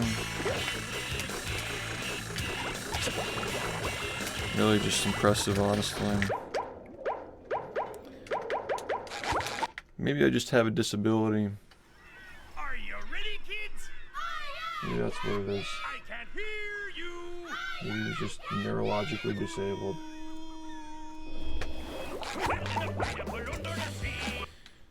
It's just really fucking fascinating how you can be this bad at a video game, man. Never realized it was possible. But who knows, man? I guess anything's possible at this point. Losing a minute to the same thing. It's brilliant, honestly.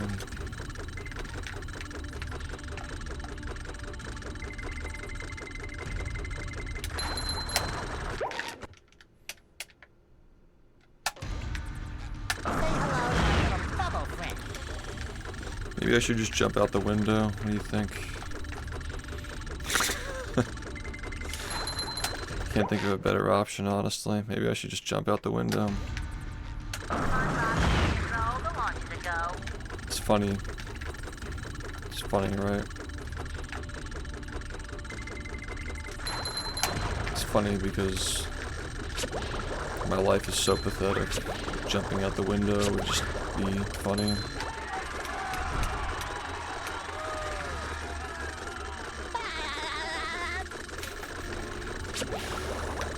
You should.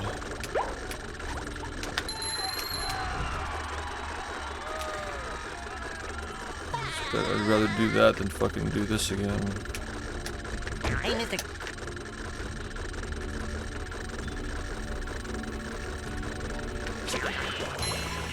I like how the one run in the last 2 weeks that got that Sand Mountain trick first try is the one that fucking ended up fucking being a literal please commit death for yourself run because you're so bad at the game.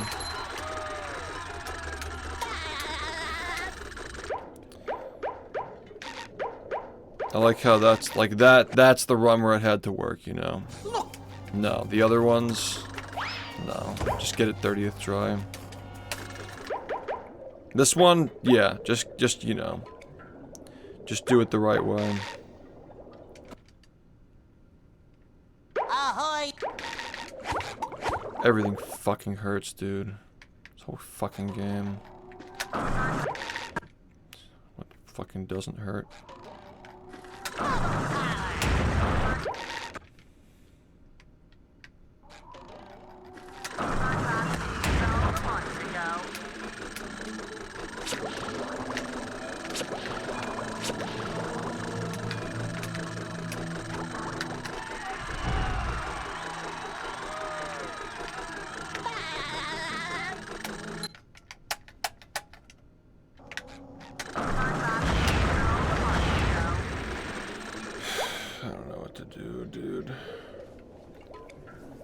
Shit's like literally just fucking impossible. When was the last time I even fucking finished a run, dude? Like an actual run that's not fucking dog shit.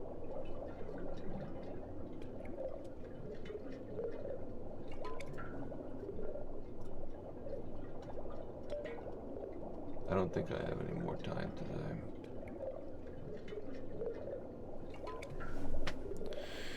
I mean, I don't think that 7 a.m. streams are even a good idea anyway, so I'm just gonna go.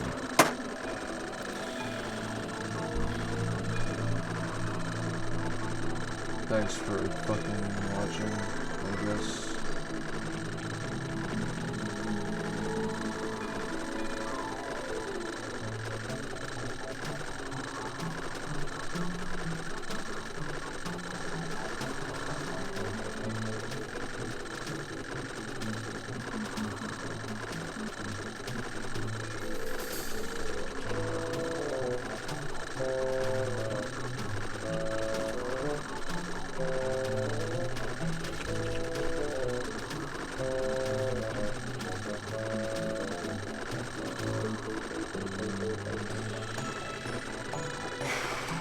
Not another day like this, man. Not another day like this tomorrow. You can't take it. You just can't take another one.